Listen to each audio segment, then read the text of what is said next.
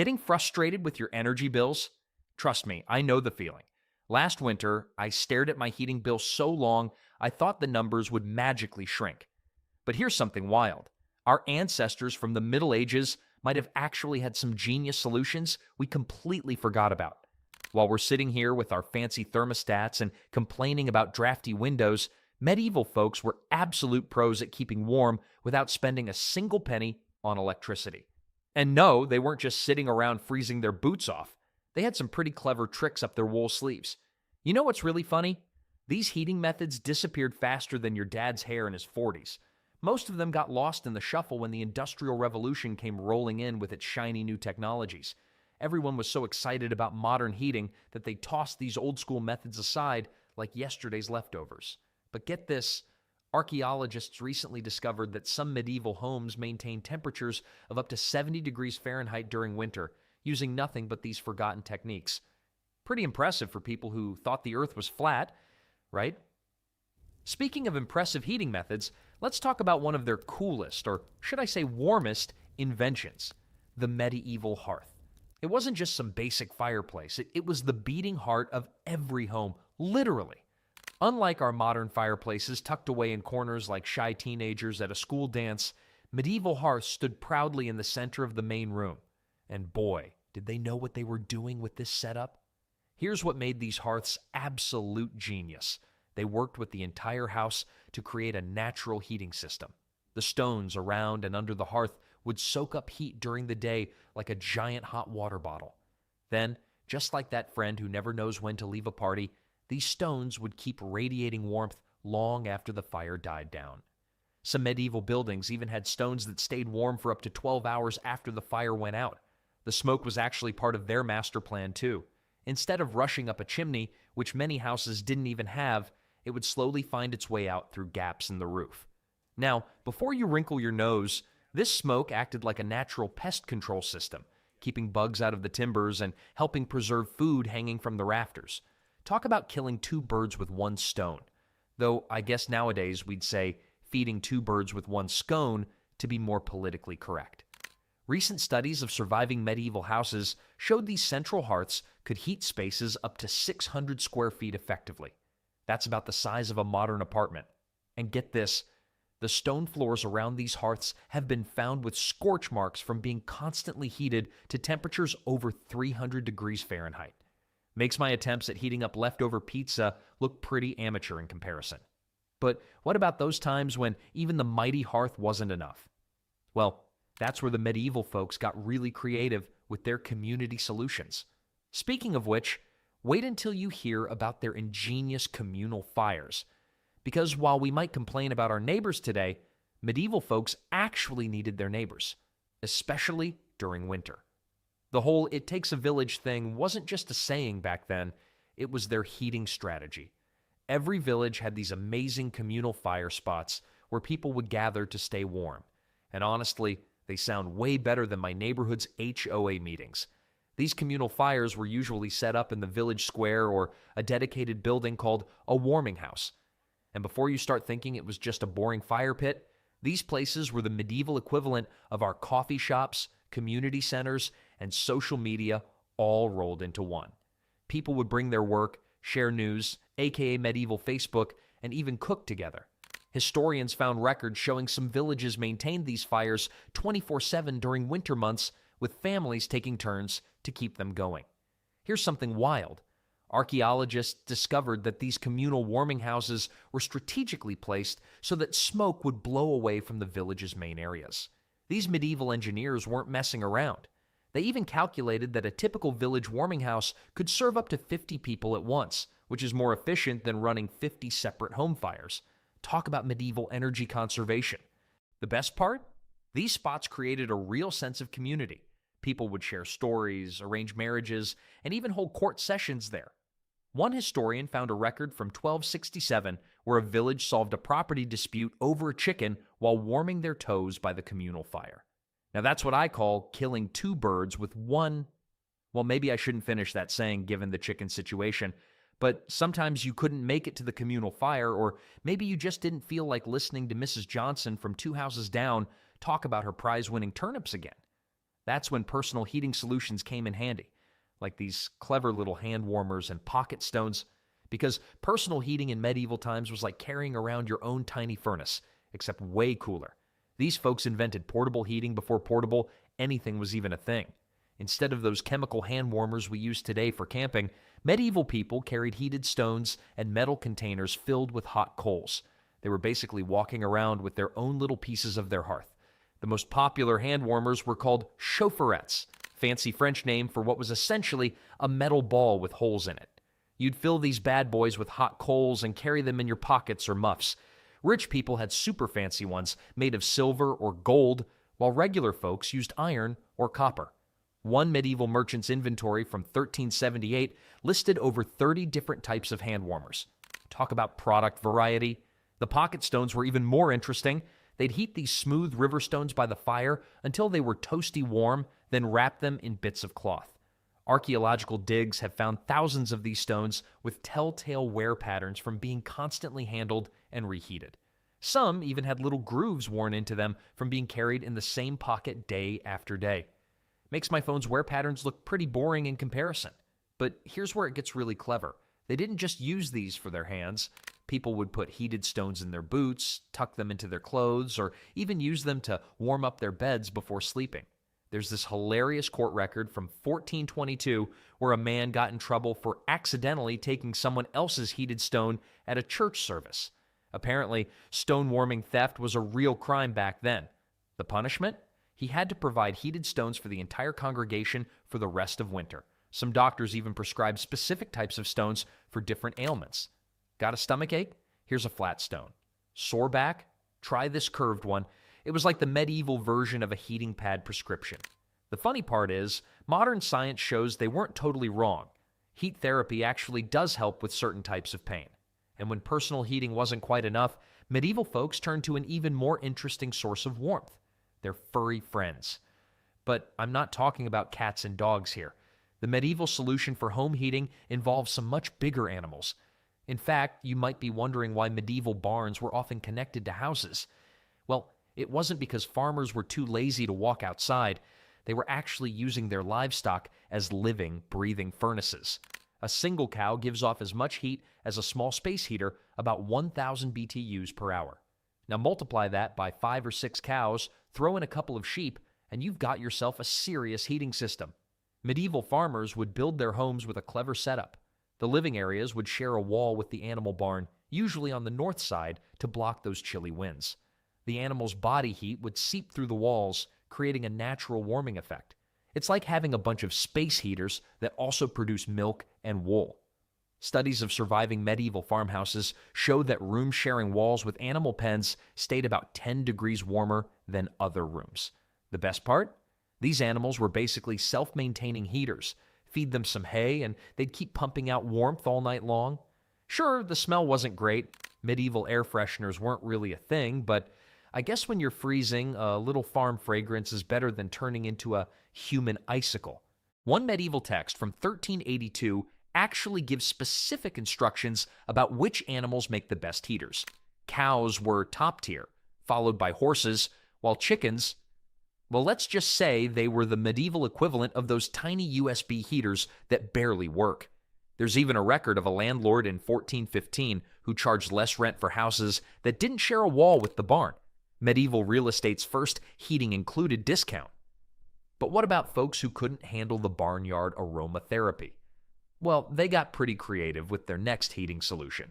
Using some seriously smart science, even though they didn't know it was science, they figured out how to make fire work twice as hard using reflectors.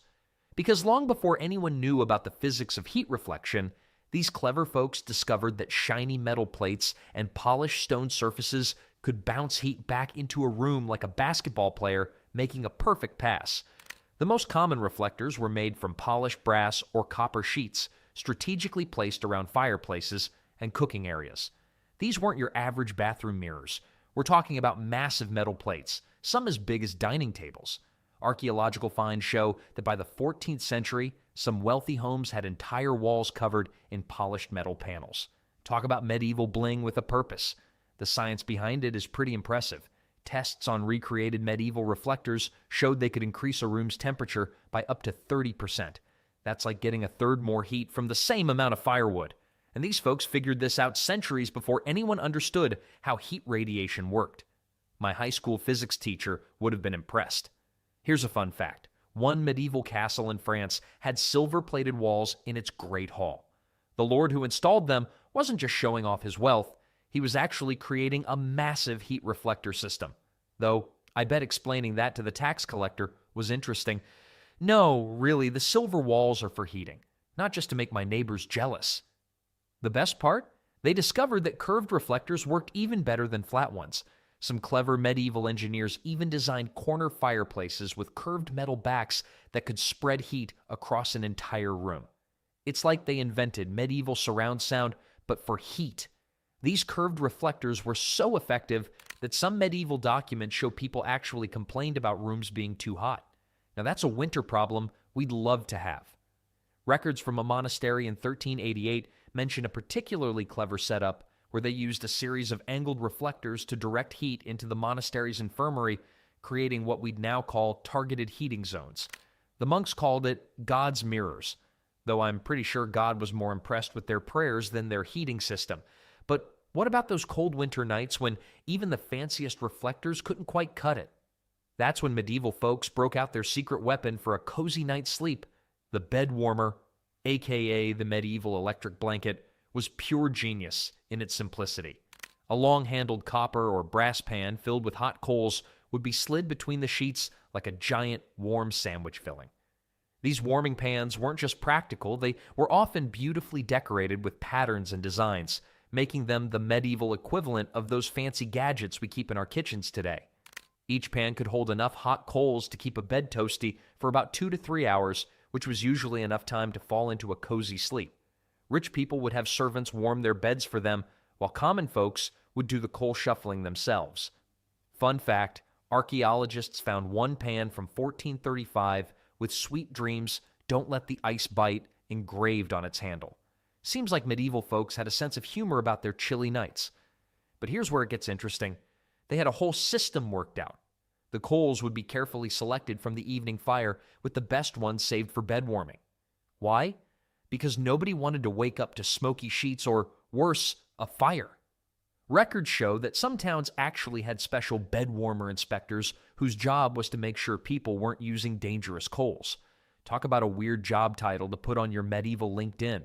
A single warming pan could raise bed temperatures by about 20 to 25 degrees Fahrenheit, enough to turn a freezing bed into a cozy nest. Some clever folks even developed a rotation system using multiple pans throughout the night. One historical document mentions a particularly cold winter in 1442 when a nobleman used 6 different warming pans to keep his massive bed heated. That's what I call high-maintenance sleeping. But for those who couldn't afford fancy warming pans or didn't trust themselves not to set their beds on fire, there was another solution that helped keep the warmth in while they slept. Enter the canopy bed, and trust me, it wasn't just about looking fancy. Because canopy beds weren't just medieval interior designers showing off, they were actually brilliant heat traps. The heavy curtains around these beds worked like a personal sleeping bag, keeping your body heat from escaping into the cold room. Records show these beds could maintain temperatures up to 15 degrees warmer than the rest of the room, making them the original sleep pods. Medieval carpenters became experts at designing these beds for maximum warmth. The best ones had double-layered curtains and a covered top that created a mini room within the room. Some even had special slots built into the posts to hold those bed warmers we talked about earlier. Talk about medieval smart home technology. The funny thing is, people started competing over who had the fanciest bed curtains. One record from 1389 mentions a merchant who spent more on his bed curtains than his house. Now that's what I call mixed-up priorities. But at least he was warm. Scientists tested a recreated medieval canopy bed and found that with all curtains closed, it only took about 10 minutes for body heat to create a cozy microclimate inside. But what about staying warm during the day? Well, medieval builders had another trick up their sleeves. They turned their attention to something we still use today, the power of the sun. And they were way better at using it than most modern architects, because these medieval builders were basically solar power pioneers, just without the fancy panels. They figured out that if you built a house with big windows facing south, you could trap the sun's heat like a champ. These weren't your regular windows either. They were strategically placed to catch the low winter sun while staying shady during summer. It's like they invented seasonal temperature control before air conditioning was even a dream. The real genius came from how they used stone walls. They'd build these thick walls that would soak up heat during the day and slowly release it at night, like a stone hot water bottle. Tests on surviving medieval buildings showed these walls could store enough heat to keep rooms warm for up to 8 hours after sunset. Some castles even had special sunrooms with walls up to 6 feet thick. Now, that's what I call extreme insulation. You know those modern passive solar homes everyone's talking about? Turns out medieval builders beat them to it by about 800 years. Archaeological studies found that some medieval houses were angled exactly 17.5 degrees east of true south, the perfect position for maximum sun exposure during winter. And here I am, still trying to figure out which way is north on my phone's compass. A particularly clever lord in 1356 had his great hall built with different sized windows on each floor. The bottom windows were smaller to prevent heat loss, while the top ones were huge sun catchers. His servants probably thought he was crazy, but energy bills weren't exactly a thing back then, were they? But sometimes even the smartest sun-catching tricks weren't enough to keep out the cold. That's when medieval builders would look up, way up, to their next heating solution, those seemingly simple thatched roofs. Weren't just medieval folks trying to look rustic, they were actually incredible natural insulators. Pack straw creates thousands of tiny air pockets that trap heat, working just like modern home insulation. But unlike that pink stuff in our attics today, these roofs were completely natural and lasted for decades. A well-made thatched roof could be up to 2 feet thick, and tests show they were better at keeping heat in than most modern roofing materials. The really wild part? These roofs actually breathed. They'd let just enough moisture escape to prevent mold while keeping all the warm air inside. A properly thatched roof could reduce heat loss by up to 50% compared to other medieval roofing options. One medieval record from 1397 mentions a particularly snowy winter where thatched houses stayed so warm the inhabitants had to open their windows. In January. Meanwhile, their tile-roof neighbors were probably huddled around their fires, wondering what kind of magic was happening next door. But the best invention for staying warm during those long winter nights? Well, that came from some seriously creative thinking about where to put hot rocks. These medieval heating engineers had one last trick up their sleeves, and it involved turning the floor into a giant heating pad. Because here's the thing about really big stones. They hold on to heat like teenagers hold on to their phones. Medieval people discovered that if you heated up large stones in a fire and then tucked them under the floorboards, they'd radiate warmth for hours. It was like having heated floors before heated floors were cool. A typical setup would use stones weighing between 20 to 30 pounds each. They'd heat these bad boys up during the day, then slide them into special slots under the wooden floors or benches. Tests on similar stones showed they could stay warm for up to 6 hours. And get this, some medieval houses had dedicated stone warming pits built right into their kitchens, like a prehistoric microwave just for rocks. The really fancy places even had stone warming schedules. Documents from one 15th century manor house show they rotated 24 stones throughout the day, with servants switching them out every 4 hours. Talk about a hot job. Scientists estimate this system could maintain room temperatures around 65 degrees Fahrenheit, 18 degrees Celsius, even when it was freezing outside. One monk wrote in 1403 about how they used this trick in the monastery's infirmary. He called it God's own heating. Though I'm pretty sure God would have just invented central heating if he was directly involved in medieval architecture. And there you have it, 10 genius medieval heating methods that put our modern solutions to shame. Makes you wonder what other brilliant ideas we've forgotten over the centuries, doesn't it? Maybe it's time to bring some of these back. Minus the barnyard smells, of course. Think your grocery bill is high? Medieval peasants had it worse. They had to stay alive on whatever they could find or grow. These 15 cheap meals weren't fancy, but they kept generations fed through plague, famine, and endless hard work. And at the top of that list, pottage. Ever had a house guest who just wouldn't leave? That's basically what pottage was to medieval peasants, except they actually wanted it to stick around. This legendary soup was the ultimate waste not, want not dish of the Middle Ages, simmering endlessly over the fire like the world's most patient dinner. Pottage wasn't just any soup, it was the soup, the cornerstone of medieval peasant nutrition and the original set it and forget it meal. Unlike our modern quick dinners that disappear after one sitting, pottage was a deliberate lifestyle, a practical solution to the harsh realities of medieval life. At its core, pottage was simply a thick, hearty stew that stayed alive for days or even weeks.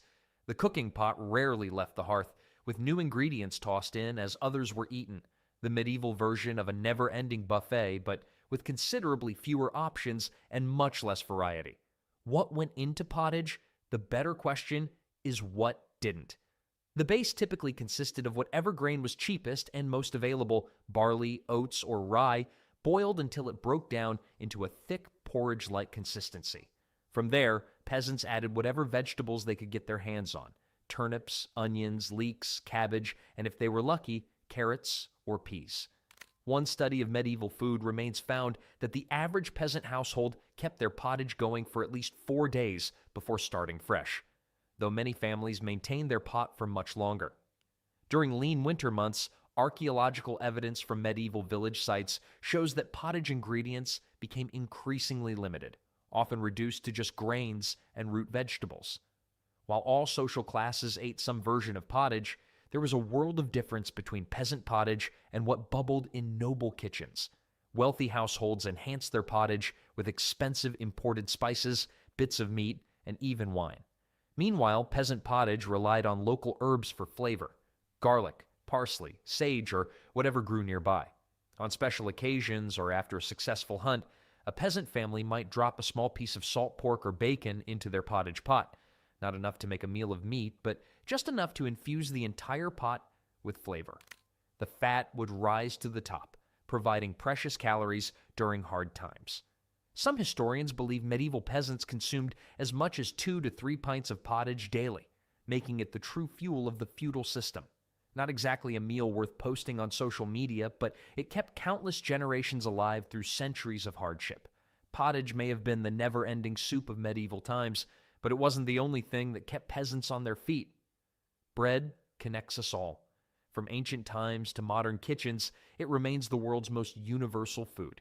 But the loaves that graced medieval peasant tables would make most of us today turn up our noses. Forget fluffy white bread or artisanal sourdough. Medieval peasant bread was dark, dense, and often as hard as the lives of those who ate it. Made primarily from rye or barley, grains that grew in poor soil where wheat struggled, these loaves bore little resemblance to what we call bread today. The grain for peasant bread wasn't just different. The entire process was. First, the grain was often of poor quality. The best wheat went to nobles and clergy who could afford it. Second, peasants paid hefty fees to have their grain ground at the Lord's mill. To save on these costs, many would mix in fillers: ground peas, beans, acorns, chestnuts, and in desperate times, ground tree bark or straw. How much bread did the average peasant eat? The numbers are staggering. Records from medieval England show that a working man might consume 2 or 3 pounds of bread daily, providing over 60% of their total calories. Women and children ate proportionally similar amounts. This wasn't gluttony. Heavy labor in the fields required massive caloric intake, and bread delivered those calories cheaply. The baking process itself revealed the stark class divisions of medieval society. Wealthy households enjoyed fresh bread daily. Peasants, lacking private ovens, typically baked just once a week in communal village ovens or fashioned flat breads that could cook on simple hearthstones.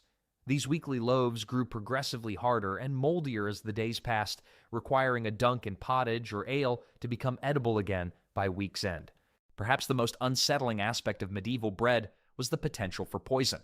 Rye, the peasant grain of choice in many regions, was susceptible to ergot fungus, a naturally occurring hallucinogen containing compounds similar to LSD. Entire villages sometimes experienced mass hallucinations, convulsions, and even death from what was called St. Anthony's fire. What they couldn't know was that their daily bread was to blame. Yet for all its dangers and deficiencies, bread was sacred in medieval culture. Stealing bread was punished severely, wasting it considered sinful. The medieval table began with bread and ended with bread. When famine struck, as it regularly did, Families might survive for weeks on bread alone, though the definition of bread became increasingly creative. The dark, dense loaves that fueled medieval labor rarely came with accompaniments. But when peasants were lucky enough to have something to put on their bread, it was often something simple that required little preparation after a long day working the fields. In medieval cuisine, the answer was gruel, essentially one step above consuming boiled water with a spoon. When bread became scarce and pottage ingredients ran low, gruel stepped in as the final defense against an empty stomach. "Please, sir, I want some more," might be the famous literary line associated with gruel, but medieval peasants rarely had the luxury of seconds. Gruel was survival food, plain and simple. Made by boiling a small amount of grain and a large amount of water, it stretched minimal ingredients to their absolute limit. The recipe, if you could call it that, couldn't be simpler. Take oats, barley, or whatever grain scraps remained in the bottom of the storage bin, add water until the mixture looked desperately thin, then cook until it resembled something edible. If you were particularly fortunate, you might have a pinch of salt to add. The result? A watery, bland substance that filled the belly without satisfying any other human desire. Gruel differed from pottage in its deliberate thinness and from porridge in its sad lack of substance. Medieval records indicate that during the harshest famines, monasteries feeding the poor would stretch a single cup of oats into gruel that served 10 people. The mathematician in the room might observe that this works out to less than 2 tablespoons of grain per person, hardly a meal by any standard. Interestingly, gruel wasn't just for the desperately poor. Monks across medieval Europe regularly consumed gruel as part of their religious practice. Monastery kitchen records from the 12th century show that monks ate gruel during fasting periods, with one abbey documenting consumption of gruel twice daily during Lent. Their bowls might occasionally include honey or dried fruit, luxuries ordinary peasants could only dream about. For the sick and elderly, gruel became medieval health care. Those too ill to chew bread or too weak to digest heartier foods were fed gruel until they recovered. Or didn't. Medieval medical texts recommend gruel for ailments ranging from fever to toothache, suggesting additions like herbs or wine for medicinal purposes. Of course, peasants rarely had access to such fancy versions. Children weaning from breast milk often transitioned directly to gruel, creating generations of Europeans who never knew the concept of baby food. Court records from medieval England occasionally mention children who died of malnutrition despite being fed gruel regularly, a grim reminder of its nutritional inadequacy. The taste? About what you'd expect. Contemporary accounts describe it as thin, watery, and occasionally slimy, hardly a ringing endorsement. One medieval writer noted that even the dogs turn from it unless truly starving, which tells you everything you need to know. When even gruel became too luxurious due to grain shortages, medieval peasants turned to another reliable crop that thrived in poor soil and stored through winter. Turnips, the forgotten vegetable of modern cuisine, once reigned supreme in medieval kitchens. While today's shoppers might pass them by without a second glance, these humble roots kept countless peasants alive through centuries of hardship. What made turnips so essential to medieval survival? First, they grew almost anywhere. Poor soil, turnips thrived. Short growing season, turnips managed. Little attention from busy farmers, turnips forgave the neglect. A single turnip seed could yield up to 15 pounds of food, making them among the most efficient crops a peasant could plant. Turnip stew became the medieval equivalent of fast food, quick, filling, and available year-round. The basic recipe required minimal effort. Chop turnips, add water, boil until soft, season with salt if available. That's it. No fancy techniques, no rare ingredients, just pure sustenance. Storage was another turnip superpower. Long before refrigeration, medieval peasants stored turnips in cool, dry cellars where they remained edible for months. Some villages dug specialized turnip pits, essentially underground storage chambers lined with straw, where turnips kept fresh from harvest until late spring. Records from one English manor in 1286 noted that turnips stored this way fed village families for 7 months after harvest.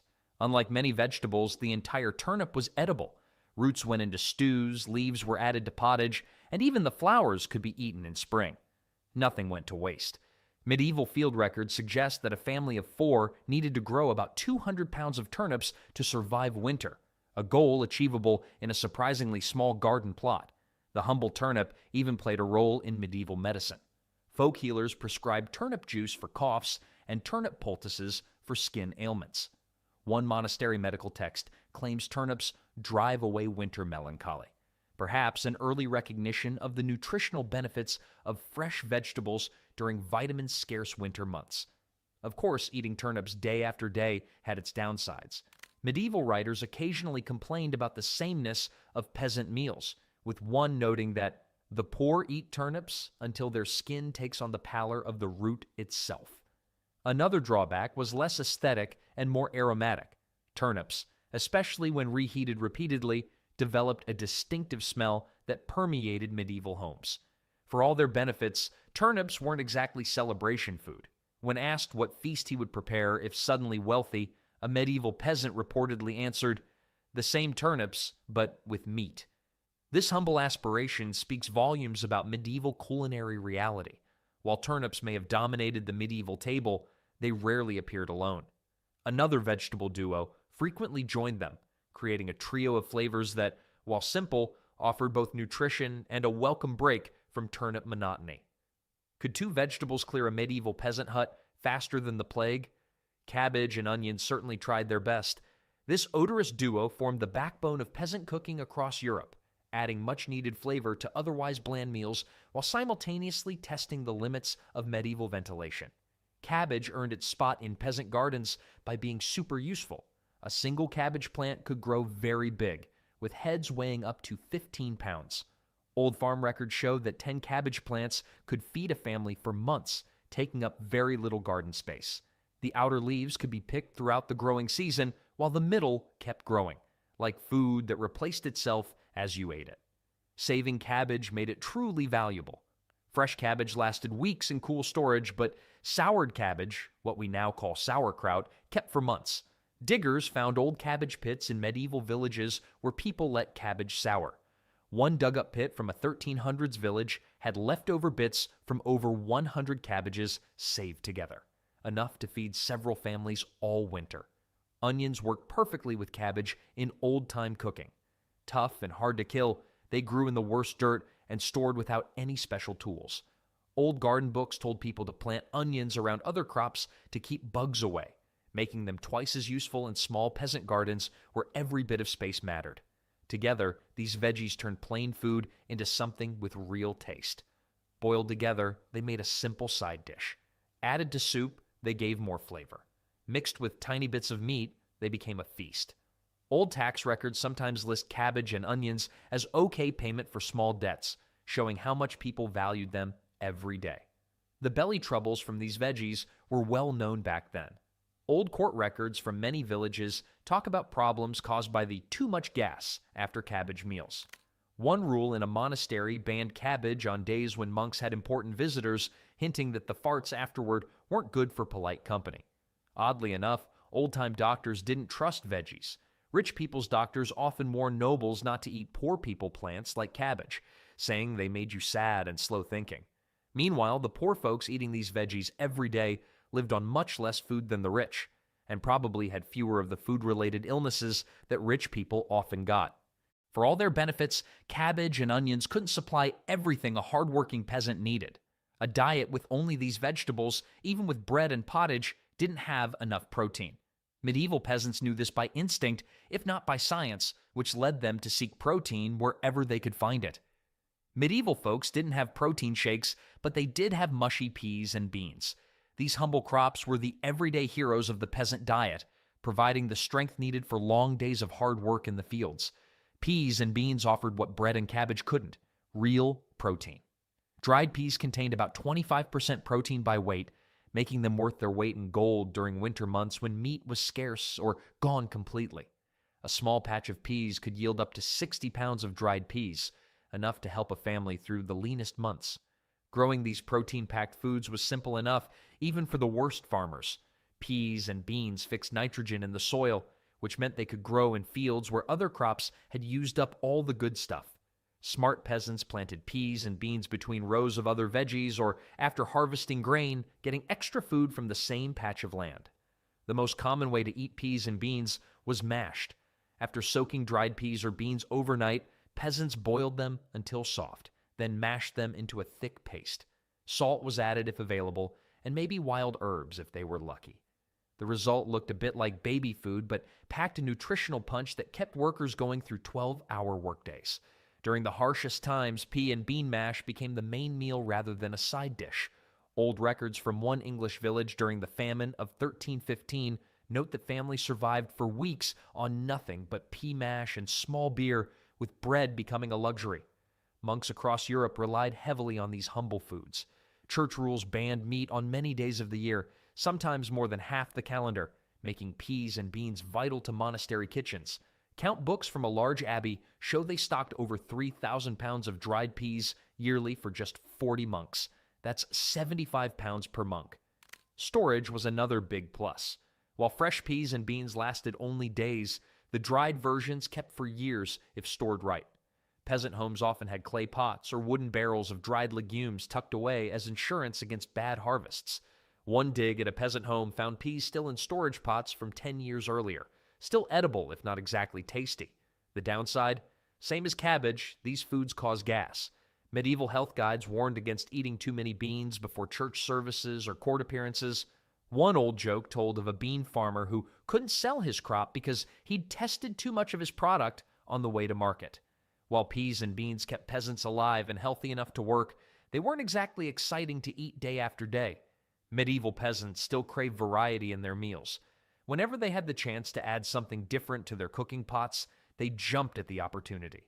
And sometimes that opportunity came from surprising sources. Eat what you can get. This was the golden rule of medieval meat eating for the poor. While nobles dined on roasted venison and fat capons, peasants made do with the bits nobody else wanted. The organs, feet, heads, and odd scraps that today we call offal. Animal butchering in medieval times followed strict rules about who got what parts. The lord of the manor claimed the best cuts, the tenderloins, plump breasts, and meaty haunches. Town folks with money bought the decent middle-grade pieces. What remained for peasants? Everything else. But medieval peasants were masters at turning these scraps into food worth eating. Take the humble pig head. After a pig slaughter, peasant families often received the head as partial payment for their work. Nothing went unused. The cheeks provided small but tender meat portions. The ears were cleaned, sliced, and fried crisp. The snout and lips went into jellied dishes. Even the brain was scooped out and scrambled like eggs. Larger animals provided even more offal options. Cow stomachs cleaned and boiled became the container for haggis-like mixtures of grain and bits of heart or liver. Sheep lungs, sliced thin and fried with onions, offered a quick meal after butchering day. Blood from any animal became blood pudding when mixed with grain and cooked in a cleaned intestine casing. Game animals too small for the Lord's table often ended up in peasant cooking pots whole. Squirrels, hedgehogs, and even rats in desperate times provided tiny portions of meat that flavored otherwise plain vegetable dishes.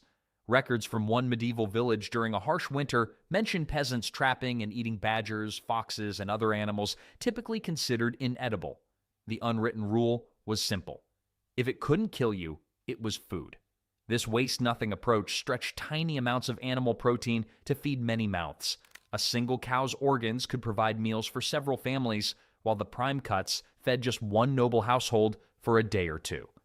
Court records reveal how valuable these scraps were. Theft of offal was punished severely, sometimes with the same penalties as stealing more valuable cuts. One medieval English town recorded finding a man for stealing a sheep's pluck, the heart, liver, and lungs, equal to 2 weeks' wages. Preservation techniques for offal were necessarily quick. Without refrigeration, organs spoiled rapidly. Smoking, salting, and immediate cooking were the only options. Many offal dishes became linked to butchering days, eaten within hours of the animal's slaughter in an almost ceremonial feast. For people living near coasts or rivers, another source of protein swam within reach. Medieval folks didn't have drive-thrus, but they did have salted herring, the original grab-and-go meal. These preserved fish were the fast food of the Middle Ages, ready to eat without cooking and packed with enough salt to make you thirsty for days. Herring became the fish of choice for medieval peasants for 3 simple reasons. They swam in huge groups, were easy to catch, and could be preserved with simple salt. Fishing records from medieval times show just how massive the herring industry was. During peak season, a single fishing fleet from Great Yarmouth in England could haul in more than 40 million herring in just a few weeks. That's enough fish to give every person in medieval England 7 fish each.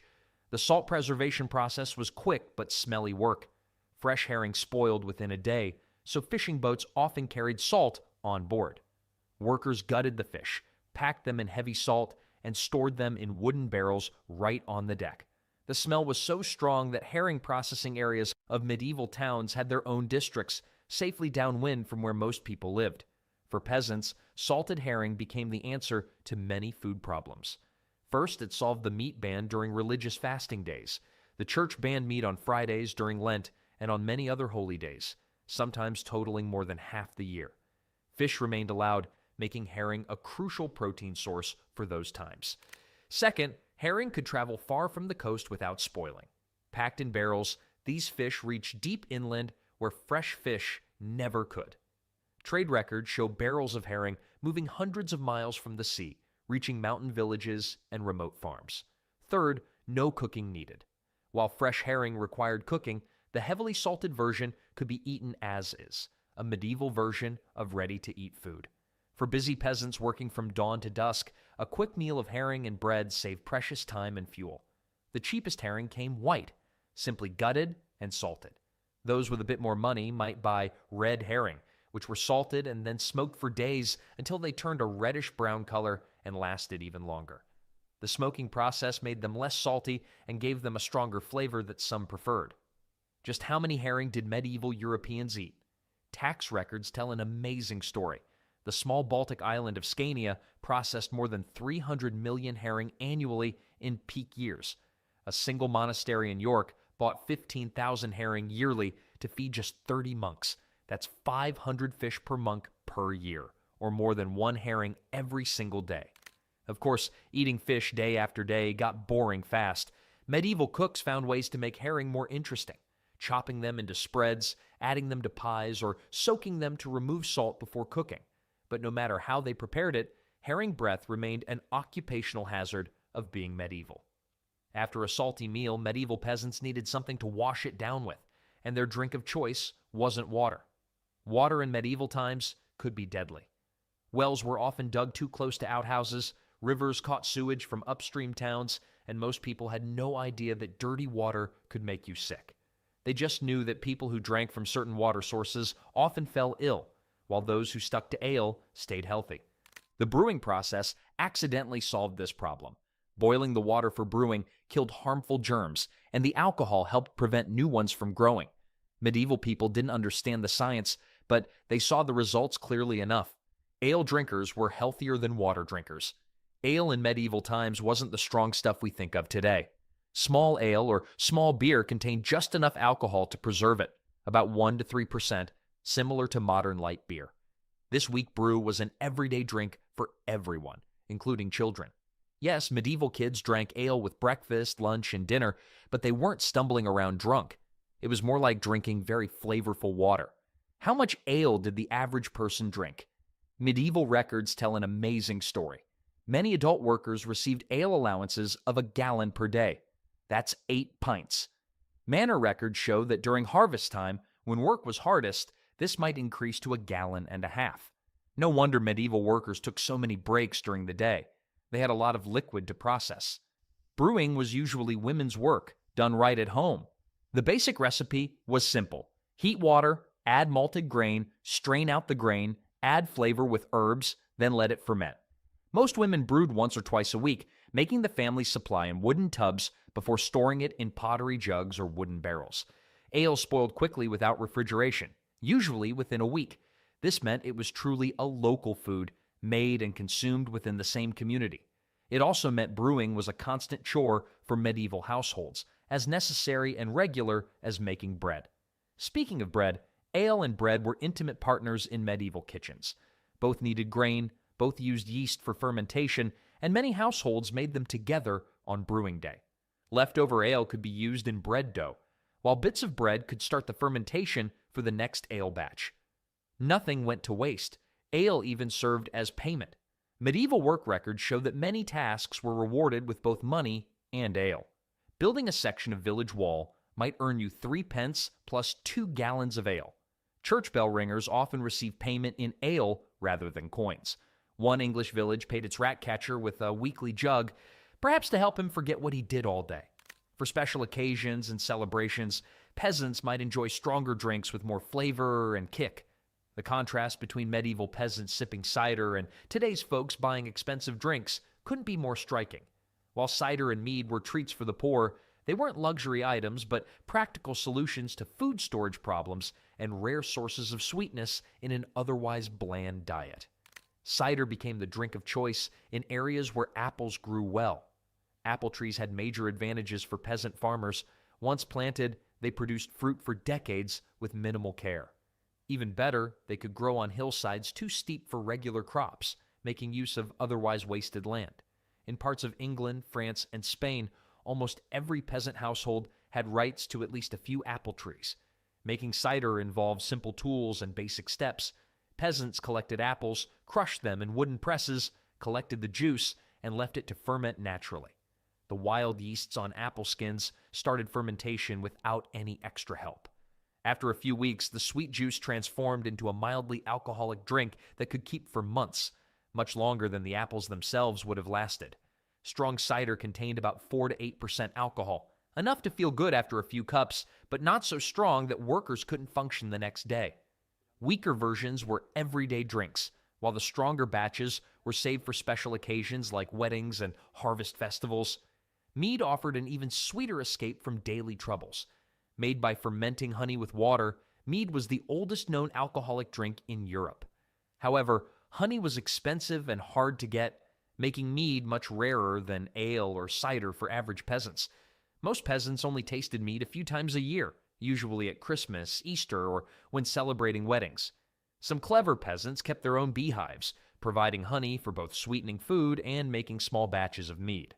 A single hive could produce 15 to 20 pounds of honey yearly, enough for a family to make a few gallons of mead and still have honey for other uses. Both cider and mead served important practical purposes beyond just tasting good. The alcohol helped preserve the natural sugars in apples and honey far longer than they would have lasted otherwise. In an age without refrigeration, turning sweet things into alcohol was a smart storage solution. Medieval kitchen records showed that cider could last 6 months to a year if stored in cool cellars, while properly made mead could last several years. These sweet drinks also provided valuable calories during hard times. When bread supplies ran low, a cup of cider or mead delivered quick energy. Records from one English village during a food shortage mention adults drinking cider as a meal replacement when grain supplies dwindled. Speaking of sweetness, while honey made mead possible, it also served many other purposes in medieval kitchens, joining forces with other rare sweet treats. Sugar wasn't something most medieval peasants ever tasted. This expensive import remained firmly in the realm of the wealthy, who used it both as food and medicine. For the common folk, sweetness came directly from nature in the form of honey and wild berries, treats that brightened an otherwise dull diet. Honey stood as the king of sweeteners in the medieval world. Unlike sugar, it could be produced locally, though not without risk and effort. Brave peasants gathered wild honey by following bees to their hives, smoking them to reduce stinging, and cutting out honeycomb chunks. This dangerous work often resulted in multiple stings, but yielded liquid gold that made the pain worthwhile. Some clever peasants took beekeeping a step further. Old farming guides describe simple beehives made from hollow logs, straw skeps, or clay pots placed in sunny spots near flowering plants. A well-managed hive could produce 15 to 20 pounds of honey yearly, an incredible luxury for a peasant family. Village records sometimes list beehives as valuable enough to include in wills and marriage contracts alongside land and livestock. Honey did much more than sweeten food. Medieval medical guides recommended it for healing wounds, soothing coughs, and preserving other medicines. As a practical tool, honey's stickiness made it useful for setting hairstyles and even removing unwanted body hair when mixed with other ingredients. These multiple uses made honey all the more precious to those lucky enough to have access to it.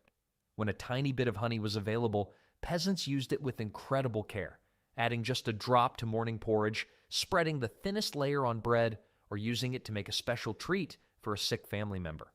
Court records from one medieval English village mention a woman accused of stealing a honey pot.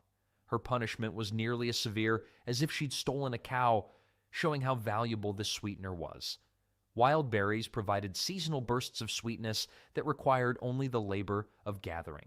Strawberries, blackberries, blueberries, and raspberries grew wild in forests and field edges, free for anyone with time to pick them. Unlike honey, berries couldn't be preserved easily without sugar, so they remained strictly seasonal treats. Berry picking became a community activity, with children often sent out in groups to gather these precious fruits. Medieval feast records reveal how special these sweet foods were. When a lord wanted to impress guests, dishes featuring honey and berries often appeared at the end of meals. For peasants invited to these rare feasts, tasting honey-sweetened berry desserts might be a once-in-a-lifetime experience.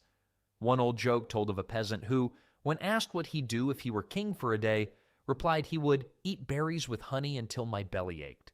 A simple dream that shows how rare this combination was for ordinary people. When berries and honey weren't available, medieval peasants sometimes found other starchy foods to fill their hungry bellies. Maybe squirrels were onto something after all. Medieval peasants often turned to the forest floor for food, gathering nuts that modern folks might walk right past. Acorns and chestnuts became crucial backup foods when grain supplies ran low, turning forests into emergency pantries. Chestnuts were the easier of the two to use. Unlike acorns, chestnuts taste sweet naturally and don't require extensive processing. In areas with chestnut forests, especially parts of France, Italy, and Spain, chestnuts became known as the bread tree because they provided starchy nutrition similar to grain. A good chestnut harvest could save a village from winter hunger. How important were chestnuts? Tax records from some medieval villages assessed a household's wealth partly by how many chestnut trees they had access to. In parts of France, chestnuts made up nearly 20% of the peasant diet during winter months. One large chestnut tree could produce up to 200 pounds of nuts in a good year, enough to keep a family alive for weeks if grain ran short. Medieval peasants prepared chestnuts in several ways. Roasting was the simplest. Just toss them in hot ashes until the shells cracked open. Boiling removed more of the tannic acid and made them easier to digest. For long-term storage, chestnuts were often dried and ground into flour that could be mixed with grain flour to stretch bread supplies. This chestnut flour didn't rise as well as wheat flour, but it filled empty stomachs just the same. Acorns required much more work but could save lives during famine. The bitter tannins in raw acorns make them inedible without processing. Medieval peasants developed methods to remove these bitter compounds, usually by repeatedly soaking crushed acorns in water. The process took days and used lots of water, but the resulting acorn meal could be mixed with grain flour to make barely palatable emergency bread. During the great famines that struck Europe every few decades, these tree nuts became true lifesavers. Court records from the famine of 1315 to 1317 mention people fighting over access to nut-gathering grounds, showing just how valuable these forest foods became when other options disappeared. Even in normal times, clever peasants gathered and stored nuts as insurance against poor harvests. Dried properly, both acorns and chestnuts could last for years. One medieval farming manual recommends storing chestnuts in sand to prevent mold and keep them fresh longer. The forest provided these staples, but it offered much more to those who knew where to look. Some medieval villages had strict rules about who could gather which forest foods and when, showing just how important these wild resources were to everyday survival. When truly desperate times came, peasants turned to an even wider range of hunted foods from fields and forests.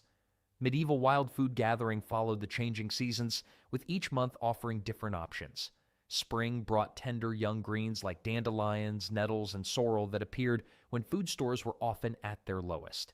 Young nettles, despite their sting, were among the most valuable spring finds, packed with vitamins and minerals after the long winter diet of grain and preserved foods. Peasants used thick gloves or special picking techniques to harvest them without getting stung, then boiled them to remove the sting. Summer expanded the wild menu dramatically. Meadows and woods filled with edible mushrooms, though picking them required careful knowledge. One medieval village record mentions a family that died after eating poisonous mushrooms during a food shortage, a grim reminder of the risks. Safer options included wild garlic, chickweed, and lamb's quarters, all of which could be added to pottage to stretch meager supplies. Wild onion relatives grew abundantly in many regions. Records show that during the famine years of 1310 to 1322, many communities survived partly on wild leeks and ramps dug from forest floors. These strong flavored plants provided both nutrition and flavor when little else was available. Fall brought nuts, as we've seen, but also rose hips, hawthorn berries, and crab apples, all rich in vitamin C and natural preservatives.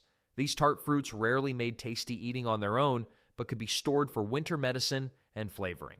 Medieval cookbooks sometimes mention these wild fruits as additions to more palatable foods.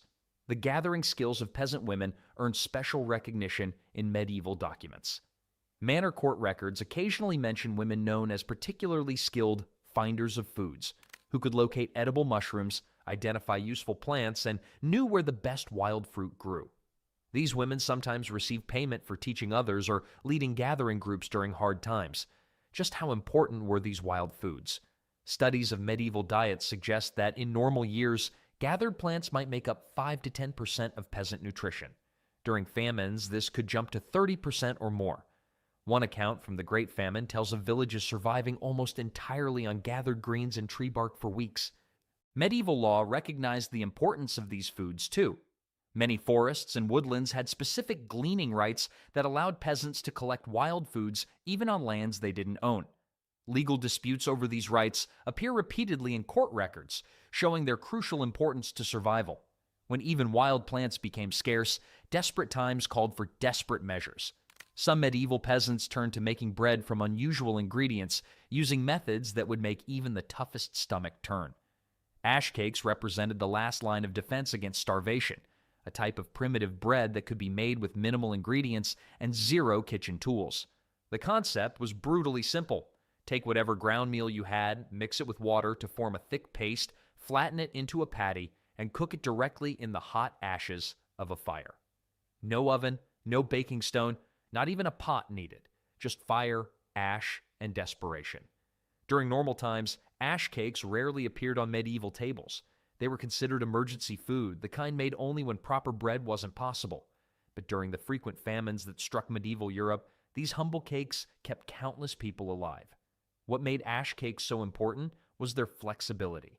When wheat and rye ran out, any ground grain would work: barley, oats, millet, or even pea flour. When all grain was gone, creative substitutes took their place: ground acorns, dried and ground tree bark, crushed roots, or even ground hay. Records from the famine of 1315 to 1317 describe desperate peasants making ash cakes from dust swept from the floor of the granary, literally the dirt and leftover grain bits from empty storehouses. The cooking method itself dated back to ancient times. Without ovens in their homes, many peasants already cooked flatbreads on heated stones. Ash cakes took this idea one step further, eliminating even the need for the stone. Medieval writings describe how to brush the worst of the ashes off before eating, though gritty teeth were still an occupational hazard of eating this survival food. One surprising advantage of ash cakes was their quick cooking time. Traditional bread required hours of rising, kneading, and baking. Ash cakes could be ready in minutes, a crucial benefit when hunger gnawed and energy for cooking was limited. Medieval work songs sometimes mention ash cakes as field food, made quickly during brief breaks from labor when workers couldn't return home for meals. The taste? About what you'd expect from bread baked in ashes. Smoky, often bitter, and frequently mixed with actual ash, these cakes weren't winning any medieval baking contests. One old joke claimed that ash cakes are the only food that tastes better if you drop them in the mud first, the mud presumably covering the ashy flavor. Despite their unpleasant taste, ash cakes provided the calories needed to survive.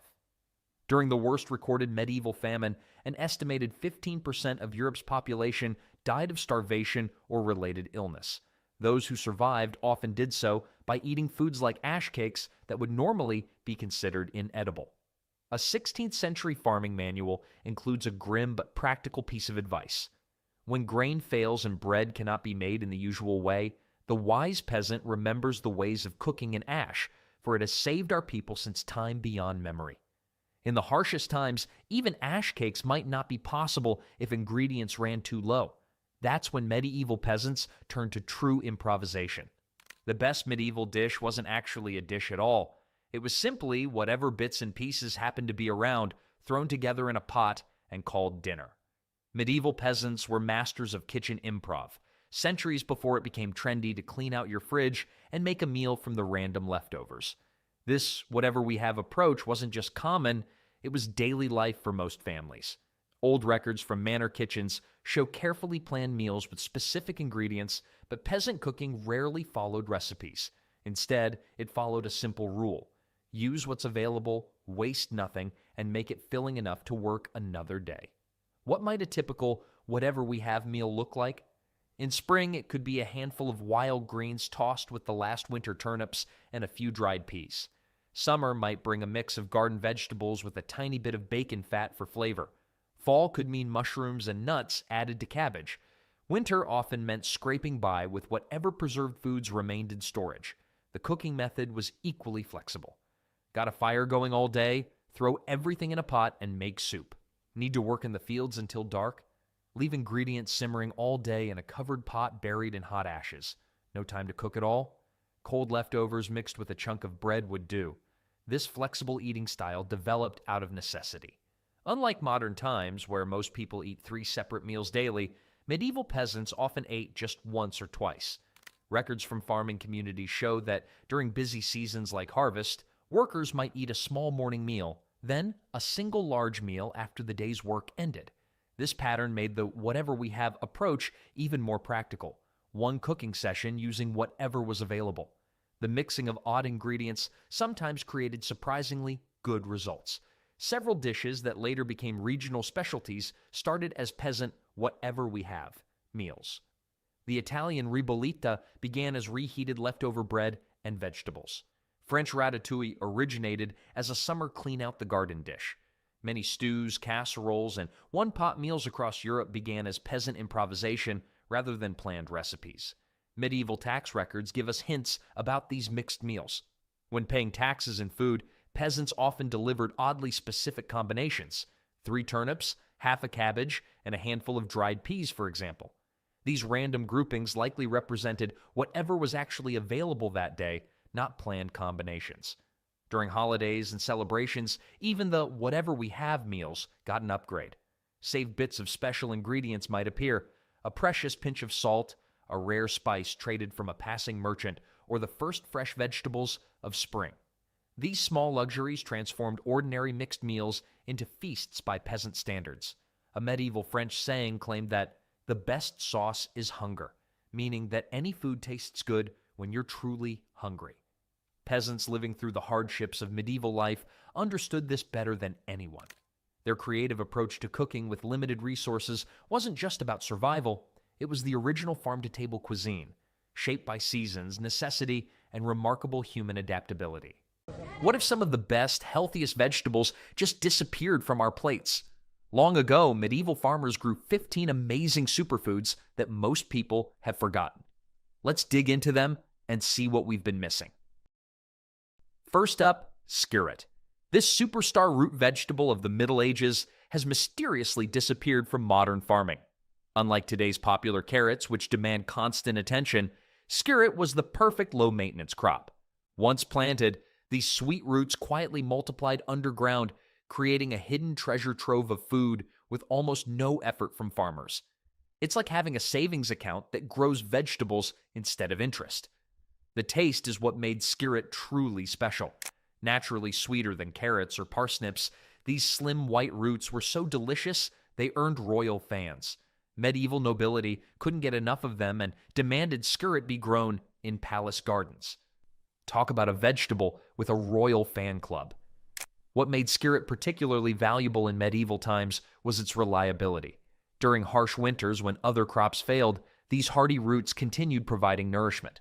Old farming texts describe them as the comfort of the poor man's table when fields lay barren. Perhaps most impressive is the skirret's versatility. Medieval cooks roasted them, boiled them, added them to stews, and even made sweet pies with them. They were essentially the medieval equivalent of potatoes before potatoes arrived in Europe. These roots were so useful, they deserved their own coat of arms. But somewhere along the way, this incredible vegetable faded into obscurity. Modern farming favored faster-growing, larger roots. Meanwhile, another forgotten plant was causing quite a stir in medieval gardens. Romans first brought this bold plant to Britain, where medieval farmers quickly fell in love with it. But Alexander's wasn't content staying in neat garden rows. This veggie had the ambition of a weed and the taste of a delicacy. The medieval equivalent of finding out your annoying neighbor is actually a great cook. What made Alexander special? Every single part was edible: stems, leaves, flowers, roots, and seeds. Medieval people ate the young shoots like celery, used the flowers in salads, and ground the seeds as a pepper substitute. The leaves added a strange but pleasant flavor somewhere between parsley and celery to soups and stews. The plant grows up to 6 feet tall with bright yellow flowers that attract beneficial insects. It thrives in coastal areas, cliffs, and roadsides without any human help. It's the freelance vegetable of the plant world, showing up uninvited but doing good work. Despite its usefulness, Alexander's gradually disappeared from our diets. By the 1700s, celery had taken its place in gardens and kitchens across Europe. Today, most people walk past it growing wild without recognizing this once valued food source. While Alexander's boldly spread everywhere, another medieval favorite had a more dignified presence in gardens. Why did one of the most useful plants of the Middle Ages vanish from our gardens? Good King Henry deserves a comeback. Unlike the rebellious Alexanders, Good King Henry starts with a mystery. Nobody knows why it got such a royal name. What we do know is that it was everywhere in medieval Europe, growing both wild and in carefully tended gardens. Growing Good King Henry is about as easy as growing dust on a bookshelf. It practically takes care of itself, sprouting year after year without replanting. If plants could fill out job applications, Good King Henry would list extreme reliability as its top skill. The nutritional value would impress modern health experts. It contains more iron than spinach and high levels of vitamin C, critical nutrients often missing in medieval diets. During spring food shortages, its early leaves provided life-saving nutrition. Medieval cooks used the young shoots like asparagus, mature leaves like spinach, and flower buds like tiny broccoli. It was the medieval version of a 3-in-1 kitchen gadget, except it actually worked. Folk medicine valued Good King Henry too. Its leaves treated wounds while root tea served as a gentle laxative. In some regions, it was called all good because of its many uses. As agriculture became more commercial, this humble but hardy plant fell out of favor. Is it a root? Is it an oyster? Medieval farmers weren't quite sure what to make of salsify. This strange root vegetable has one of the most peculiar flavors in the plant kingdom. Salsify is the vegetable equivalent of someone showing up at a costume party dressed as seafood, only to win the Most Convincing Costume award. When cooked properly, salsify genuinely tastes like oysters. This strange quality made it incredibly valuable during medieval times, especially for religious folks who couldn't eat meat or fish on certain days. Monastery records from the 1400s show it was grown specifically as a fish substitute during Lent. 2 types existed in medieval gardens: white salsify and black salsify. Both have long, thin roots with dark skin that must be peeled before cooking. The vegetable world's version of "don't judge a book by its cover." Beneath that ugly exterior hides a gourmet treat. Winter made salsify truly shine. It was one of the few fresh vegetables available during the coldest months, staying in the ground through freezing temperatures. Medieval people would simply dig it up as needed throughout winter. Once harvested, it could be stored for months without spoiling. In a world without refrigeration, this made it extremely valuable. Modern farming moved away from salsify because it grows slowly and looks unusual. Speaking of unusual looks, medieval people had another favorite that modern folks would find truly bizarre. If someone served a wrinkled, mushy fruit today, most people would politely decline. But medieval folks, they considered it a delicacy worth waiting for. The medlar looks like a small brown apple with an open bottom showing its 5 seeds. Fresh off the tree, it's rock hard and so bitter it's completely inedible. But medieval gardeners knew its secret. Medlars need to blet before eating. Bletting is basically controlled rotting, where the fruit sits for weeks until it turns soft and brown. Medieval dessert menus were apparently created by people with extremely low standards and incredible patience. Once properly bletted, the medlar's flesh turns to a sweet cinnamon applesauce consistency that medieval people absolutely loved. Cookbooks from the 1200s contain dozens of recipes for medlar tarts, jellies, and wines. Unlike salsify, which hid its value beneath an ugly exterior, meddlers proudly displayed their oddness. The fruit's unusual open-bottom shape earned it some colorful nicknames in medieval times, many too crude to mention here. Let's just say medieval farmers had a particular anatomical comparison in mind and leave it at that. What made meddlers special was their timing. They ripen in late autumn and were one of the last fresh fruits before winter. After bledding, they could be stored for several more weeks, providing rare sweet treats during the darkest days of the year. Modern agriculture abandoned meddlers for faster crops with longer shelf lives. Today's consumers want produce that looks perfect immediately, not fruit that needs weeks to become edible. While meddlers demanded patience, our next forgotten vegetable was almost too eager to please. Unlike the picky meddler with its need for special treatment, chickweed had no grand history of cultivation. It was simply everywhere. This tiny leaved plant with delicate white flowers popped up in every garden, field, and pathway across medieval Europe. Chickweed is like that uninvited guest who shows up at every party but brings enough food to make everyone happy about it. Medieval gardeners couldn't send out no chickweed invitations that worked. Medieval farmers didn't plant chickweed. They couldn't have stopped it if they tried. It grows in any soil, sprouts in any season above freezing, and produces thousands of seeds from each plant. Instead of just pulling it as a weed, medieval people recognized its value and harvested it for free food. The tender leaves could be gathered year-round in most places. Fresh chickweed contains about 7 times more vitamin C than an equal weight of oranges. If vegetables had medieval job titles, chickweed would have been royal provider of vitamin C when nothing else is growing. Peasants gathered it for everyday meals, but records show that noble households also served it during winter months when green vegetables were scarce. Beyond the dinner table, chickweed had medicinal uses too.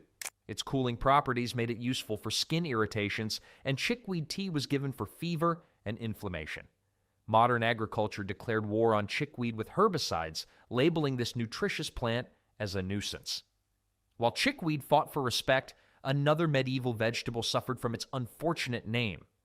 No one wants to eat something called scorzonera. Sounds like a disease, doesn't it? Sorry, I can't come to school today. I've got a bad case of scorzonera. Yet this unfortunately named vegetable was a medieval garden staple. The name actually comes from the Italian word scorzone, meaning venomous snake. Early herbalists believed this black-skinned root could cure snake bites.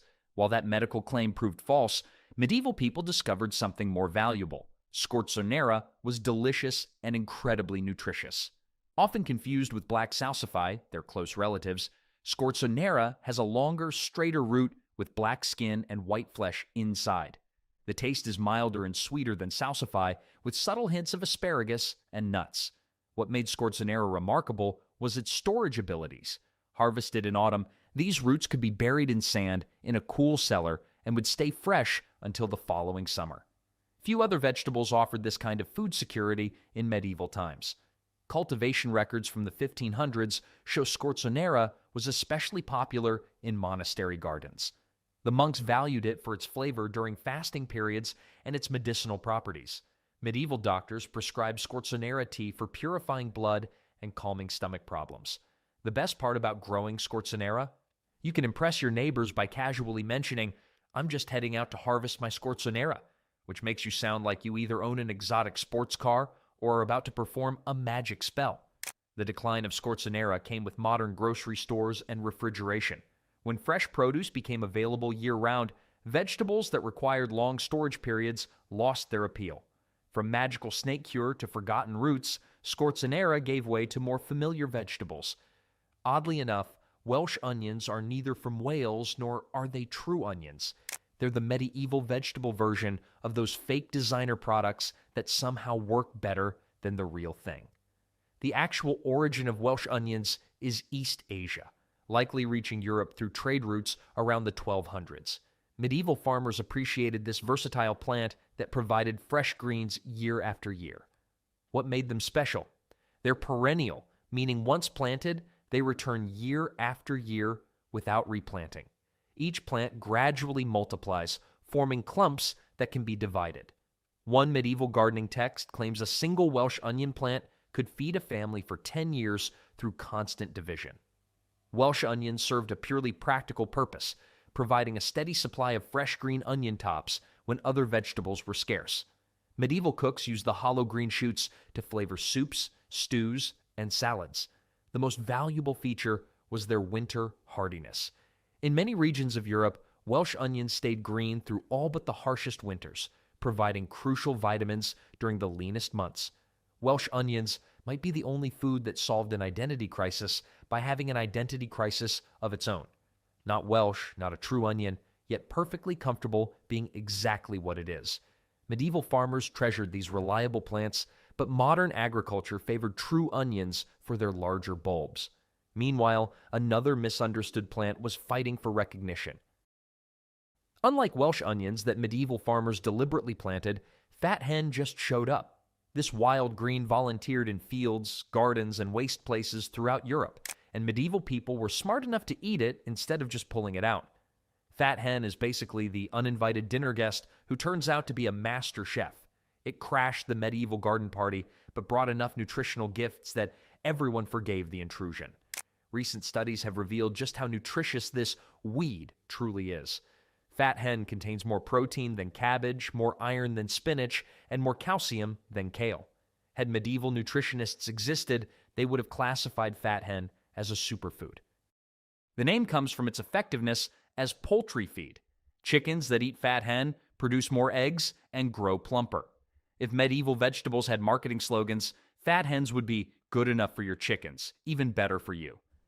Archaeological digs have uncovered countless fat hen seeds in food waste pits, showing it was regularly eaten. During famines, this wild plant often meant the difference between starvation and survival. Cooking methods varied across Europe.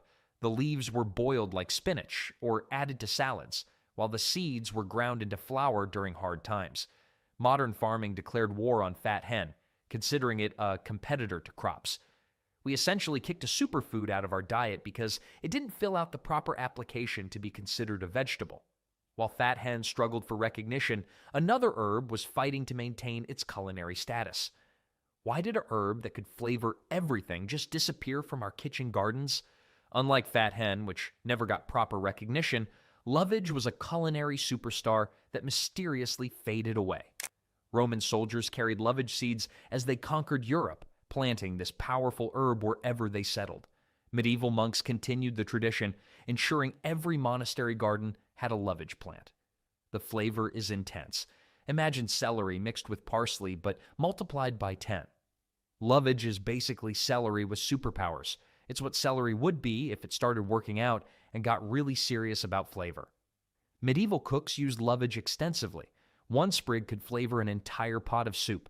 The dried leaves were sprinkled on the meat dishes. The seeds were crushed for bread. Even the roots were boiled and eaten like parsnips. Most impressively, the hollow stems were candied as sweet treats. What made lovage truly valuable in medieval times was its medicinal uses. The entire plant contains oils that aid digestion, reduce bloating, and act as a mild diuretic. Monastery records from the 13th century describe lovage tea as a remedy for troubles of the stomach and kidney complaints. A lovage plant can live for 20 years and grow over 6 feet tall, providing a tremendous amount of flavor from very little garden space. It's also incredibly hardy, surviving harsh winters and returning vigorously each spring. Medieval gardeners must have thought modern gardeners lost their minds. You're telling me you stopped growing a plant that flavors everything, lives for decades, and helps with digestion? Did you replace your brains with turnips? As international trade brought new spices to Europe, lovage gradually lost its prominence. While lovage faded away, another forgotten green faced its own challenges with a very confusing name. No, it has nothing to do with corn. This unfortunate naming confusion has plagued corn salad for centuries. While lovage suffered from being forgotten, corn salad suffered from being misunderstood. Corn salad gets its strange name from where it typically grows, in fields of grain, which Europeans called corn long before maize arrived from America. These small, tender greens pop up naturally in autumn after grain harvests and stay green through winter. It's like the quiet kid in class who gets overlooked because of a weird nickname, but turns out to be the most interesting person there. Medieval farmers discovered these wild winter greens were not only edible, but delicious. Corn salad has a mild, slightly nutty flavor with none of the bitterness found in many wild greens. The leaves can be harvested throughout the coldest months when nothing else is growing. The nutritional profile would impress modern health experts. It contains 3 times more omega-3 fatty acids than iceberg lettuce and significant amounts of iron and vitamin C. Medieval people recognized its value as a fresh winter vegetable. Corn salad has to be the only vegetable that suffered from both an identity crisis and a public relations problem. It needed a medieval marketing team to clarify contains absolutely no corn. Modern agriculture favored lettuce varieties with longer shelf lives and easier harvesting. As corn salad faded from gardens, another bold-flavored medieval plant rejection for being simply too intense for modern tastes. Too intense for modern tastes? That's the story of tansy, a plant that medieval cooks couldn't live without, but modern people have almost completely abandoned. Tansy grows as a bushy perennial with fern-like leaves and bright yellow button flowers. Every part of the plant packs a powerful aromatic punch, a complex mix of bitter, spicy, and slightly sweet flavors that medieval taste buds craved. Modern chemical analysis has identified over 40 different flavor compounds in tansy leaves. If herbs were rock bands, tansy would be the one that plays so loud the neighbors call the police. Medieval cookbooks feature tansy in everything from savory dishes to desserts. The Easter specialty, tansy pudding, combined the chopped leaves with eggs, cream, breadcrumbs, and sugar, then fried the mixture into a cake. Tansy-flavored cheese was popular in spring celebrations, and even ale was infused with tansy for special occasions. Beyond its bold flavor, tansy served a practical purpose in medieval cuisine. Its powerful compounds work as a natural preservative, extending the shelf life of meats and baked goods. This was invaluable in an era without refrigeration. The plant also played a crucial role in medieval medicine. Tansy tea was used to treat intestinal worms, digestive issues, and fever. Monastery gardens always included tansy for both culinary and medicinal purposes, often planting it near doorways where its strong scent could repel flies and other insects. Modern chefs would probably describe tansy as aggressively aromatic, the medieval equivalent of using all caps in your seasoning. As milder herbs like parsley became more popular, tansy gradually lost its place in kitchens. While tansy fell out of favor for being too bold, another forgotten vegetable suffered the opposite fate. It grows wild. It requires zero maintenance, and yet we somehow forgot all about it. While tansy was too bold, sea kale was too easy to overlook. Growing along coastal areas of northern Europe, sea kale was a valuable food source for medieval communities. This hardy plant thrives in sandy, salty soil where few other edible plants can survive. Sea kale is like that friend who brings food to every gathering without being asked, yet somehow never gets invited to the cool parties. Medieval people harvested it 2 ways: blanched young shoots in spring, similar to asparagus, and matured leaves later, cooked like cabbage. Unlike many wild foods, sea kale is mild and sweet tasting. What made it especially valuable was its vitamin C content, 6 times higher than lemons by weight. For fishing communities with limited access to fresh produce, sea kale prevented scurvy. The disappearance of sea kale from our diet is like forgetting how to accept free money. It's literally sitting there on beaches, being delicious and nutritious while we ignore it. As sea kale faded into obscurity, another unusual plant was struggling with its dual identity. This one is truly weird. Woad was primarily grown for making blue dye, but medieval people also ate it. Unlike sea kale, which was purely for nutrition, woad lived a double life. The blue pigment from woad leaves colored everything from clothing to warrior paint. Before woad, trying to find blue clothing was like trying to find a quiet moment at a toddler's birthday party. Theoretically possible, but highly unlikely. What's strange is that young woad leaves are perfectly edible before they develop their dyeing compounds. Medieval farmers harvested these tender first leaves for spring salads and soups. The flavor is mild with a slight peppery kick, similar to young mustard greens. Growing woad was a smelly business. The process of extracting blue dye involved fermenting the leaves, creating such a terrible stench that royal decrees banned woad processing near important residences. It was the medieval equivalent of that one weird food that makes your whole kitchen smell for days. While woad struggled with its identity as both food and dye, another humble vegetable part was being overlooked. While woad struggled with its split personality, turnips suffered from people ignoring half their goodness. Everyone knows turnips, those humble root vegetables that fed countless medieval peasants. What most people don't realize is that medieval farmers valued the leafy green tops just as much as the roots below. It's like buying a smartphone and only using it to tell time. You're missing out on the best features. Turnip greens contain 4 times more calcium, 3 times more vitamin A, and twice the protein of the roots. Medieval peasants carefully harvested the outer leaves throughout the growing season without damaging the developing root. These greens were a staple in medieval soups, stews, and salads, adding their slightly peppery flavor to otherwise bland winter meals. Turnip greens deserve a comeback tour. They've been backstage too long while the roots get all the applause. From skirret to turnip greens, these 15 forgotten vegetables show how much knowledge we've lost about food that once sustained our ancestors.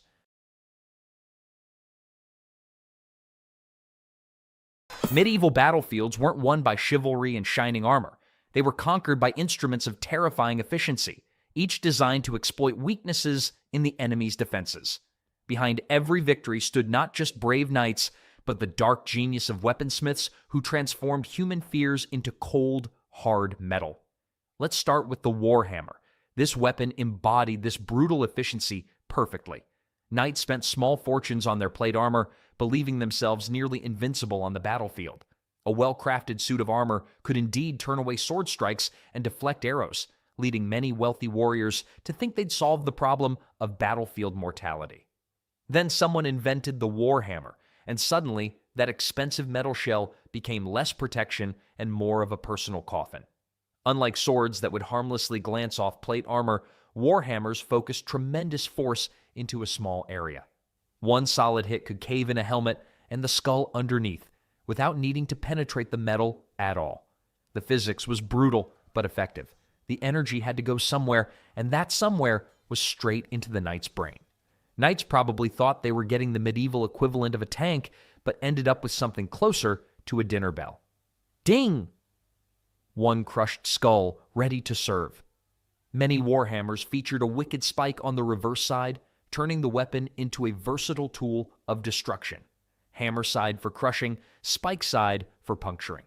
When your enemy wears a metal can, you simply need the right can opener. This design versatility made the warhammer a practical solution to the problem of heavily armored opponents. A knight might survive a sword blow thanks to his armor, but the concentrated force of a hammer strike transmitted through the metal would liquefy the tissue beneath.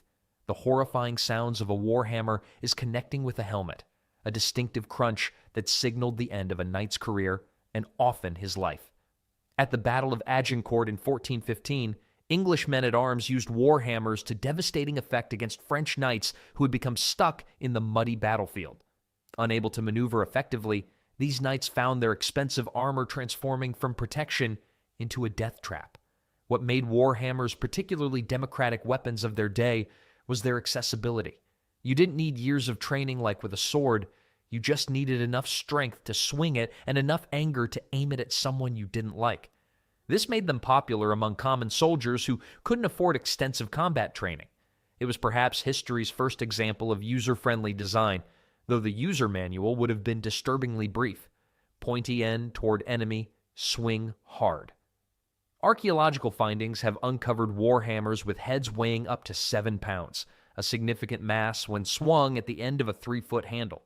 The resulting momentum could easily crush bone, even through plate armor that would have stopped a sword or an arrow. Some specimens found in Eastern European collections show signs of repeated impact, with hammer faces worn smooth from use, silent testimony to the weapon's effectiveness. Interestingly, as armor improved throughout the medieval period, so did the warhammer. Earlier versions were little more than modified tools, but later designs became increasingly specialized for combat. By the 15th century, some warhammers featured armor-piercing spikes, reinforced shafts, and specially designed striking surfaces meant to punch through even the finest Milan steel. It was an arms race in miniature. As armor got better, hammers got deadlier.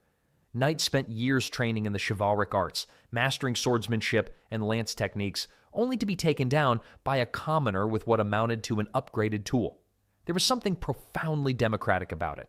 No matter your social status or wealth, your skull was equally crushable when facing a determined opponent with a warhammer. While the warhammer excelled at dealing with armored opponents through brute force, medieval weaponsmiths were just getting started with their deadly innovations. One of them is the spiked metal ball attached to a wooden handle by a length of chain.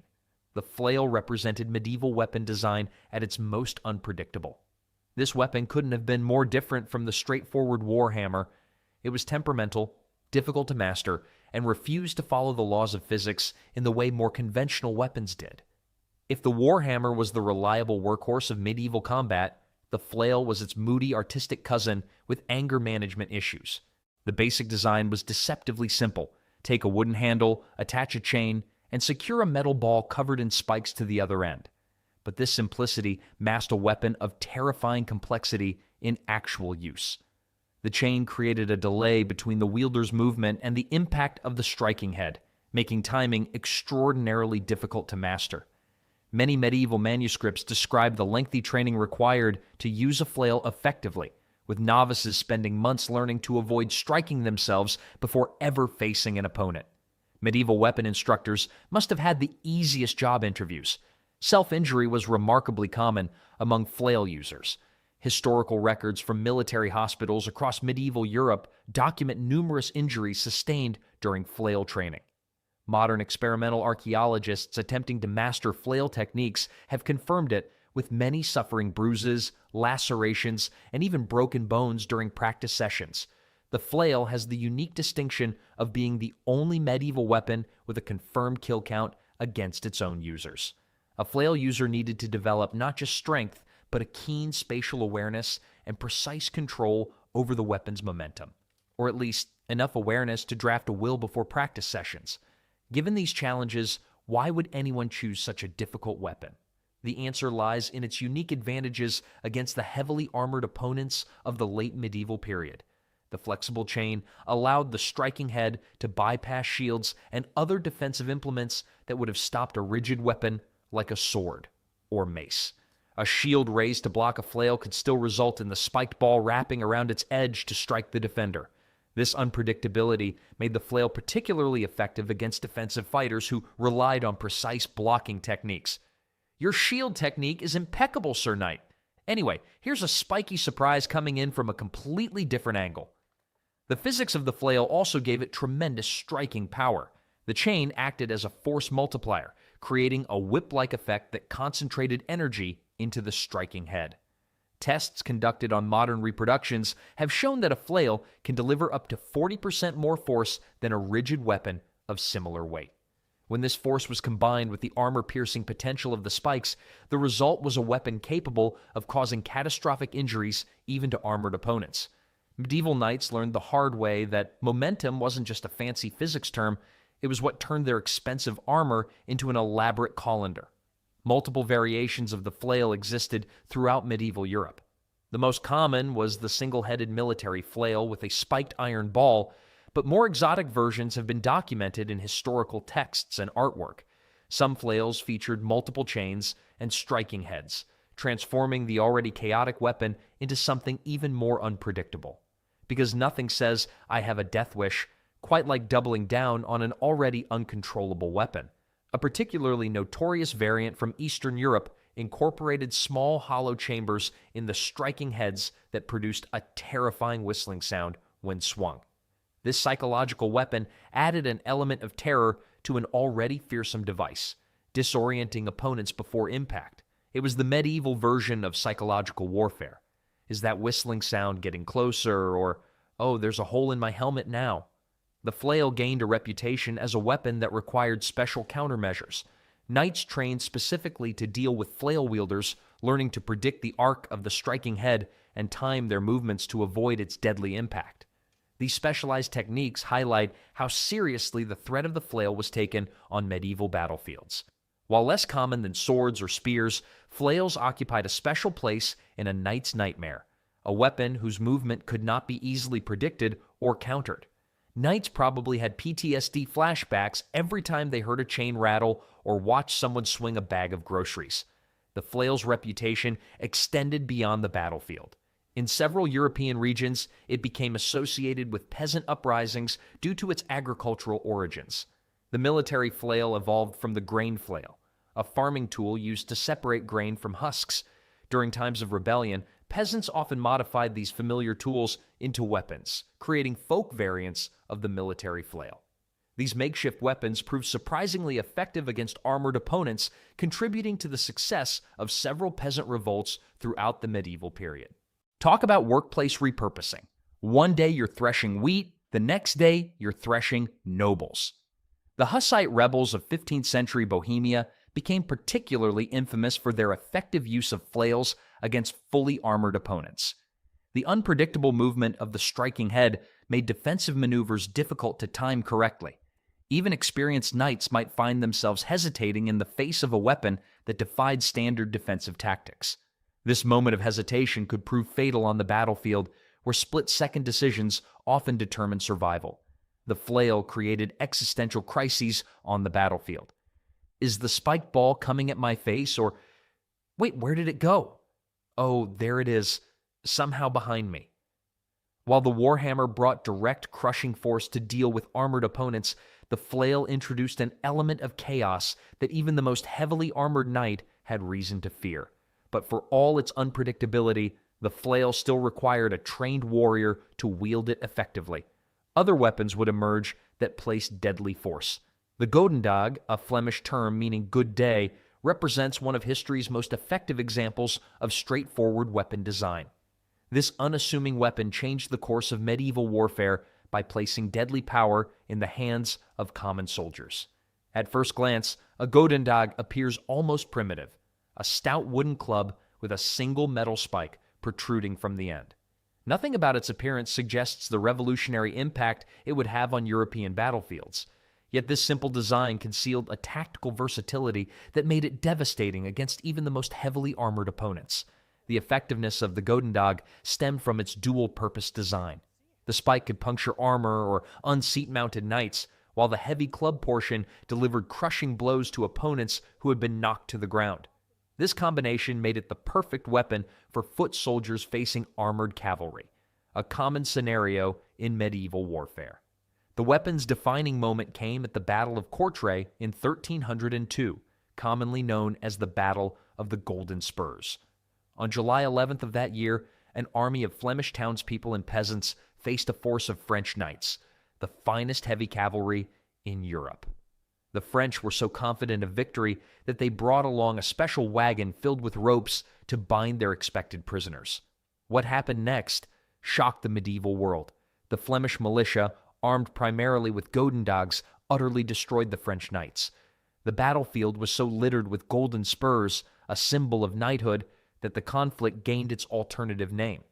How did an army of commoners defeat Europe's premier fighting force? The genius of the godendag lay in its application against mounted knights.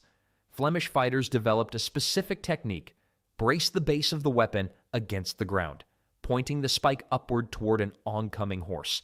The charging knight, carried forward by his own momentum, would impale either himself or his mount on the spike. Once dismounted, the knight became vulnerable to the club end of the weapon, which could crush skulls even through helmets. This battle revealed a harsh truth about medieval warfare. Even the most sophisticated armor and years of training could be undone by a determined opponent with the right tool.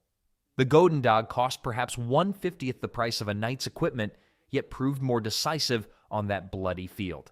Military historians mark Courtrai as the beginning of the end for the dominance of heavy cavalry in European warfare. Surviving examples of godendags show remarkable variation in size and design. Some featured shorter handles for tight formation fighting, while others extended to nearly 6 feet in length for front-rank troops. The spike might be short and pyramidal or long and slender, depending on its intended use against different types of armor. This variation suggests that, despite its simple appearance, the godendag underwent continuous refinement based on battlefield experience. For centuries, knights had cultivated an image of martial superiority, with elaborate codes of combat and expensive equipment serving as barriers to entry for common soldiers. The godendag shattered this mystique by proving that a simple weapon in trained hands could overcome aristocratic advantages. After Courtrai, chronicles record a notable change in how nobles spoke about infantry, with newfound respect tinged with fear. Manufacturing a godendag required minimal resources and expertise compared to more complex weapons. A village blacksmith could produce the metal spike, while any competent woodworker could fashion the club portion. This accessibility made it possible for entire communities to arm themselves quickly during times of conflict. During the Flemish revolt against French rule, historical records indicate that towns could outfit hundreds of militia members with these weapons in a matter of weeks. The godendag also influenced military training methods. Unlike swords or flails that required years to master, effective use of the godendag could be taught to recruits in days. Military documents from the period describe drilling formations of godendag wielders to create an interlocking wall of spikes against cavalry charges. This standardized training transformed groups of individual fighters into coordinated units capable of standing against mounted knights.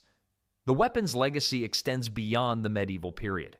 The concept of combining piercing and crushing elements in a single infantry weapon influenced polearm design for centuries.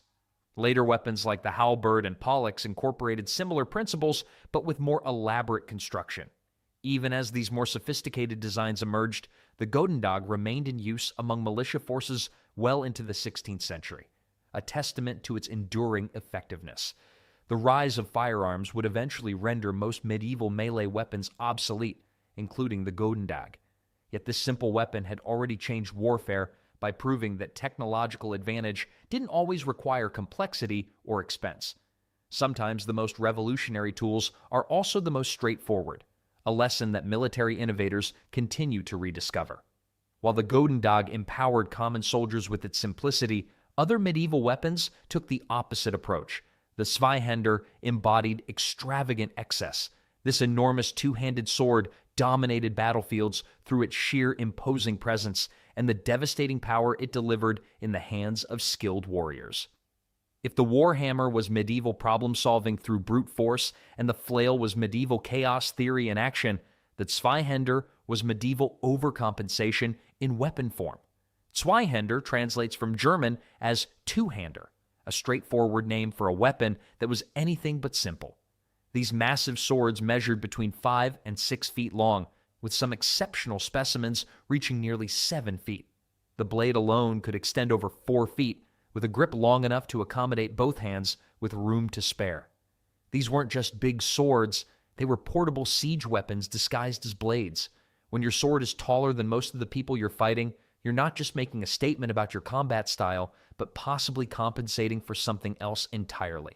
The weight of a typical zweihander ranged from 7 to 14 pounds, with most battlefield versions falling closer to the lighter end of that spectrum. This might not sound particularly heavy until you consider the exhaustion of swinging such a weapon repeatedly during combat. Modern martial arts tests with authentic zweihanders have shown that even trained athletes struggle to maintain effective fighting form for more than a few minutes. The physical demands placed on historical users must have been extraordinary. These warriors didn't need two hands just because the manual said so. They needed them because otherwise their arms would have fallen off after the third swing. German mercenaries known as Landsknechts specialized in wielding these enormous weapons. These professional soldiers emerged in the late 15th century and quickly gained a reputation as some of Europe's most effective fighters. Within Landsknecht formations, zweihander wielders received double pay due to the skill and strength required to use the weapon effectively, earning them the title Doppelschuldner, or double pay men. This financial incentive drew the biggest and strongest recruits to train with the massive swords. Medieval job descriptions didn't get more straightforward.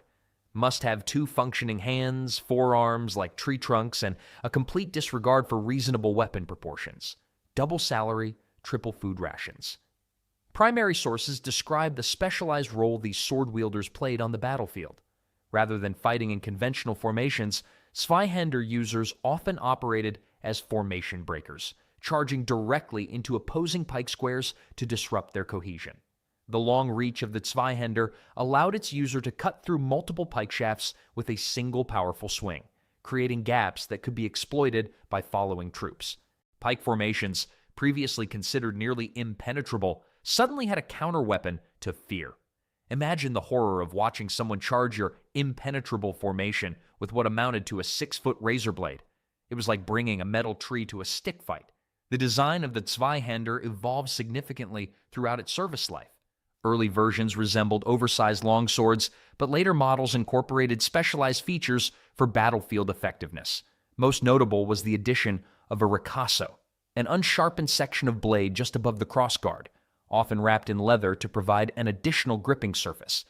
This feature allowed for more controlled handling, with the wielder placing one hand on the grip and the other on the ricasso for leverage in close combat. When your sword is so big it needs its own handle halfway up the blade, you might have taken the two hands concept a bit too literally. Many zweihanders also featured parrying hooks or flukes projecting from the blade near the crossguard. These secondary guards served multiple purposes. They protected the user's hands, provided additional leverage for controlling an opponent's weapon, and could be used to trap and disarm enemies during combat. These hooks transformed the sword from a pure cutting tool into a multi-purpose battlefield implement that could slash, thrust, hook, and trap enemy weapons. It was the medieval Swiss Army knife, if that knife were 6 feet long and required Olympic-level strength to lift. One military observer noted how enemy formations would visibly recoil at the approach of landsknechts carrying these enormous swords. The distinctive profile of the zweihander, especially when carried upright with the blade resting on the shoulder, created an impression of superhuman warriors that could demoralize opponents before battle even began. Half the battle was psychological. When you see someone casually resting what looks like an entire blacksmith shop on their shoulder, running in the opposite direction, suddenly seems like a career-enhancing move. Training with the zweihander required specialized techniques unlike those used with smaller swords. Surviving fighting manuals illustrate specific stances and movements designed to manage the weapon's momentum rather than fight against it. Users learn to flow from one strike to another, maintaining constant motion to avoid becoming vulnerable during recovery. A properly trained zweihander wielder moved with a dancer's precision, transforming the unwieldy blade into an extension of their body. Medieval zweihander training manuals likely began with an important disclaimer. Results may vary based on how many times you've skipped arm day. At the Battle of Bicocca in 1522, landsknechts armed with zweihanders carved paths through dense Swiss pike formations that had previously been considered unbreakable. The psychological shock of seeing their invincible pike walls devastated by these enormous swords contributed to a significant Swiss defeat and marked a turning point in infantry tactics. The Swiss pikemen learned an important lesson that day. When the enemy brings a sword so big it needs its own zip code, your unbreakable formation is about to experience some unscheduled renovations. Despite their effectiveness, zweihanders remained specialist weapons rather than standard issue equipment. The extensive training requirements, physical demands, and material costs limited their distribution to elite troops. A quality zweihander required significant quantities of high-grade steel and the skills of master swordsmiths, making them expensive investments even for well-funded mercenary companies. When your weapon costs as much as a small house and requires the muscle development of a professional athlete, mass production isn't really an option. These massive swords remained in active military use longer than might be expected, with documented battlefield deployments continuing into the early 17th century, well into the age of firearms. This longevity speaks to their continued effectiveness even as military technology evolved around them. The zweihander found particular use in defending narrow passages like breaches in city walls, where their long reach and devastating cutting power could hold back multiple attackers. Nothing said, "This doorway is closed," quite like a man with a sword the size of a small tree standing in the breach. Surviving examples display remarkable craftsmanship alongside their intimidating dimensions. Museum specimens often feature elaborate etching, gilded inscriptions, and complex hilts that showcase the prestige associated with these weapons. The classic zweihander silhouette became a status symbol among mercenary companies, with ornately decorated examples serving as parade weapons and symbols of unit pride. Some were so elaborately decorated that they probably spent more time being admired than used in battle, the medieval equivalent of that sports car that never leaves the garage. While the zweihander represented the height of offensive capability through sheer size and reach, medieval weapon designers also created specialized tools for more selective battlefield tasks. Medieval battlefields were not always about killing. Sometimes capturing an opponent alive offered far greater rewards than simply adding another body to the pile. Enter the mancatcher, a weapon specifically designed not to end lives, but to ensure prisoners remained both alive and compliant. Because sometimes killing your enemies wasn't enough, you needed to invoice them afterward. Unlike the massive zweihander that announced its deadly purpose with every swing, the mancatcher operated on a principle of cruel efficiency. The basic design consisted of a long pole topped with a hinged metal collar lined with inward-facing spikes or barbs. When placed around an opponent's neck or limb and closed, these spikes prevented escape without causing immediate fatal injuries. Medieval engineers had essentially created a portable, instant prison cell on a stick, proof that catch and release was never part of the medieval combat philosophy. The economics of medieval warfare made the mancatcher an extremely practical tool. Knights and nobles represented significant financial investments, both in their equipment and in their potential ransom value. A dead knight yielded only his armor and weapons as spoils. A captured knight, however, could bring a fortune in ransom money. Historical records show ransoms reaching astronomical sums, with some high-ranking nobles commanding payments equivalent to several years' worth of a town's tax revenue. One particularly valuable French noble captured during the 100 Years' War was ransomed for the modern equivalent of $6 million. Medieval accountants had figured out something important. Dead knights were a one-time transaction, but live ones were recurring revenue streams. Operating a mancatcher required less strength than weapons like the warhammer or zweihander, but demanded precise timing and positioning. Users were trained to target mounted opponents, using the long reach of the pole to snare a knight's neck or limb and then twist to unseat them from their horse. Once on the ground, an armored knight became surprisingly vulnerable, weighted down by the very equipment meant to protect them. The irony wasn't lost on medieval soldiers. Nothing says, "Your protection has become your prison," quite like watching a nobleman waddle helplessly in his own custom-fitted metal cage. The weapon proved particularly effective against helmet designs that protected the face but restricted peripheral vision, allowing mancatcher wielders to approach from angles their targets couldn't easily monitor. For all the elaborate engineering of medieval headgear, someone forgot the simple check your blind spots feature that might have prevented many a knight from becoming an unwilling participant in medieval catch and carry. Regional variations reflected different tactical needs. Germanic versions typically featured longer poles for safely reaching mounted opponents, while Mediterranean variants incorporated elaborate catching mechanisms, including spring-loaded components. Some advanced designs included secondary mechanisms that could tighten the collar further after initial capture, ensuring that struggling only increased the prisoner's discomfort. Medieval weaponsmiths had effectively invented the quit struggling or it gets worse principle long before modern restraint technology. Using mancatchers required specialized team tactics rather than individual prowess. Military manuscripts describe formations of 3 to 5 soldiers working together to capture high-value targets. One soldier would manage the mancatcher itself, while others provided protection and helped secure the prisoner once captured. These capture teams became highly valued units within medieval armies, receiving bonus payments for successfully taking important enemies alive.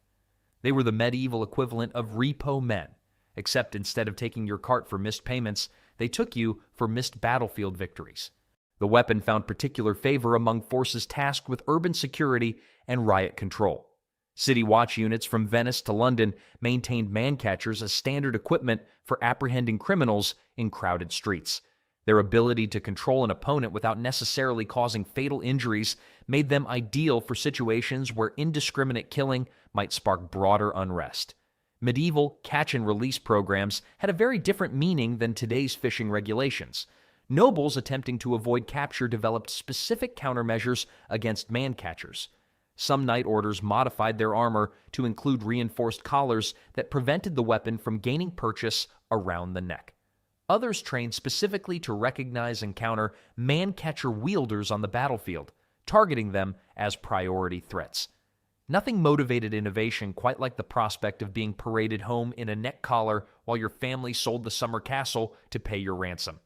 Unlike many medieval weapons that became obsolete with the advent of firearms, mancatchers maintained practical utility even as battlefield technology evolved.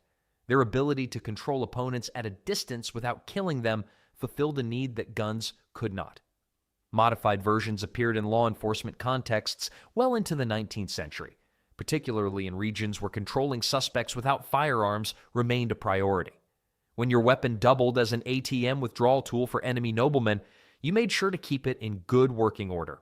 As we shift from the careful restraint of the mancatcher to our next weapon, we enter the realm of medieval combat where mercy was never part of the design specifications. The Morning Star represented medieval brutality distilled into its purest form, a heavy metal ball covered in spikes designed to deliver catastrophic damage with every strike. If nightmares could be forged in iron, they'd look exactly like this. The name Morning Star comes from the weapon's visual resemblance to the planet Venus. The bright morning star, when fitted with its characteristic metal spikes radiating outward from the central core. The poetic name stands in stark contrast to its decidedly unpoetic function on the battlefield. Medieval warriors had a peculiar talent for giving beautiful names to absolutely horrifying weapons.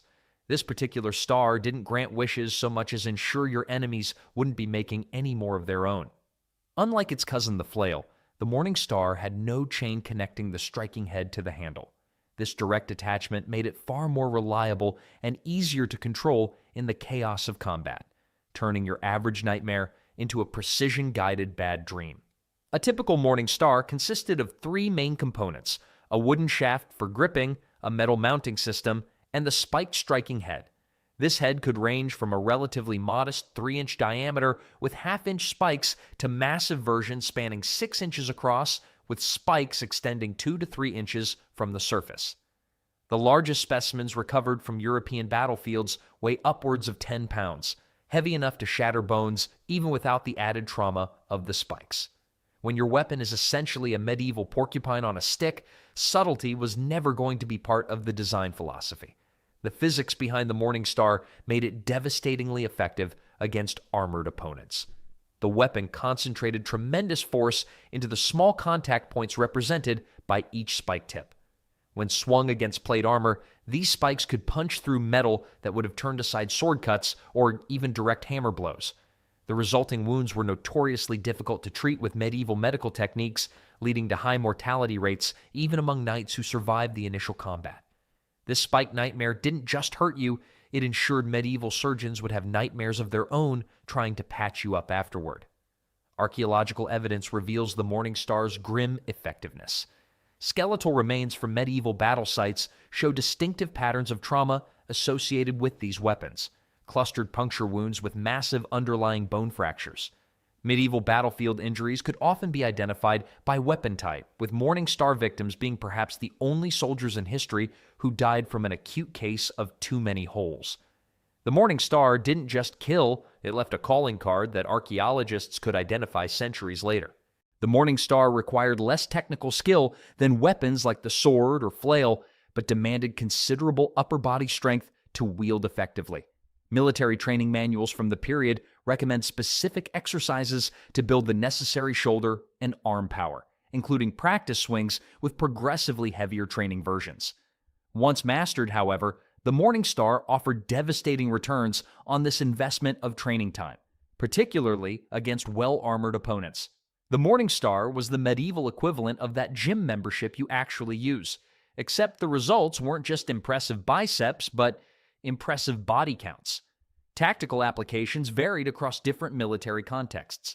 Mounted knights favored shorter-handled versions that could be wielded from horseback, delivering devastating overhead strikes augmented by the rider's elevated position and the horse's momentum.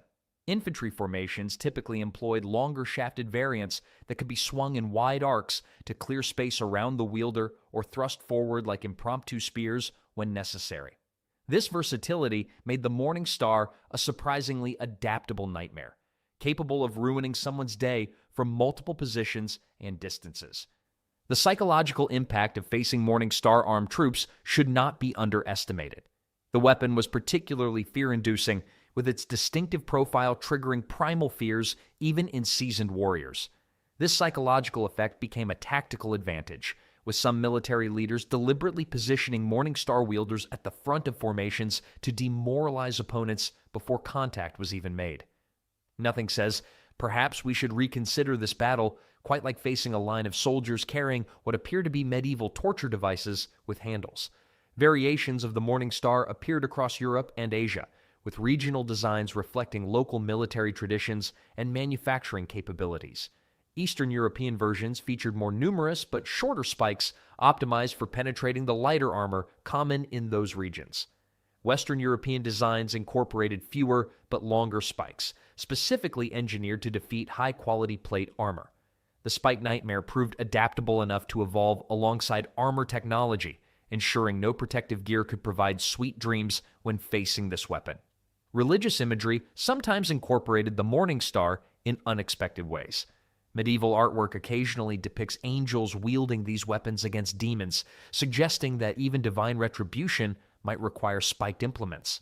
This religious association gave rise to the weapon's alternative name in some regions, the Holy Water Sprinkler, a grimly humorous reference to the blood spray produced when the weapon found its mark. Medieval humor tended toward the macabre, and nothing says, "Go with God," quite like a face full of metal spikes.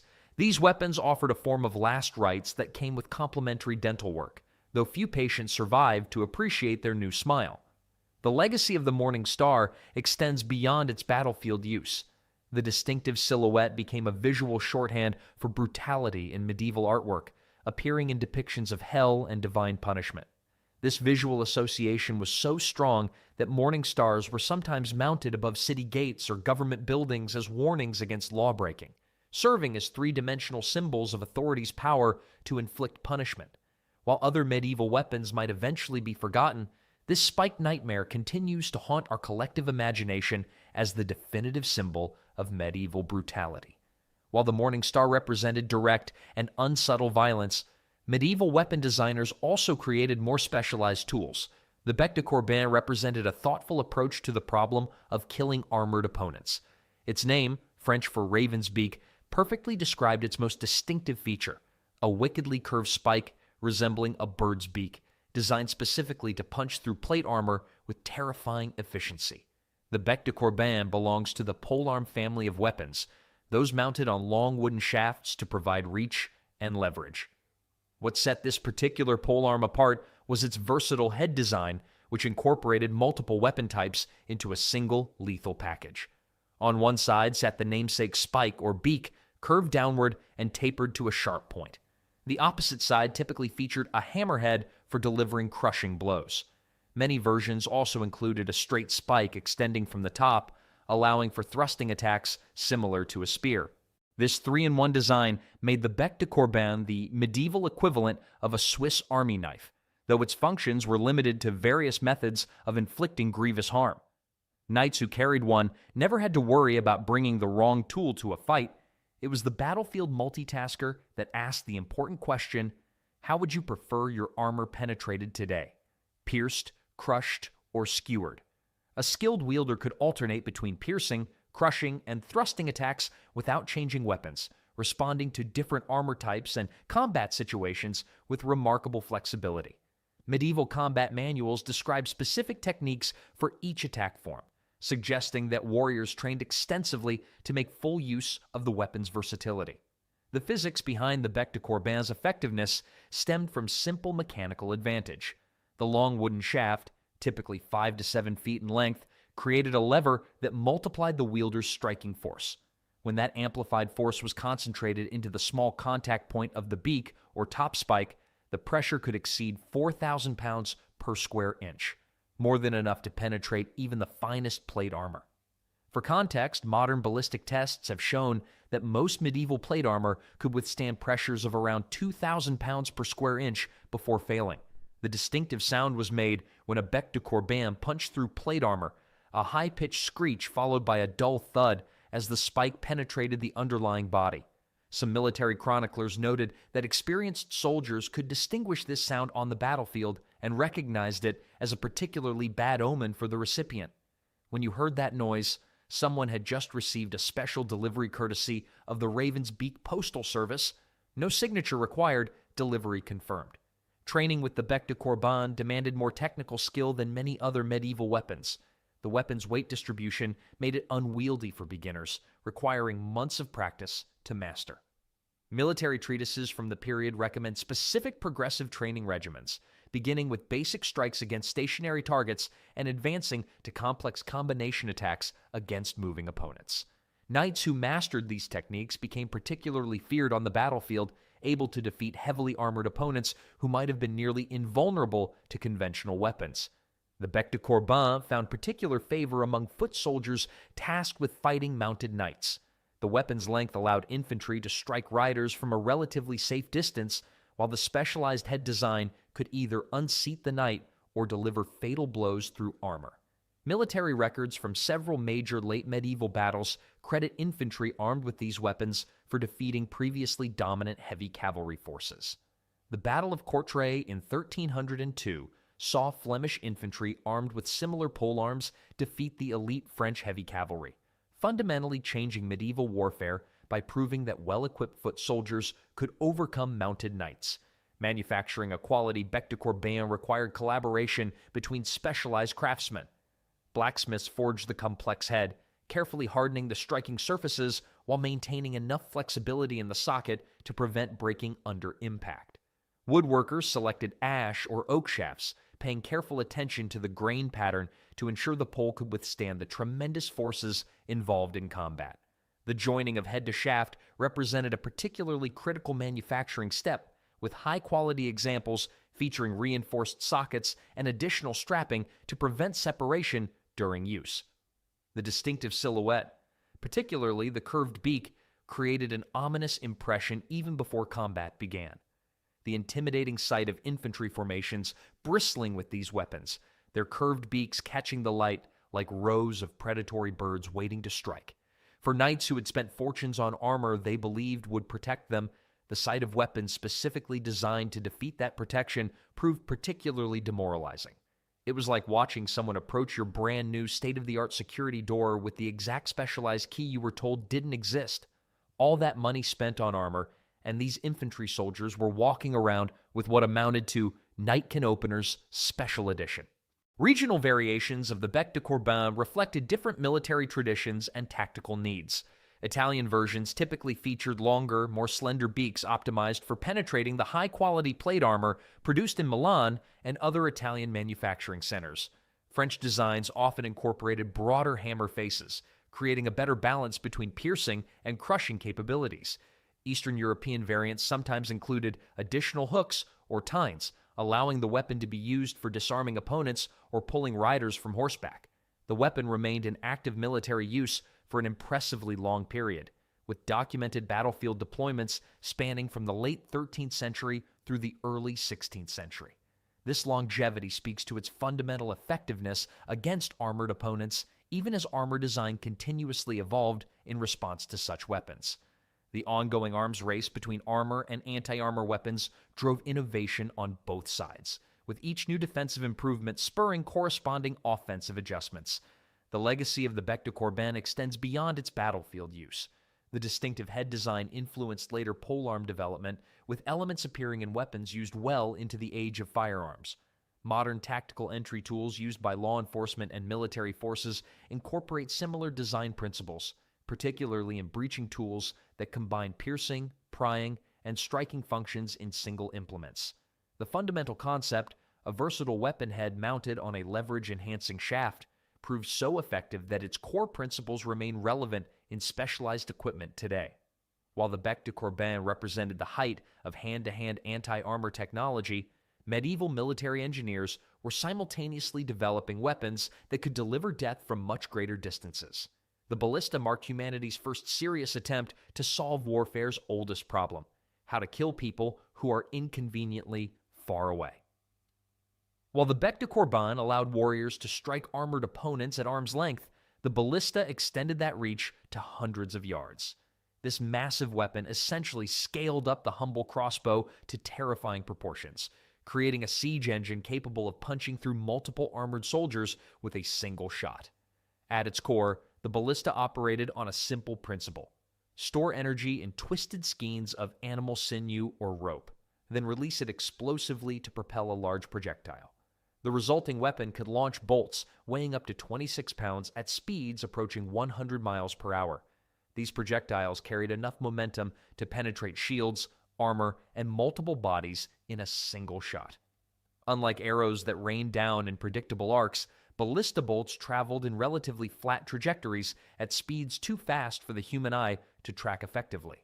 Soldiers described the terrifying experience of watching comrades suddenly impaled by massive bolts that seemed to materialize without warning. This invisible death from afar created a unique form of battlefield anxiety. You might survive a sword fight through skill, but avoiding a ballista bolt came down to nothing but luck. Medieval troops called this God's dice, though the deity they referenced likely wasn't the one they prayed to on Sundays. Operating a ballista required specialized training and typically a crew of at least 3 to 5 soldiers. One soldier aimed the weapon, while others managed the winding mechanism that tensioned the skein. A well-trained crew could achieve firing rates of 2 to 3 shots per minute. Not rapid fire by modern standards, but fast enough to create havoc in tightly packed formations. These crews developed their own specialized vocabulary and techniques, becoming highly valued specialists within medieval armies. Their status reflected a harsh battlefield truth. A single well-placed ballista could inflict more casualties than dozens of conventional fighters. Size variations existed throughout the medieval period, ranging from cart-mounted versions that required just 2 crew members to massive fixed emplacements demanding teams of 8 or more. The largest documented examples could launch projectiles weighing over 100 pounds, though these behemoths typically fired stones rather than bolts and functioned more like artillery than oversized crossbows. These larger variants stayed in active military use well into the age of early firearms, proving effective long after many other medieval weapons had been relegated to museum displays. The ballista represented an early form of force multiplication, allowing a small number of soldiers to project lethal power far beyond their individual capabilities. While impressive in its range and penetrating power, the ballista still focused primarily on targeting individual soldiers or small groups. Medieval military engineers, however, were just getting started with their long-distance killing innovations. The scorpion earned its name honestly, quick, deadly, and with a sting you never saw coming. While the ballista excelled at penetrating multiple targets with massive bolts, the scorpion prioritized speed and accuracy over raw power. This lighter, more mobile torsion weapon could be repositioned quickly on the battlefield, allowing medieval armies to respond to developing threats with precisely targeted death from distances that seemed almost magical to medieval soldiers. Originally developed by Roman engineers, the scorpion disappeared during the early medieval period, only to be rediscovered and improved upon during the Crusades. The weapon's key innovation lay in its dual torsion bundles, twisted skeins of animal sinew or human hair that stored tremendous energy. When released, these bundles propelled a dart-like projectile with enough force to penetrate shields and armor at ranges exceeding 400 yards. Medieval armies basically rediscovered that you can solve most military problems by finding new ways to hurl pointy objects at your enemies really, really fast. The scorpion was just particularly good at making sure those pointy objects reached exactly the right person at the wrong time in their day. What made the scorpion particularly feared was its accuracy. Skilled operators could target specific individuals on the battlefield, making it the medieval equivalent of a sniper rifle. Medieval soldiers quickly learned to fear these weapons, as death could come without warning from an enemy too distant to even identify clearly. One moment you'd be shouting orders to your troops, the next moment explaining yourself at the pearly gates with a large hole where your previous career plans used to be. A well-trained scorpion team achieved remarkable firing rates, up to 10 bolts per minute, in the hands of elite operators. This combination of rate of fire, accuracy, and penetrating power made the scorpion disproportionately influential on the battlefield. Military historians estimate that during the Siege of Acre in 1191, fewer than 30 scorpion teams accounted for over 800 casualties among the defending forces. The defenders' morning roll call became less about who was present and more about who hadn't been ventilated overnight. The psychological impact extended beyond the casualties inflicted. Defenders forced to man walls under scorpion fire suffered severe morale problems. The knowledge that at any moment an unseen projectile could end your life created what medieval chronicles described as the waiting death, a paralyzing anxiety that undermined defensive efforts more effectively than direct attacks. This psychological warfare aspect made the Scorpion a valuable siege weapon even when its physical damage to structures remained limited. Some besieged cities even reported cases of scorpion fever, a nervous condition where defenders constantly ducked at shadows and flinched at every sound. Nothing ruins your concentration quite like wondering if your head is about to become the next pincushion for a projectile fired by someone who might be enjoying lunch while they shoot at you. While the Scorpion brought precision death from unprecedented distances, medieval military engineers were simultaneously developing weapons of truly massive destructive potential. If medieval siege weaponry had a royal family, the trebuchet would sit on the throne. This colossal engine of destruction represented the absolute pinnacle of pre-gunpowder artillery, capable of hurling projectiles weighing hundreds of pounds over incredible distances with devastating effect. Where the Scorpion killed with precision, the trebuchet killed with raw, overwhelming force. The trebuchet operated on a counterweight system that would make any physics teacher proud. A massive weight, often exceeding 7,000 pounds, hung from the short end of a long wooden arm. When this weight dropped, it forced the longer end of the arm upward at tremendous speed, launching whatever projectile happened to be loaded in its sling. This simple mechanism could propel a 200-pound stone over 300 meters with enough force to shatter castle walls upon impact. Castle architects who thought they'd built impenetrable fortifications discovered the hard way that their unbreakable walls were merely not yet broken.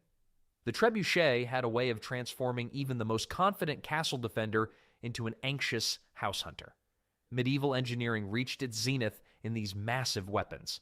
The largest documented trebuchets required teams of up to 60 men to operate and could launch projectiles weighing over 300 pounds.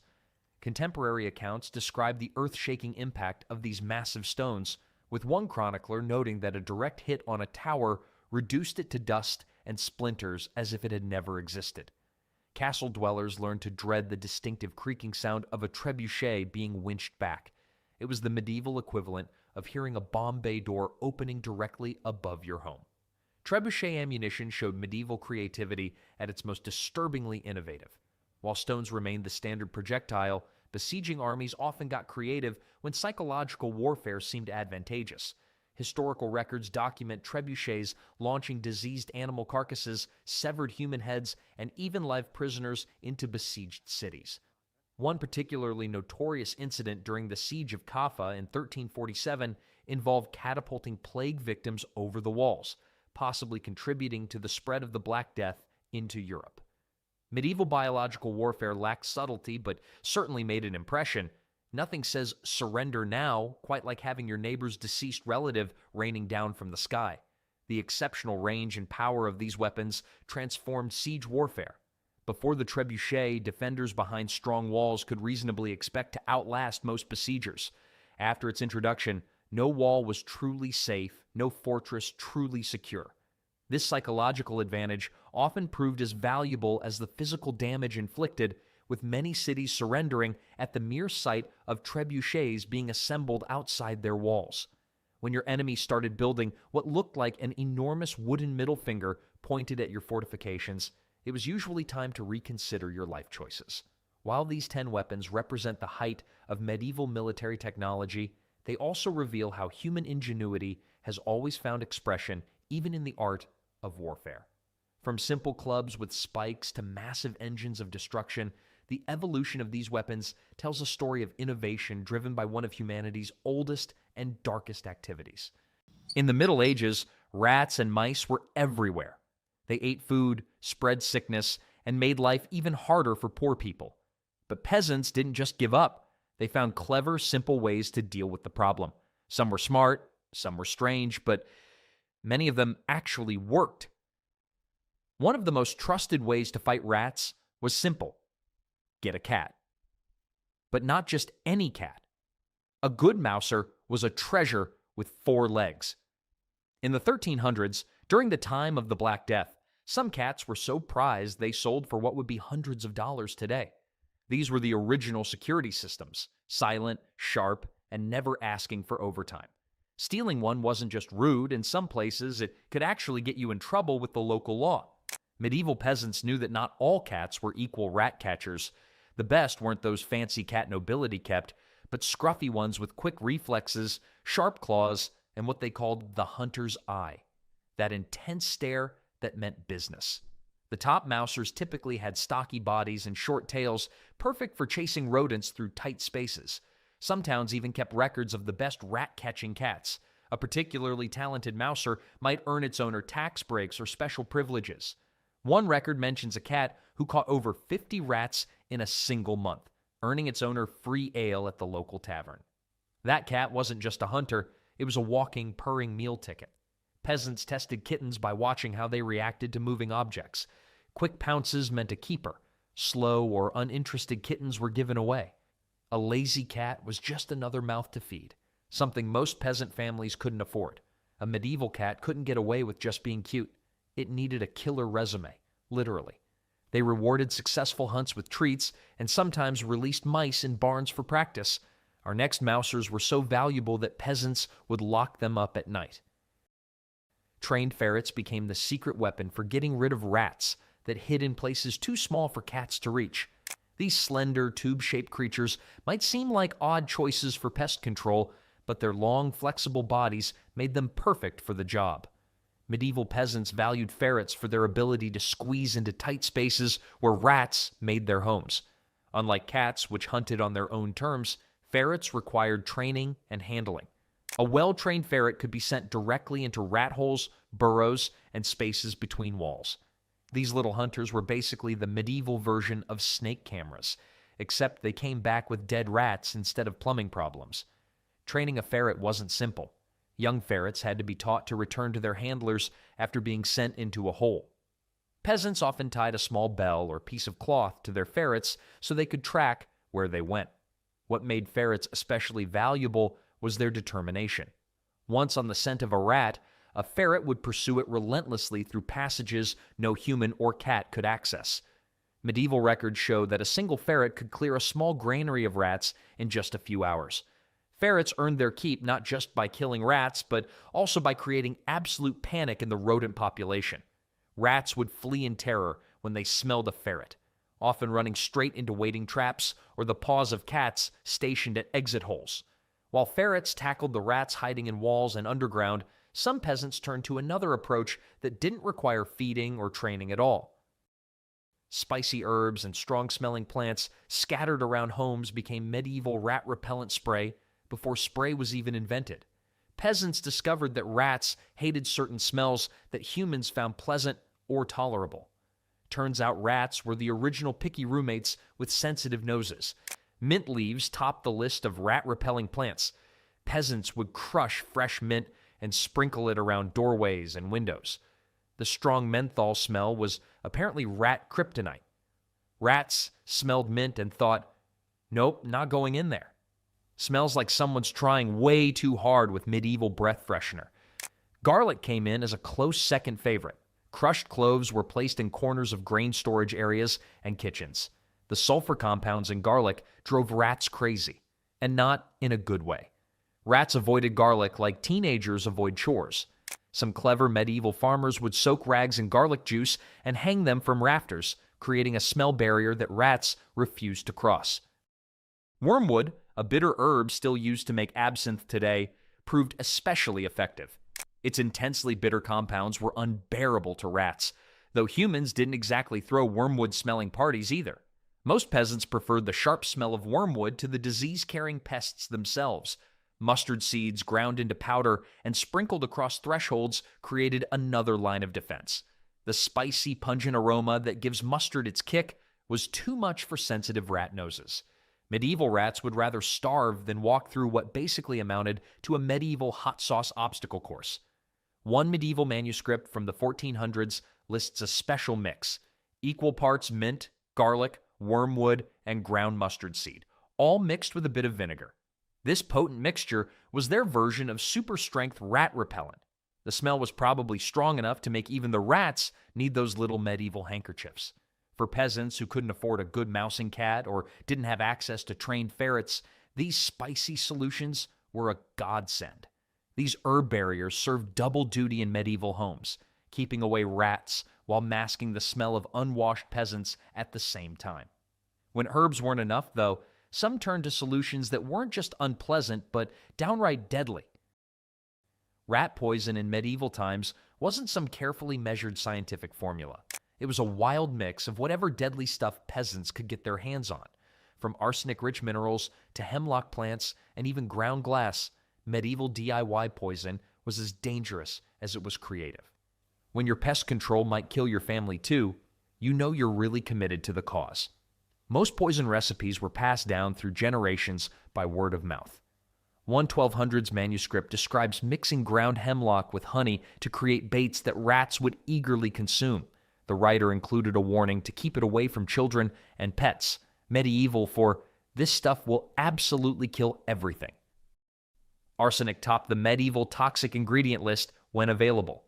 Peasants would collect white arsenic powder from mineral deposits or buy it from merchants. Mixed with fat or cheese, it created deadly rat bait. Medieval rats probably wondered why their friends kept dropping dead at the all-you-can-eat cheese buffet.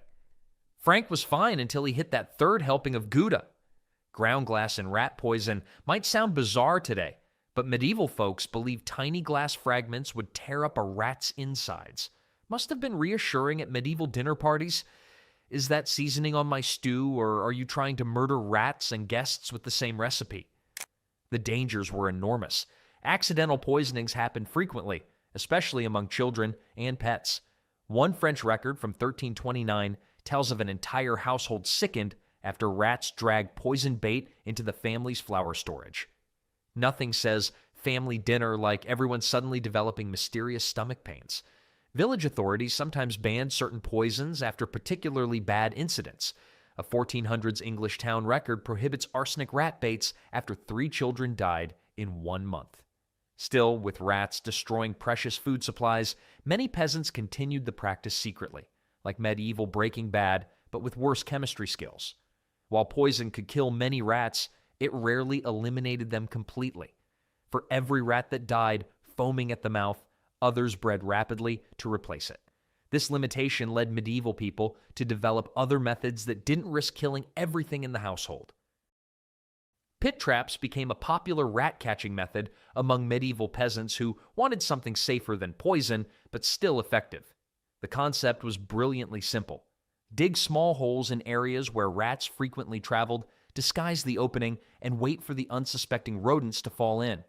These traps were popular because they were effective, safe, and cost almost nothing to make. Medieval households typically placed these traps along walls, in corners of grain storage areas, or near known rat holes. The pits didn't need to be deep. Just 6 to 8 inches was usually enough to prevent rats from jumping out. The real trick was in the design of the pit's interior. Smart trappers would line the bottom and sides with materials that made climbing impossible for tiny rat claws. Clay was a common lining material because when smoothed and allowed to dry, it created a slippery surface that rats couldn't grip. Watching a rat try to climb slick clay walls was medieval entertainment before Netflix, complete with dramatic falls and failed escape attempts. Some peasants used animal fat or plant oils to grease the sides of unlined pits, creating an equally challenging escape route. Children were often assigned the task of checking the pits each morning, a chore that combined pest control with entertainment. A record from a 1340s English manor notes that during one particularly bad rat infestation, a system of 20 pits throughout the property caught over 60 rats in a single week. The beauty of pit traps lay in their reusability. Once emptied of rats, the same pit could be reset immediately with minimal effort. Medieval budget spreadsheets would have shown excellent ROI on pit traps, if spreadsheets or budgets had existed back then. Some clever medieval trappers enhanced their pits with additions that increased catch rates. One technique involved placing a thin stick across the pit with food balanced in the middle. When a rat tried to cross the stick to reach the food, its weight would cause the stick to spin, dropping the rat into the pit below. Nothing said, "I hate my neighbor" in medieval times, quite like dumping a bucket of live rats over their fence at night. While pit traps worked well for ground-dwelling rats, medieval people needed other solutions for the clever rodents that preferred high places. This led to some interesting innovations that made use of something completely different. Sound-based rat repellents might seem like a modern invention, but Medieval peasants created their own versions of noisemakers and whistles specifically designed to drive away rodents.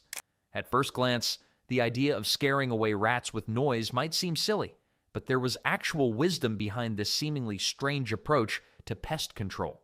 The concept was based on observations that rats would flee from sudden, unfamiliar sounds. Medieval peasants noticed that rats disappeared during loud celebrations or when metalworkers were hammering nearby.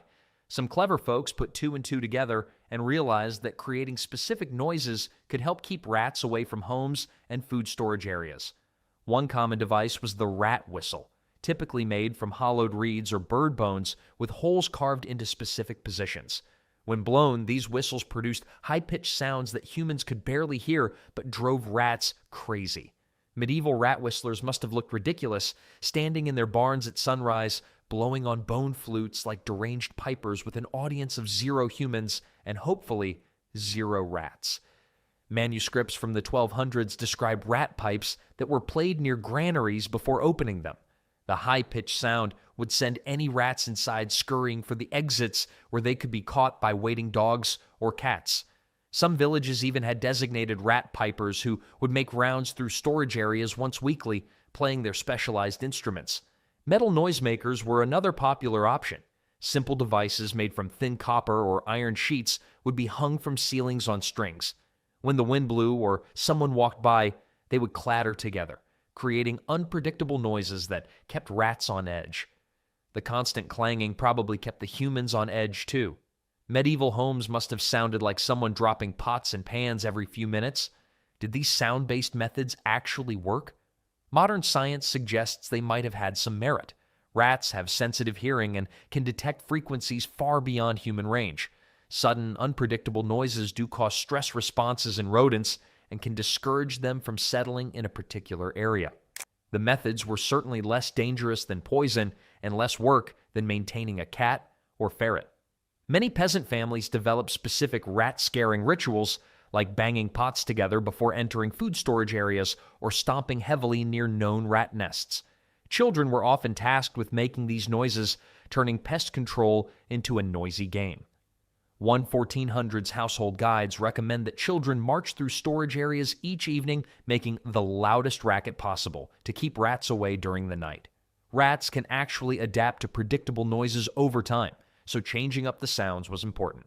Medieval pest control experts, if such a job had existed, would have given 1-star reviews to families that used the same banging pattern day after day. Your rat-scaring technique lacks creativity, and your rhythmic banging has basically become rodent lullaby music. The downside? Neighbors. Living next to someone who believes strongly in noise-based rat control must have been a special kind of medieval torture. Village records occasionally mention disputes between neighbors over excessive rat-scaring noise, especially at night.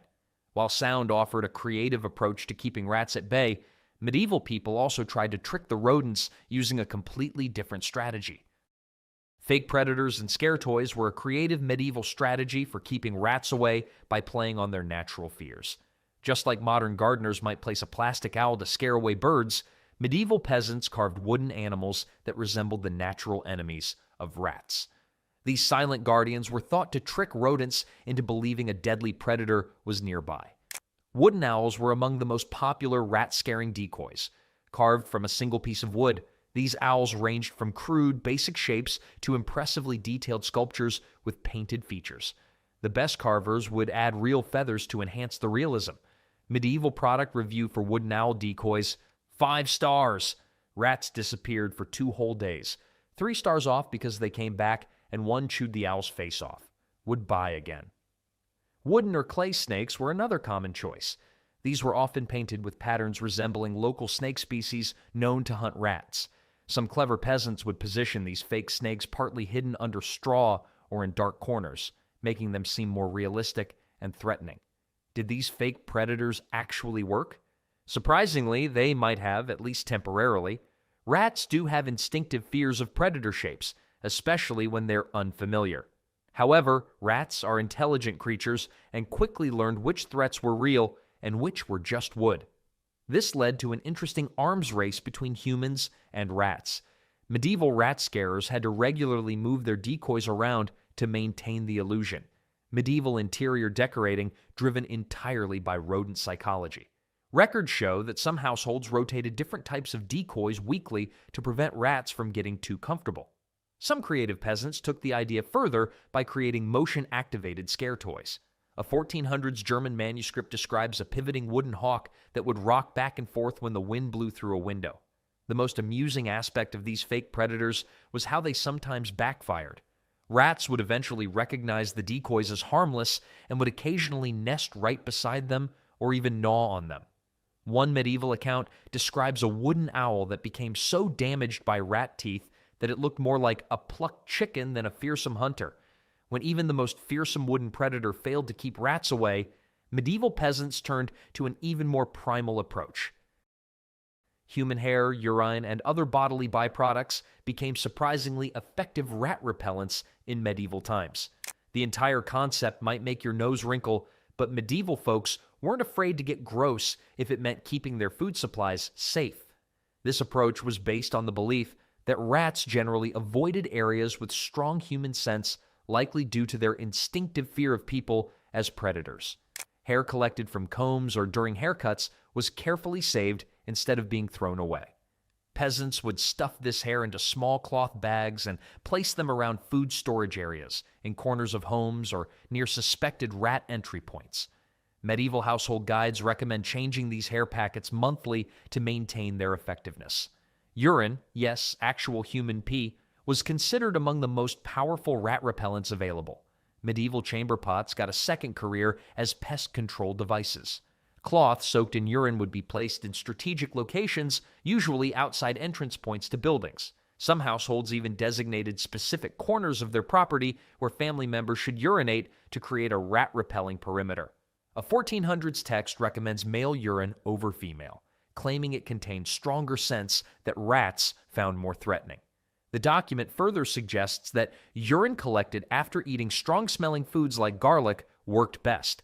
Fingernail clippings joined the arsenal of human-derived rat repellents. These would be scattered in small piles near food storage areas. Rats apparently drew the line at hanging around human nail salons. Sweat-soaked clothing items were also repurposed as rat deterrents. Work clothes worn during hard physical labor would be cut into strips and hung near doorways or windows. The effectiveness of these methods likely varied. Rats do have strong instinctive reactions to predator scents, including humans. However, hungry rats in winter might ignore even the strongest human smells if food was scarce enough. Still, these methods cost nothing and were easily implemented, making them popular among the poorest peasants. While these smelly solutions helped keep rats away from certain areas, medieval people also realized that the best way to deal with rats was to prevent them from accessing food altogether. This led to some extremely clever and practical innovations. Smarter storage methods became one of the most effective ways medieval peasants protected their precious food supplies from hungry rats. Rather than simply trying to kill or repel rats, these clever techniques focused on making food completely inaccessible to the rodents in the first place. As the saying went in many medieval villages, a rat that can't reach can't eat. The simplest and most common approach was to hang food in sacks from ceiling beams. Grain, dried meat, and other preserved foods would be placed in sturdy cloth bags, then suspended high above the ground using ropes. The height alone deterred most rats, but medieval peasants didn't stop there. They added extra protection by placing metal discs on the ropes, similar to modern squirrel guards on bird feeders. Medieval architects never planned for hanging food storage, leaving many peasants with the original ceiling fan, a sack of grain swinging dangerously over dinner. Sealed containers provided another layer of defense. Clay pots with tight-fitting lids were common, often sealed with beeswax or pitch around the edges. Wooden chests for storing bread and flour might have their seams sealed with pine resin, creating an airtight and rat-proof barrier. For larger food stores, many households built elevated platforms on legs. These platforms would stand several feet off the ground, with each leg topped by a wide wooden or metal disc that rats couldn't navigate around. Rats looking up at these food fortresses must have felt like medieval soldiers facing a castle without siege equipment. Perhaps the most innovative solution was the greased pole storage system. Smooth wooden poles would be coated with animal fat, then placed upright with food platforms at the top.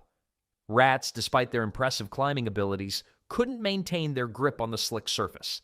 The effectiveness of these methods is evident in records from medieval manors and monasteries. One monastery record from the 1400s notes that after implementing suspended storage systems, grain losses decreased from nearly 20% to less than 5% per year. While these smarter storage solutions proved highly effective, they weren't perfect. During severe famines or particularly harsh winters, desperate rats would attempt increasingly bold strategies to reach food. When all other methods failed, some medieval peasants turned to a solution that might seem shocking to modern sensibilities. Eating rats was a desperate but practical solution during the harshest times in medieval Europe. When famine struck and hunger gnawed, some peasants turned pests into protein, from nuisance to necessary nutrition, medieval recycling at its most extreme. During severe famines, rats were actively hunted for food. Several chronicles mention communities cooking rats, with one 1300s account describing how even the vermin became precious when bread was but a memory. The most common cooking method was simple stewing with available vegetables and herbs. What meat is this? Forest chicken. Very rare forest chicken. An average brown rat weighs about half a pound. Not impressive by modern standards, but significant to a starving medieval family. Some terrible famine years saw rat meat openly sold in markets, sometimes at prices higher than chicken. Medieval medical texts acknowledged rat meat's nutritional value while recommending thorough cooking. Medieval 5-star restaurant review: the rat was cooked to perfection, would starve again.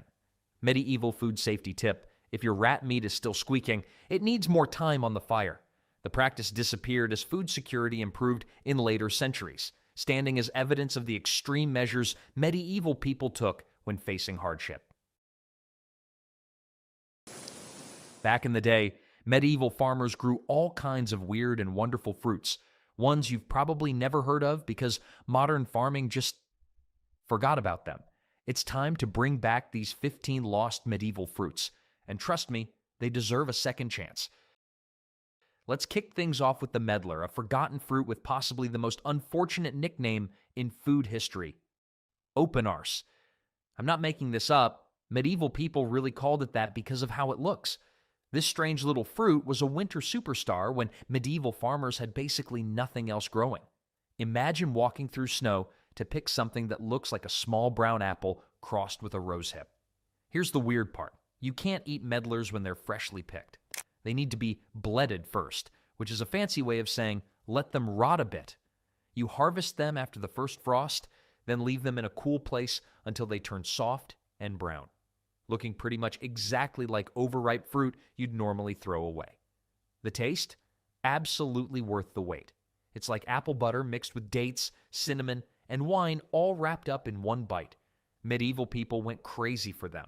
Even Shakespeare and Chaucer couldn't stop writing about medlars, though usually making those obvious jokes about the fruit's appearance. If food hipsters discovered medlars today, they'd be charging $15 for medlar jam on artisanal toast.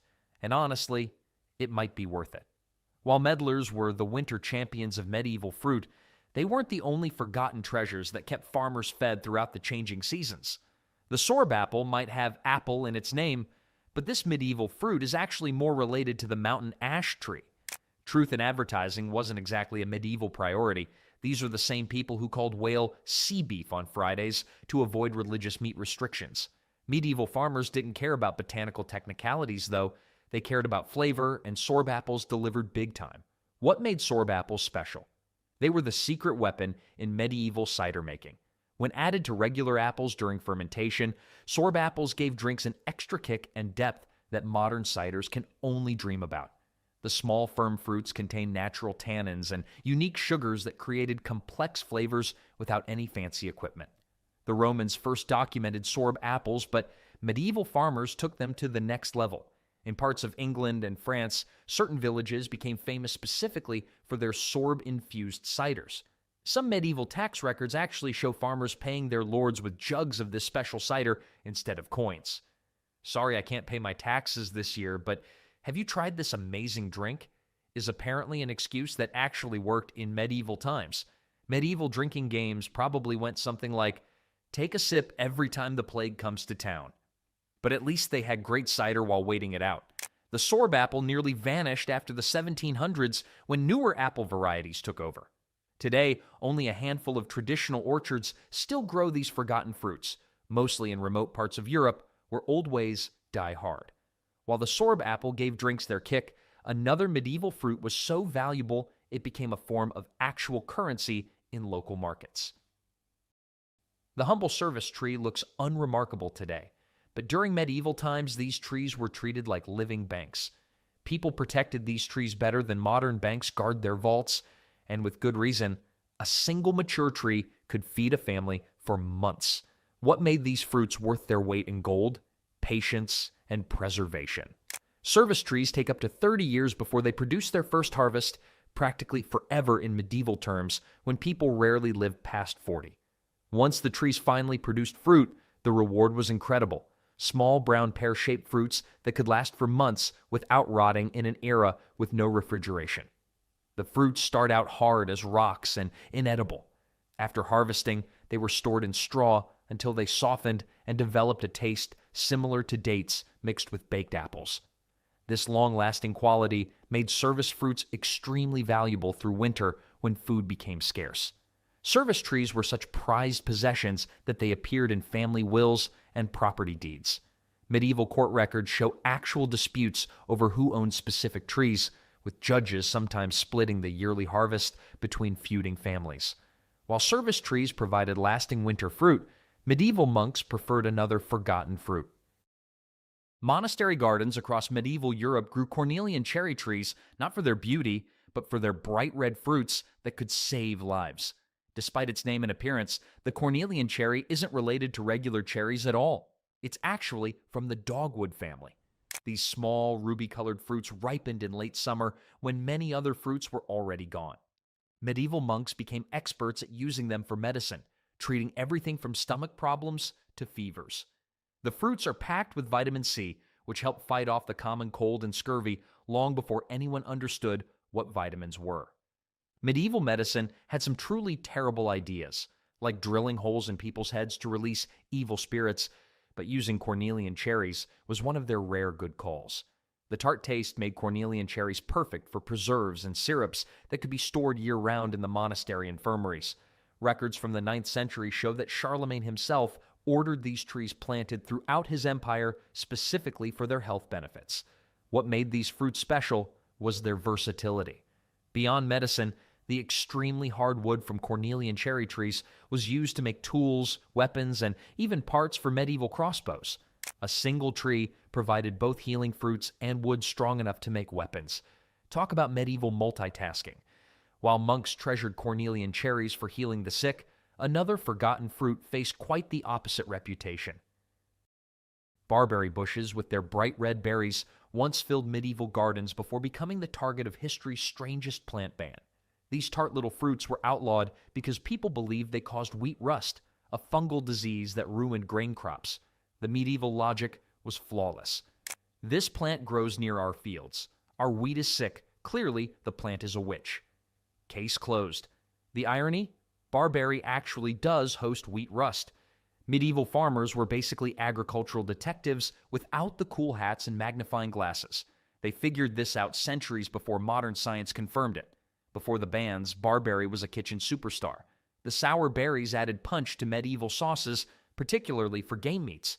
Cooks used them much like we use cranberries today, to cut through rich, fatty foods with bright acidity. Medieval recipe books might as well have read, Step 1, kill something with a bow. Step 2, add barberries. Step 3, serve to the Lord who hasn't brushed his teeth in decades. Many villages kept 1 or 2 barberry bushes safely away from wheat fields, treating them like valuable but dangerous treasures. The fruits were worth the risk for their medicinal properties. They contain berberine, a compound that really does fight infections. While barberry struggled under its unfair reputation, another forgotten fruit was valued precisely because it appeared when none were expected. The first taste of sweetness after a long winter came from nespoli, or loquats as we call them today. These golden fruits arrived when medieval pantries were at their emptiest, making them worth their weight in actual gold. What makes nespoli truly special? They ripened when every other fruit tree was just starting to flower. Their unusual growing cycle meant they bloomed in autumn, survived winter as tiny green fruits, and ripened in early spring when food was most scarce. Medieval calendar makers should have marked the seasons as winter, still winter, Nespoli time, and finally summer. The taste was unlike anything else available in medieval Europe, a unique mix of peach, mango, and citrus flavors, all from a fruit that grew in cold climates. For people used to bland winter foods, biting into a ripe loquat must have felt like pure magic. Nespoli trees originally came from China, but spread across the Mediterranean by the 10th century. Monasteries and castle gardens prized these trees not only for their early fruits, but also for their medicinal leaves, which were brewed into teas for cough and lung problems. The trees themselves became status symbols. A lord or lady with Nespoli trees showed they could afford exotic imports and had the skilled gardeners needed to keep them alive through harsh winters. Having a Nespoli tree in medieval times was like having the only ice cream shop open in winter. Suddenly, everyone wanted to be your friend. While Nespoli brightened early spring, another forgotten fruit had traveled even further to reach medieval tables. From the dusty markets of ancient China to the tables of medieval Europe, jujubes traveled farther than most medieval people ever did. These small fruits, somewhere between dates and apples in taste, were tough enough to survive trade routes spanning thousands of miles. Medieval gardeners loved jujubes because they were basically the zombie plants of the fruit world.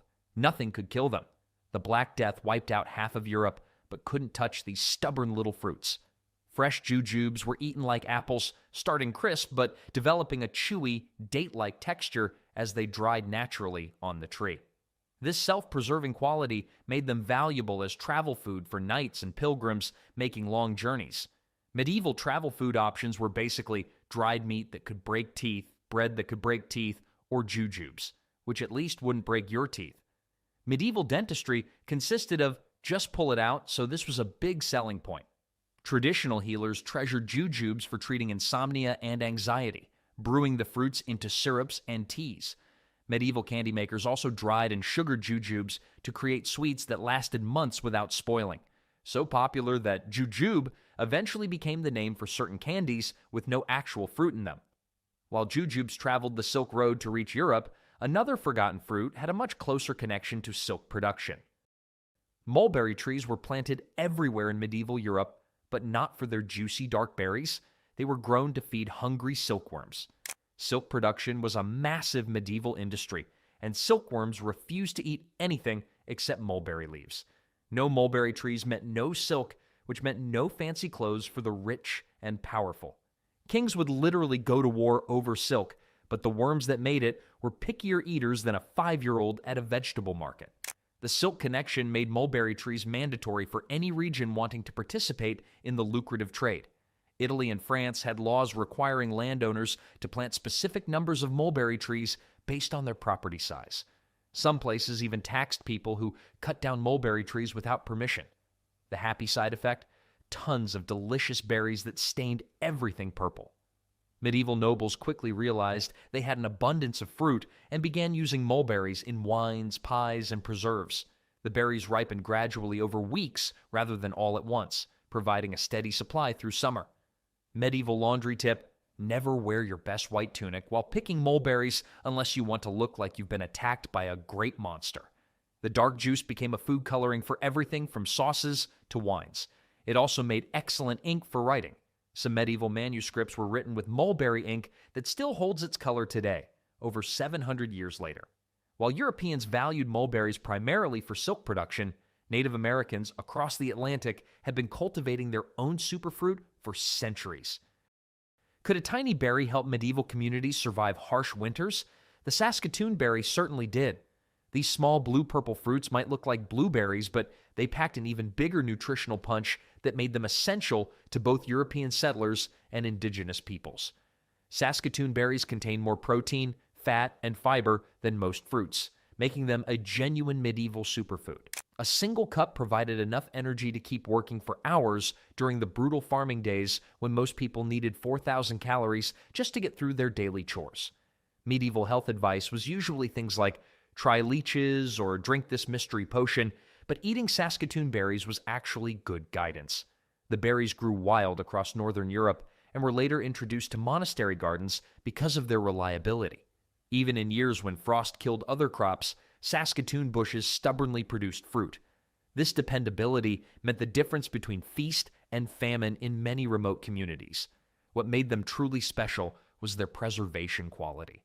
The berries could be dried and stored for years without losing their nutritional value. Many villages kept emergency stores of dried Saskatoons to ward off starvation during crop failures or sieges. Medieval winemakers particularly valued Saskatoon berries for creating sweet, high-alcohol content wines that kept well. The natural sugars fermented beautifully, creating drinks that warm bodies during cold winter months. The wine was so strong that medieval drinking songs about Saskatoon brew warned that 3 cups would have you talking to angels, or thinking you were one. While Saskatoon berries kept bodies healthy, another forgotten fruit was believed to keep evil spirits away. Fear drove medieval farmers to plant rowan trees more than any practical purpose. These trees, with their bright red berries, stood guard over homes, barns, and village squares across Europe, believed to offer magical protection against witches and evil spirits. Every part of the rowan tree had its place in medieval superstition. Branches were hung over doorways on May Day. Walking sticks made from rowan wood supposedly protected travelers on dark roads. Even the shape of the tiny star at the bottom of each berry was seen as a natural pentagram, a symbol of protection. Medieval home security systems consisted of 1 angry dog, a pointy stick, and several strategically placed rowan trees. Surprisingly effective against both bandits and witches. The berries themselves are intensely bitter when raw, so bitter that even birds avoid eating them until after the first frost softens and sweetens them. Medieval cooks discovered that cooking transformed these bitter berries into something delicious. Rowan berry jam became a winter staple, often paired with game meats or stirred into porridge. The high pectin content meant the berries easily formed thick preserves without adding extra ingredients. The preserves contained massive amounts of vitamin C, helping prevent scurvy during winter months. In northern regions, the berries were fermented into a strong spirit called rowan berry schnapps that burned going down but warmed you from the inside. Folk medicine claimed this drink could cure colds, rheumatism, and sore throats. Medieval drinking logic: if it burns your throat going down, it must be killing the illness too. Medical science wasn't exactly advanced. While rowan berries were too bitter to eat fresh, another forgotten medieval fruit was so sour, too sour to eat was the first thought of anyone biting into a sloe berry. These small blue-black fruits grew on thorny blackthorn bushes throughout medieval Europe and would turn your mouth inside out if eaten raw. Yet despite their face-puckering sourness, sloes were harvested by the basketful every autumn. Why gather fruit too sour to eat? Because medieval people discovered something magical. Steeping sloes in alcohol created a delicious drink that would eventually evolve into modern sloe gin. The process was simple. Prick the berries, add them to spirits, then wait several months while the alcohol slowly extracted flavor, color, and sweetness. Medieval bartending school was basically, is it poisonous? No? Put it in alcohol and see what happens. Sloe happened to be one of their better experiments. Blackthorn hedges served double duty in medieval farming. The dense, thorny bushes created natural fencing that kept livestock contained while producing useful fruit. The wood was so hard and durable that it became the standard material for making cudgels and walking sticks. The berries had serious medicinal uses too. Sloe tonics treated everything from upset stomachs to fever.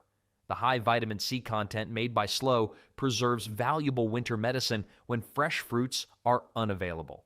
Some medieval hospitals maintained special blackthorn gardens specifically for making remedies. Most fascinating was the timing ritual. Tradition held that sloes should only be harvested after the first frost, which helped break down the harsh tannins and made the berries more usable. Clever medieval farmers learned to cheat this system by picking the berries early and freezing them themselves. Medieval life hack: put sloes in the coldest part of your stone house for 2 weeks and pretend winter came early. Mother Nature never knew the difference.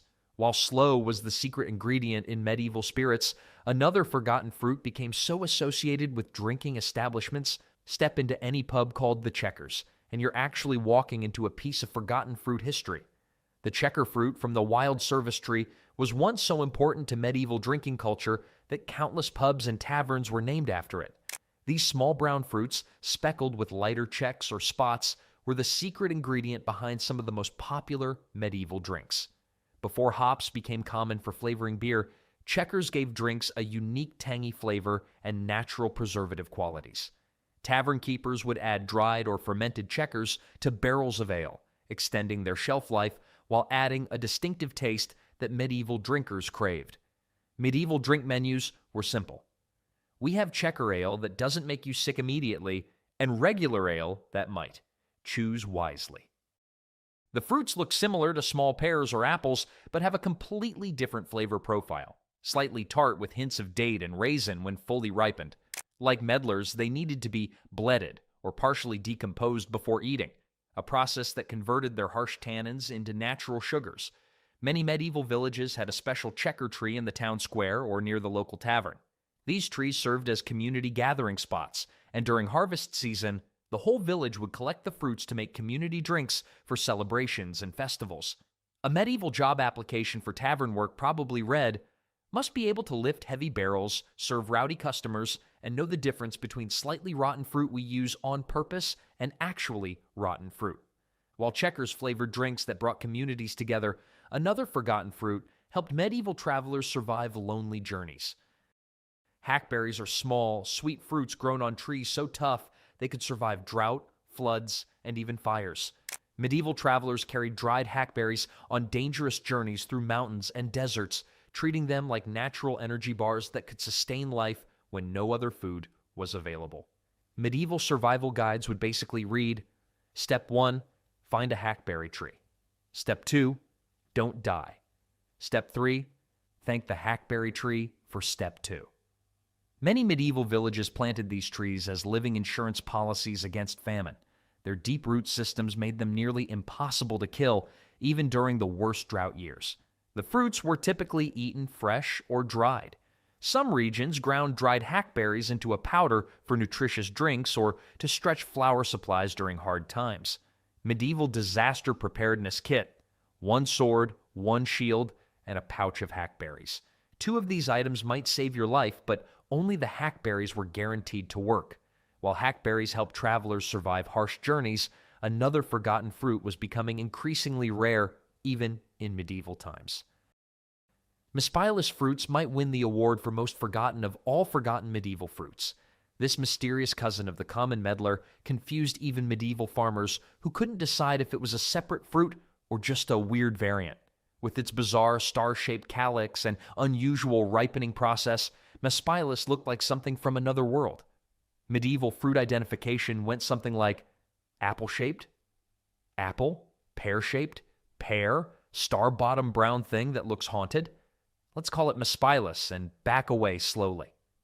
The fruit was incredibly rare even in medieval times, grown mainly in specialized monastery gardens and noble estates.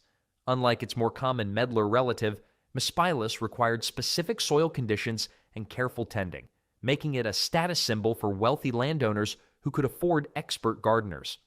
When properly ripened through bledding, controlled rotting, Mispilus developed a unique flavor profile described in medieval texts as honey wine with cinnamon.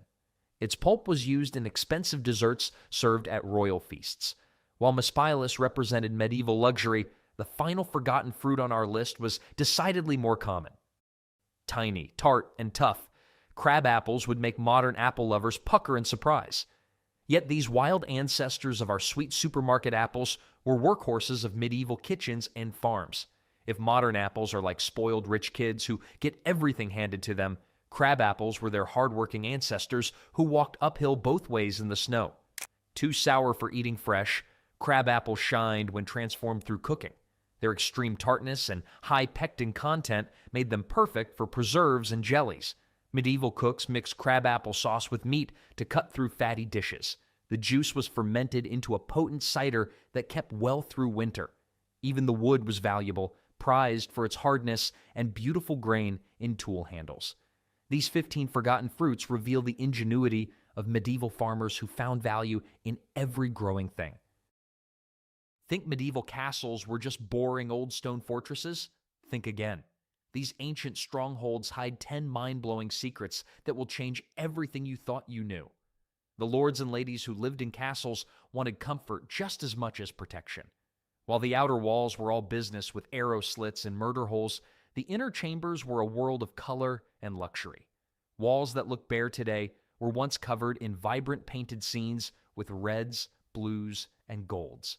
Comfort was key for these medieval elites. Their floors featured imported fancy tiles from across Europe, creating beautiful patterns. The finest castles had glass windows when glass cost more than gold by weight. Most regular folks had to choose between freezing with open windows or suffocating with wooden shutters. Meanwhile, castle dwellers were basically living in medieval greenhouses. Those massive fireplaces you see in castle ruins could burn entire trees and were kept going day and night during winter. Enormous tapestries hung on walls weren't just decorative. They were medieval insulation, keeping drafts at bay in rooms big enough to fit 3 modern houses. The Great Hall hosted everything from royal feasts to legal proceedings. Tables could stretch nearly 100 feet with strict seating arrangements where moving one seat closer to the Lord was considered a major promotion. Nothing says, "I'm royalty," quite like trying to enjoy your expensive imported wine while dodging dive-bombing pigeons that flew in through the smoke holes. Even the most luxurious castles never forgot their military purpose. Beautiful arched windows were set high enough that arrows couldn't easily fly in. Decorative carvings often hid defensive features. Even dining arrangements were strategic. Trusted advisors sat with their backs to walls, while suspicious guests were placed where they could be watched. Castle builders were really smart about mixing deadly useful features with showing off luxury everywhere. And these clever designs were in every corner of these amazing buildings, including some surprising building tricks that helped the people inside win fights. Ever wonder why castle staircases always make you dizzy? It wasn't just bad medieval architecture, it was medieval battle strategy at its finest. Look at any old castle spiral staircase and you'll notice they almost always twist clockwise going up. This wasn't random, it was a fighting hack. Since most attackers were right-handed, this design forced them to fight with their sword arms squished against the center column. Their sword swings ended up about as effective as trying to do karate in a phone booth. Meanwhile, defenders coming down the stairs had their right arms on the outside of the spiral with plenty of room to swing. Home field advantage has never been so literal. Some castles took this sneakiness even further. They built steps of slightly different heights throughout the same staircase. The people who lived there knew exactly which steps were wonky, but invaders didn't. One wrong step, and you'd tumble down the stairs faster than a medieval knight after 8 cups of mead. The original TripAdvisor was actually a castle architect. In Conwy Castle in Wales, you can still see worn spots on the spiral stairs where people have stepped in the exact same safe places for over 700 years. That's the world's oldest continuous watch your step warning. The really clever bit? Some castles had a few special staircases that turned the opposite way, counterclockwise. These were built specifically for left-handed defenders. About 1 in 10 medieval knights were lefties, just like today. Left-handed fighters were sometimes especially valued in castle defense, medieval warfare's first southpaw advantage long before baseball existed. These twisted staircases weren't just architectural features, they were built-in weapons that could mean the difference between life and death. And while these sneaky stairs kept unwanted visitors from getting in, the castle walls themselves held another secret. Thick walls did more than just protect castles, they often hid secret chambers that few people knew about. Castle walls could be up to 12 feet thick, with plenty of space to hide entire rooms between the inner and outer stone faces. Finding the entrances was nearly impossible unless you knew the secret. Some opened when you pulled a certain candle holder or touched a specific stone.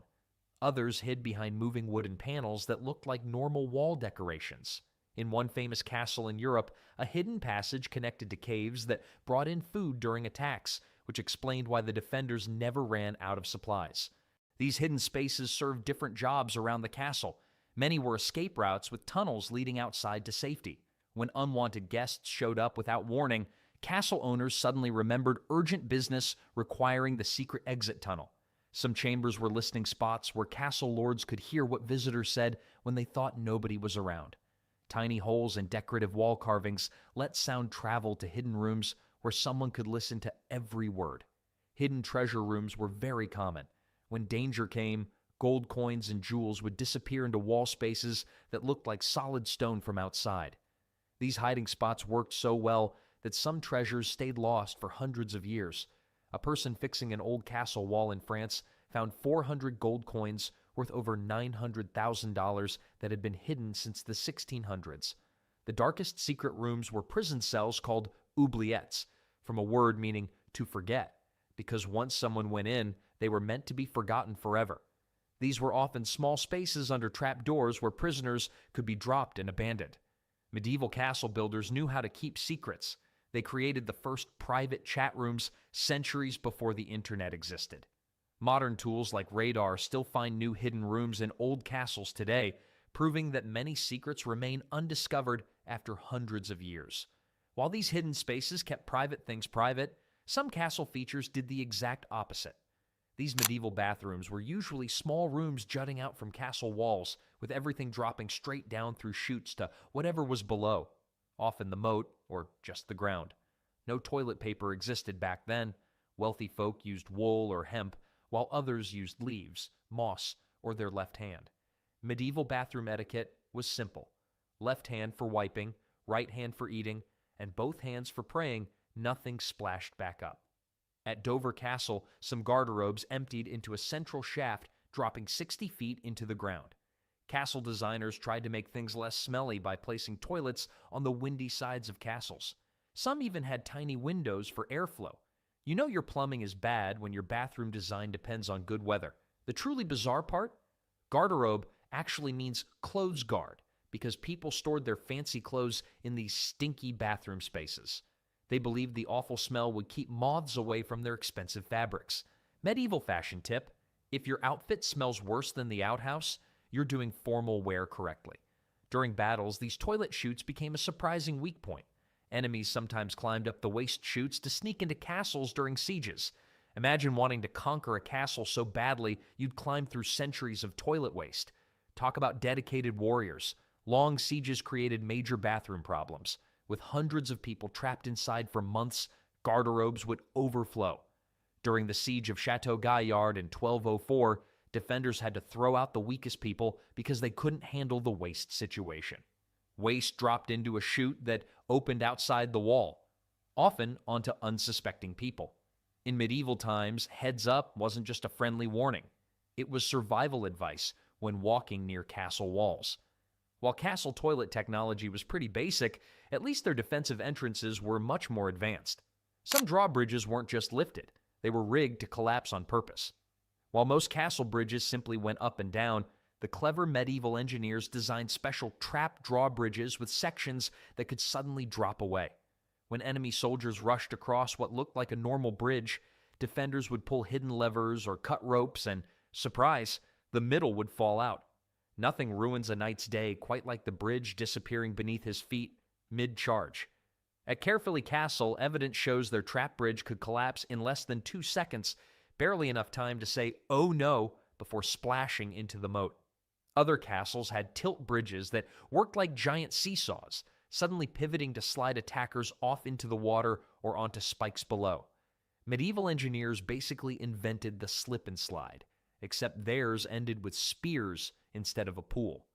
The real genius came when these trap bridges were combined with portcullises, those heavy spiked gates that dropped down from above. Attackers would charge across the bridge, then the portcullis would slam down behind them, trapping them between gates. At the same time, the bridge might collapse, cutting off their retreat. Once trapped in this murder box, defenders had plenty of options for dealing with the unwelcome guests. Arrow slits and holes in the ceiling let them shoot arrows or pour down boiling water, heated sand, or burning oil. It was like a deadly game show where getting eliminated was extremely literal. Harlech Castle took this to the extreme, with 6 different obstacles protecting its entrance. Multiple drawbridges, portcullises, and doors created a deadly obstacle course for attackers. While these clever bridges protected the front door with moving parts and sudden drops, the moats surrounding many castles weren't just filled with water. Creating a water moat meant finding a water source, building systems to keep it flowing, and dealing with freezing, flooding, and algae. That's a lot of work just to make a big puddle around your home. The cheaper option? digging a ditch and filling it with all sorts of nasty surprises. Many dry moats contained wooden stakes pointing upward, thorn bushes, and caltrops, four-pointed metal spikes that always landed with one point facing up. Medieval castle designers took "keep off the lawn" signs to a whole new level. The truly gross moats combined these obstacles with castle waste. Without proper plumbing, many castles dumped their garbage and sewage into the moat. The only thing worse than falling into a pit of spikes was falling into a pit of spikes covered in last week's rotten cabbage soup and toilet contents. In war times, defenders added animal bones to dry moats. These weren't for decoration. Broken bones could create surprisingly sharp edges. One Middle Eastern fortress reportedly filled its moat with snakes, which might just be the earliest recorded case of extreme home security. The smell from these garbage-filled moats created another defense layer. Approaching armies would smell the castle long before seeing it. In medieval times, falling into the moat wasn't just dangerous. It meant you'd need at least 3 baths before anyone would sit next to you again. Birds and rats loved these garbage moats, creating yet another problem for attackers. Imagine trying to look fierce while fighting off rats climbing up your armor. Archaeological digs at castle sites have found thousands of items in old moat beds: weapons, pottery, jewelry, and sometimes human remains. One English castle moat contained over 2,000 everyday objects, proving that medieval people threw away just as much junk as we do. Dry moats were also easier to maintain than water-filled ones. They didn't flood fields during rains or freeze solid during winter. For practical castle owners, a good garbage-filled dry moat was the medieval version of affordable home security. While these stinky moats kept enemies at a distance, the stone castle walls themselves held even more secrets. Stone corridors often created natural echo chambers that made castles into medieval surveillance systems. In many castles, whispers from one tower could travel clearly to another corner thanks to the way sound bounced off curved stone walls. Round rooms were especially tricky. Words whispered on one side could be heard perfectly on the opposite wall, but not in the middle. Castle architects were basically creating medieval wiretaps before phones even existed. These acoustic features weren't just happy accidents. Some castle builders deliberately created whispering galleries where sound traveled in surprising ways. At Bodiam Castle, the Great Hall was designed so the Lord could eavesdrop on visitors at the entrance gate. He could hear what people said about him before they knew he was listening. Medieval social media monitoring at its finest. Servants quickly figured out these sound tricks and used them for gossip gathering. The first information leaks weren't on computers. They were servants standing in the right corner of a stone hallway. Many castles had small air shafts or channels running between rooms. These were officially for ventilation, but they also carried conversations from one room to another like stone speakerphones. At Carisbrooke Castle, tiny passages connected the main meeting room to a private chamber perfect for secret listening. Smart castle dwellers developed counter-espionage techniques. They played music, ran fountains, or hung thick tapestries to break up sound waves. Others held important meetings outdoors where stone couldn't betray their words.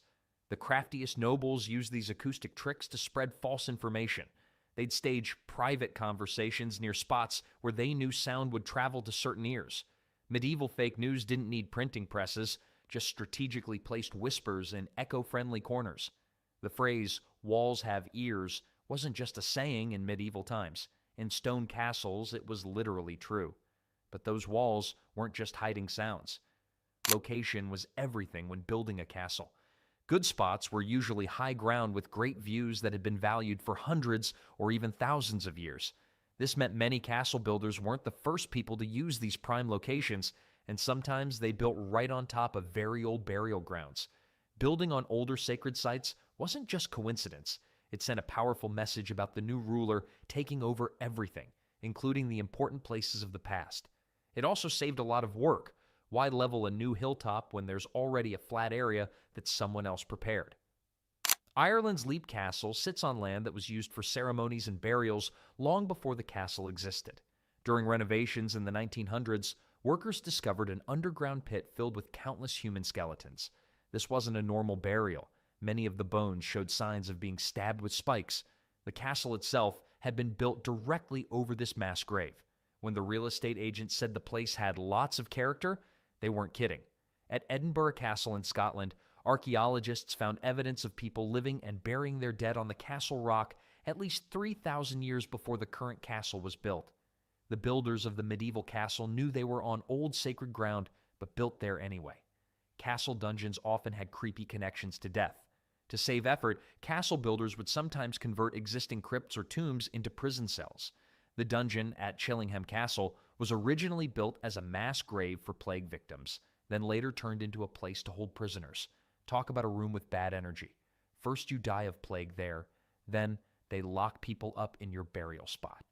Many castles had their own burial crypts right below the main floors. Glamis Castle in Scotland has an underground crypt where generations of the same family were laid to rest, with the living relatives walking and dancing on the floors directly above. At mealtimes, the dining hall would be full of noise and laughter, while just a few feet below, dozens of ancestors lay in silent tombs. Some castle chapels were built with thin walls separating the prayer area from burial chambers. The idea was that the dead could hear the prayers being said for them. A few castles even had small openings between the chapel and the crypts so that the smell of incense could reach the dead. Medieval air fresheners had a lot of work to do in those situations. Castle ghost stories often connect to these burial grounds. When Dover Castle expanded in the 1200s, workers disturbed ancient Saxon burials. According to castle records, workers refused to continue until proper reburials were arranged because they claimed to see figures walking the site at night. The medieval mind didn't separate the living world from the dead as much as we do today. Having ancestors buried nearby was seen as protection, not something creepy. Castle dwellers viewed these burials as a way to claim the power and history of a place. While human remains might have stayed quietly in the walls and under the floors, other living creatures had free run of medieval castles, some welcome and some definitely not. These medieval fortresses might have housed kings and queens, but rats ruled the spaces between walls and under floors. A single castle could house thousands of rats in its nooks and crannies. While the lord of the castle might claim to own everything inside the walls, the rats held the real majority vote. Castle kitchens were rat paradise, with food prepared in massive quantities and scraps often tossed aside. Rats enjoyed an endless buffet. Medieval rats didn't need to make restaurant reservations. They just showed up to the kitchen and seated themselves. The castle design made controlling rats nearly impossible. Stone walls had countless gaps where rats could slip through, and floors had spaces between boards where they could travel unseen. Rats basically had their own secret highway system within the walls, while humans had to use the stairs like suckers. Castle dwellers tried everything to control these pests. Cats were the most common solution, with many castles employing dozens of felines as rat hunters. Records from the Tower of London show they once had an official yeoman warder of the cats. The original pest control specialists got paid in room, board, and leftover fish heads, the medieval equivalent of an unpaid internship with free snacks. Some castles used ferrets or even kept owls inside to hunt rats that came out at night. Medieval pest control was basically assembling a tiny animal avengers team to fight rodent crime. Yet despite all these predators, the rats always won. Their ability to reproduce quickly, a single pair can have up to 2,000 descendants in 1 year, meant they couldn't be eliminated. Some castle owners paid servants for each rat tail turned in, creating a medieval bounty system. Medieval resume skills often included expert rat hunter, alongside sword polishing and banner waving. The funniest rat stories come from formal events. One French king reportedly threw his crown at a rat during his coronation dinner, missing the rat but hitting an important bishop instead. The rat escaped unharmed, while the bishop went home with a royal headache and a story nobody would believe. While rats were unwelcome visitors, castle owners sometimes voluntarily brought in even stranger animals to impress their guests. Nobles collected exotic animals to show off their wealth and power, and many of these creatures lived right inside the castle walls. Many royal castles housed lions. One fortress kept a chained bear in the courtyard. Lions, leopards, and monkeys weren't just for outdoor display. Many lived in special chambers inside castles. Imagine trying to get a good night's sleep with a lion roaring in the next room. That beats having noisy neighbors with a loud TV. One royal kept a pet cheetah that roamed freely through her chambers. The castle staff lived in constant fear of turning corners, never knowing when they might face the speedy predator. Several records mention visitors refusing to stay overnight when they learned about the castle's unusual residents. Birds were especially popular castle pets. Eagles and falcons lived in special chambers called mews. Peacocks strutted around castle grounds, and their colorful feathers decorated great halls. Peacocks were cooked and refeathered before serving, purely for drama. Medieval dining involved more arts and crafts than eating. The truly rich went beyond ordinary exotic animals. Records mention a European ruler who kept a giraffe in his castle. Another royal received an elephant as a gift and built a special structure to house it. Unfortunately, the elephant died after just 2 years. Medieval Europe wasn't ideal for African wildlife. Monkeys often served as pets for noble ladies. Larger primates like baboons might be kept chained in the Great Hall as conversation pieces. One castle had a baboon that learned to mimic the castle priest's blessing movements, causing quite a scandal. Some castles even kept crocodiles in special chambers with water pools. The castle tour guide job was a lot more exciting back then. And on your left is the royal throne room, and on your right, a giant man-eating reptile from the Nile. These exotic animals needed special care. Some castles had dedicated staff just for feeding and maintaining the menagerie. Food for meat-eating animals was particularly challenging in winter, making exotic pets extremely expensive to keep. From hidden rooms to clever defenses, from ghostly burials to exotic animals, medieval castles were far more than just stone fortresses. They were complex worlds filled with surprising secrets that made them the most fascinating buildings of their time. Before grocery aisles and food delivery apps, medieval people had to get creative with whatever they could dig up, hunt, or scrape together. These 15 long-lost recipes weren't just cheap. They helped folks stay alive through freezing winters and empty fields. Some of them might even give your kitchen a few wild new ideas. Starting with pottage. Pottage was medieval meal prep before meal prep was cool. This humble dish kept people alive, a thick, hearty stew that bubbled away in the pot, hanging over the fire in most peasant homes. The beauty of pottage? Throw in whatever you had on hand. Barley, oats, peas, beans, turnips, leeks, and if you were lucky, a tiny scrap of meat or fat. Nothing fancy, just pure survival. The longer it cooked, the better it got. Families would keep their pottage going for days, even weeks, just adding fresh ingredients as needed. It was basically the original never-ending soup. The gift that kept on giving until someone accidentally dropped a shoe in it. This wasn't just convenient, it was smart eating. The slow cooking broke down tough vegetables and grains, making them easier to digest and releasing more nutrients. In medieval England, more than 70% of peasant meals featured pottage in some form. It wasn't just food, it was a daily ritual. The noble lords might have had fancy feasts, but the peasants had pottage, proving that even in the Middle Ages, the one-pot meal was king. Just not the actual king. The flavor? Rich and complex from the constant simmering. The texture? Thick enough to stick to your ribs through a day of backbreaking fieldwork. Sometimes it got so thick you could stand a spoon in it. Medieval engineers probably got the idea for cement by looking at week-old pottage.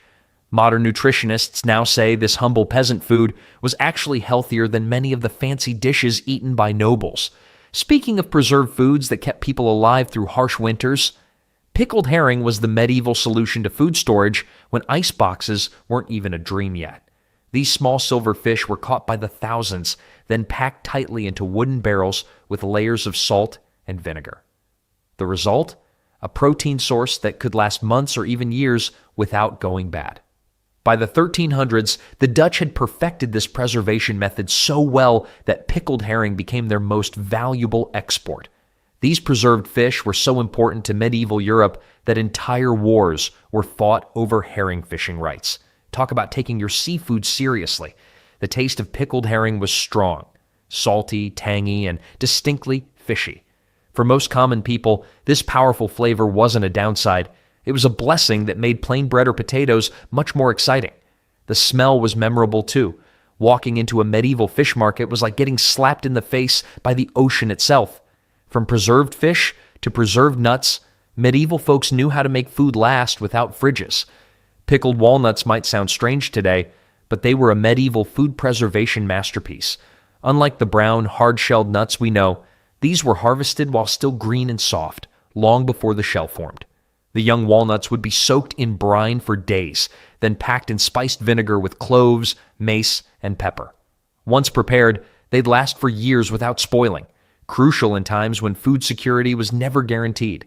The black tender result had a unique taste, tangy, slightly bitter, with a texture unlike anything else in the medieval larder. What's remarkable is how this food crossed class barriers. Wealthy landowners enjoyed them as a delicacy, but they also became the original dumpster diving food for peasants who gathered fallen nuts from public lands. During the Middle Ages, nothing edible went to waste. A 15th century English household book warns that to waste food is to mock God's plenty. A medieval version of your grandmother telling you to clean your plate. Speaking of sweet memories, not everything medieval folks ate was savory. Honey cakes brought sweetness to medieval tables when sugar was a luxury few could afford. Made simply with flour, honey, and occasional spices like cinnamon or nutmeg, these treats were the closest thing to dessert that common folk ever tasted. Bakers would mix the sticky honey with flour, form the dough into small rounds, and either bake them in communal ovens or steam them over boiling water. The secret ingredient? Time. Honey cakes improved with age, developing deeper flavors as days passed. Clever medieval bakers knew this and prepared batches in advance for special occasions. Unlike modern cakes that go stale quickly, these dense treats stayed good for weeks, making them practical as well as delicious. While honey cakes appeared at weddings and feast days, they also had a darker side. They were traditionally served at funerals too, giving mourners something sweet to offset the bitter business of burying loved ones. Records from a 14th century abbey mention over 50 pounds of honey used annually just for funeral cakes. For the average medieval family, honey cakes represented rare moments of indulgence. Children might receive one on their saint's day or after the harvest was complete. The taste wasn't cloyingly sweet like modern desserts, but had a subtle complexity from the raw honey, which carried flavors of whatever flowers the bees had visited. Medieval honey cakes were so valued that some folks believed they contained magical properties. The only magic was how quickly they disappeared when nobody was looking. After enjoying something sweet, medieval diners often turned to creative ways of using every last crumb of food. Bread porridge was the ultimate way to rescue yesterday's loaf. This thrifty dish, also called panada, transformed rock-hard bread into a comforting meal. The cook would tear the stale bread into chunks, then simmer it with broth until it broke down into a thick, smooth porridge. Add herbs, a bit of fat, maybe an egg if you were lucky, and dinner was served. Bread was sacred in medieval culture, the staff of life. Wasting it wasn't just frowned upon. In some villages, it was actually punishable. Records from a small town in France show a baker who was fined and publicly shamed for throwing away unsold loaves instead of giving them to the poor or making panada. The average medieval peasant ate up to 2 pounds of bread every day, making bread porridge less a creative recipe and more like medieval damage control for their main food group. When bread went stale, which happened quickly, without preservatives, panada saved the day. The beauty of this dish lay in its flexibility. Royal court recipes show fancy versions with saffron, almond milk, and sugar, while humble village recipes used whatever broth was available, often flavored with foraged herbs or garden vegetables. The texture was smooth and silky, not unlike modern risotto, but made entirely with ingredients that might otherwise go to waste. Medieval bread porridge had the amazing ability to stretch a kitchen's resources so far that it would make a modern budget cookbook author weep with joy. Speaking of stretching ingredients in creative ways, medieval cooks also mastered the art of making simple food. Simple egg and herb tarts fed countless medieval families with minimal ingredients and maximum flavor. These small pastries were an early version of quiche, just eggs, herbs from the garden, and sometimes a sprinkle of cheese if you were lucky enough to have it. Medieval cooks created a basic dough from flour and water, pressed it into shallow pans, and filled it with beaten eggs mixed with whatever green herbs were growing nearby. The genius of these tarts lay in their adaptability. Spring tarts might feature wild garlic and young nettles, while summer versions would be bursting with parsley, sage, and thyme. Any leftovers from yesterday, a bit of fish, some roasted turnips, the last scraps of bacon, could find their way into these versatile dishes. Cooking happened right in the hot ashes of the fire or in small iron pans nestled among the coals. No fancy temperature controls, no kitchen timers. Medieval cooks judged doneness by look, smell, and their hard-earned experience. These tarts were basically the original portable meal, medieval fast food without the drive-through window. Women would make these tarts in the morning before fieldwork began and wrap them in cloth for midday meals. Men working far from home would unwrap these hearty treats hours later, getting a much-needed protein boost to power through afternoon labor. Records from a manor house in Yorkshire show its kitchen prepared over 100 herb tarts each week for workers during harvest season, proving how important these simple egg dishes were to keeping medieval labor forces fed. Like a medieval air fryer without the smug social media posts, egg tarts cooked quickly and fed many with little fuss. From protein-packed tarts to filling legumes, medieval meals often featured another affordable power food combo. The humble mixture of mashed beans and leeks might not sound exciting, but in medieval times, this dish was a nutritional powerhouse that kept bodies strong through the harshest winters. Broad beans, fat, protein-rich legumes, formed the base of this staple food. The beans would be soaked overnight, boiled until tender, then mashed with a wooden pestle until smooth. Leeks, those mild onion relatives that grow even in poor soil, were chopped and gently cooked in whatever fat was available, often just a scraping of lard or a splash of olive oil in Mediterranean regions. When combined, these simple ingredients created a filling meal that offered serious staying power. Medieval farmers couldn't take lunch breaks every few hours. They needed food that would fuel them from dawn until dusk. This bean and leek mixture did exactly that. What made this combo truly special was its availability to almost everyone. Beans could be dried and stored for years, while leeks were among the hardiest vegetables in the medieval garden, surviving even when other crops failed. Beans were so valuable that in parts of medieval France, tenants could pay their rent with bags of dried broad beans instead of coins. Possibly the only time in history when passing gas might have been considered legal tender. The nutritional value of this simple dish was remarkable. Modern analysis shows that a serving provided nearly half the daily protein needed by an active adult, plus essential vitamins and minerals lacking in most medieval diets. Beans held such importance that many villages maintained common bean fields where every family could grow their crop. Records from a 14th century English manor show that even during famine years, the bean fields were carefully tended and guarded. The combination was so filling that a medieval saying warned against eating beans before important meetings. No one wanted to be the person who cleared the great hall with their digestive after effects. For evenings when a change of pace was needed, medieval cooks often turned to drinks that could double as desserts or medicine. Take a sip of posset and step back in time. This curious concoction blurred the lines between beverage, medicine, and dessert. Medieval folks made posset by warming milk, then adding wine or ale to curdle it. The mixture was typically sweetened with honey and spiced with whatever was available: cinnamon, nutmeg, or ginger. The result? A warm, thick drink with soft curds floating in a sweet, tangy liquid. Posset gained popularity across all social classes for different reasons. The wealthy enjoyed elaborate versions in special posset cups with spouts for sipping the liquid while catching the curds with small spoons. Meanwhile, common households valued posset for its ability to use up leftover ale before it spoiled. Sweet, tangy, weirdly comforting, posset was like warm yogurt's unpredictable cousin that showed up at every family gathering, whether invited or not. The taste varied widely depending on the quality of ingredients, but most people found it soothing and satisfying. Beyond its culinary appeal, posset had a reputation as a cure-all. Medieval healers prescribed it for everything from the common cold to digestive troubles. A 15th century medical text recommends posset made with sage for treating fever and with rosemary for clearing the head.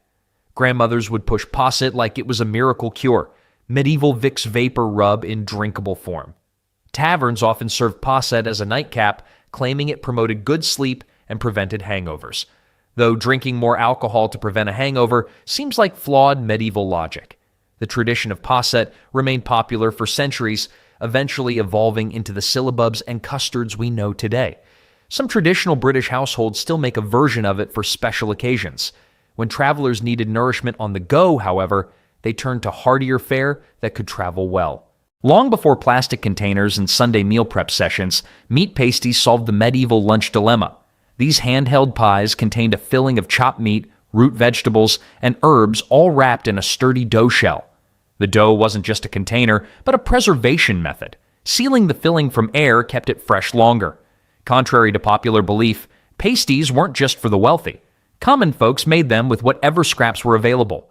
A bit of leftover pork, turnips, onions, and maybe some dried herbs.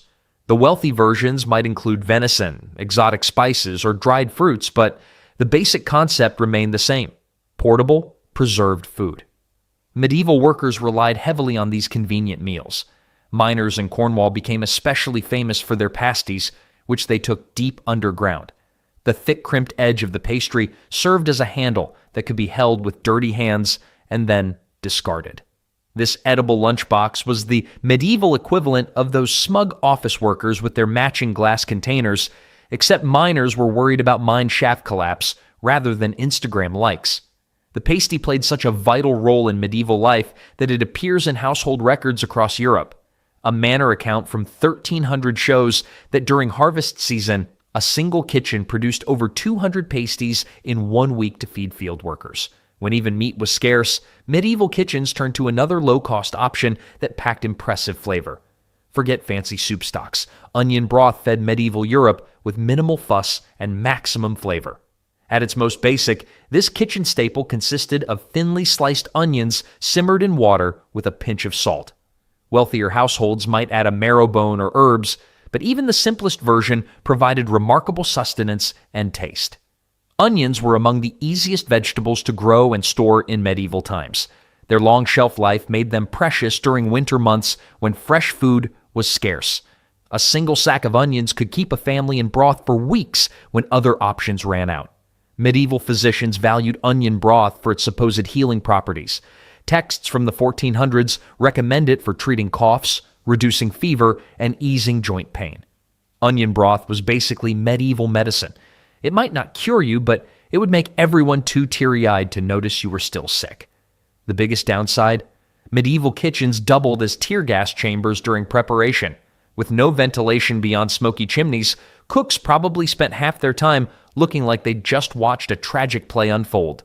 Also doubled as a natural eye cleanser, whether you wanted it or not. While onion broth made the most of vegetables, another medieval specialty proved that no part of an animal needed to go to waste. Waste not, want not, reached its peak with medieval offal pies. These hearty dishes contained all the animal parts modern shoppers avoid: liver, heart, kidneys, lungs, and other organs mixed with herbs and enclosed in a rustic pastry crust. While it might make some modern diners squirm, these pies were practical, nutritious, and surprisingly tasty. When an animal was butchered in a medieval village, nothing went to waste. Meat was expensive, so common folk made clever use of every part. The organs, or offal, were actually some of the most nutrient-dense parts of the animal, rich in iron, vitamins, and protein. These nutritional powerhouses kept people healthy during harsh winters when fresh food was scarce. Preparing offal pie required skill. The organs needed careful cleaning and often pre-cooking before being chopped and seasoned with herbs, salt, and sometimes dried fruits or nuts to balance the strong flavors. The mixture was then wrapped in pastry and baked until golden brown. The eating experience was an adventure in textures, somewhere between a treasure hunt and a guessing game of what organ did I just bite into? Medieval dinner conversation starter: is this bit lung or is it liver? In 13th century London, records show that over 30% of butchered animals were used entirely, organs and all. Butchers would separate the offal specifically for pies and sausages, which became affordable protein sources for everyday people. These pies were so common that medieval doctors actually recommended them for specific ailments. Feeling weak? Eat heart pie. Trouble breathing? Try some lung pie. Having memory problems? Brain pie might help, or you might forget you ate it. While some preferred their animal parts hidden in pies, others enjoyed a more refined approach to humble ingredients. How did medieval folk enjoy cheese before pizza existed? Cheese and herb pie was the answer. Fresh curd cheese mixed with eggs and garden herbs in a simple flour crust. Unlike everyday meat pies, cheese pies were special treats made only when milk was plentiful in spring and summer. Medieval cooking manuscripts show these pies varied across Europe, with southern versions using olive oil and Mediterranean herbs, while northern recipes featured butter and chives. Cheese and herb pie was the dish you made when you wanted to impress guests but couldn't afford a feast. It was basically saying, look how fancy we are with our dairy. while secretly knowing it cost almost nothing to make. For breakfast on busy workdays, medieval folk needed something quicker that could be prepared ahead of time. Medieval breakfast was all about oat pancakes, the ultimate fast food when you needed to eat quickly before a day of hard labor. These rustic flatbreads were made from ground oats mixed with water and a pinch of salt, then cooked on hot stones beside the fire or on simple iron griddles. Unlike modern fluffy pancakes, these were thin, hearty discs designed to fill bellies and provide lasting energy. Oats grew where other grains failed, making them a lifesaver in northern regions with poor soil and wet weather. Scottish and Irish communities particularly relied on oat pancakes as daily staples. These weren't the Instagram-worthy maple syrup-drenched stacks we know today. They were the no-nonsense workout fuel of the medieval world. A fun fact, pancakes became especially important during Lent when fasting rules required creative cooking. Pre-Lenten pancakes used forbidden ingredients like eggs and fats before the 40 days of fasting began. While oat pancakes kept workers going, another medieval favorite brought warmth and cheer at the end of a long day. After a long day of medieval labor, nothing hit the spot quite like spiced wine, or hippocras as it was commonly called. This warming beverage took ordinary wine and transformed it into something special by simmering it with cinnamon, ginger, cloves, and sometimes honey. The spices masked the flavor of cheaper wines, allowing even modest households to enjoy a luxurious tasting drink. Medieval physicians claimed hippocras aided digestion, which conveniently gave people an excuse to enjoy it after heavy meals. Medical texts from the 1300s prescribed it for everything from stomach troubles to catching a suitable husband. Serving hippocras at the end of a meal was the medieval version of, "I deserve this." After eating bland pottage for days, a spiced drink felt like a reward for simply surviving another week without the plague. Speaking of warm comfort, medieval bakers knew that adding a special ingredient to bread could make it extra special. Brown ale bread turned a daily necessity into something special by using ale instead of water in the dough. This clever substitution resulted in a moister, better rising loaf with a slightly tangy flavor that medieval people found irresistible. The natural yeasts and sugars in the ale helped the bread rise more effectively than plain water, creating a fluffier texture. Medieval bakers discovered this technique out of practicality. Ale was often safer to drink than water in towns and cities where water sources were contaminated. Cooking killed any harmful bacteria, making ale bread both delicious and sensible. Yeast in medieval times was wild and unpredictable, literally foraged from the air or recycled from brewing.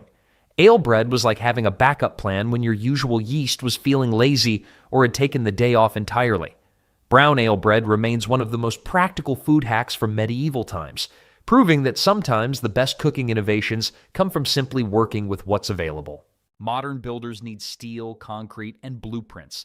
Medieval builders had none of that, and yet their structures are still standing. How? Not by chance. There were tricks so precise, so effective, we still can't fully replicate them. Some of what they did defies everything we think we know about construction. So, how did they pull it off? Let's start with one of the simplest and most baffling methods they used to build walls that still haven't crumbled after centuries. Dry stone walls are exactly what they sound like. Walls built from stones without using any mortar, cement, or glue to hold them together. Just rocks, stacked on rocks. It's like playing the world's most permanent game of Jenga, except if you mess up, your sheep escapes. These walls have been standing for over 1,000 years. While modern buildings crack and crumble after a few decades, these ancient stone stacks laugh in the face of time. The secret isn't in what they added, it's in what they left out. Medieval builders became masters at reading stones like books. They knew which rocks would sit perfectly on top of others. Each stone was carefully chosen and placed so that its weight pressed down on the stones below, creating a natural lock system that worked better than artificial adhesive. The gaps between stones weren't mistakes. They were genius. Water could flow through instead of freezing and expanding to crack the wall apart. Like medieval drainage that actually works, unlike your basement. These walls flex and move with the ground instead of fighting it, adjusting to seasonal changes. Speaking of things that bend without breaking, medieval timber framing created buildings that moved like dancers instead of standing rigid like soldiers. These structures used mortise and tenon joints, basically wooden puzzle pieces that fit together perfectly and were locked in place with wooden pegs. It's like the building was doing yoga, while modern structures just stand there being stubborn until they snap. Master carpenters seasoned their timber for years before use. They understood that green wood would shrink and warp, so they let it dry completely first.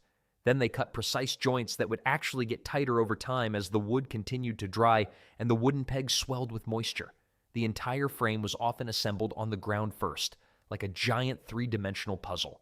Then the whole community would gather for a barn raising to lift the frame sections into place. These events became celebrations where work and socializing happened together. These flexible frames could handle earthquakes that would topple rigid stone buildings. Talk about flat-pack furniture that actually worked. The joinery was so precise that frames could be disassembled and moved to new locations. But while these frames provided the skeleton, the roof needed something special. Thatched roofs were made from water reed, straw, or heather. Basically whatever long, flexible plants grew nearby. This wasn't just slapping some grass on top of your house.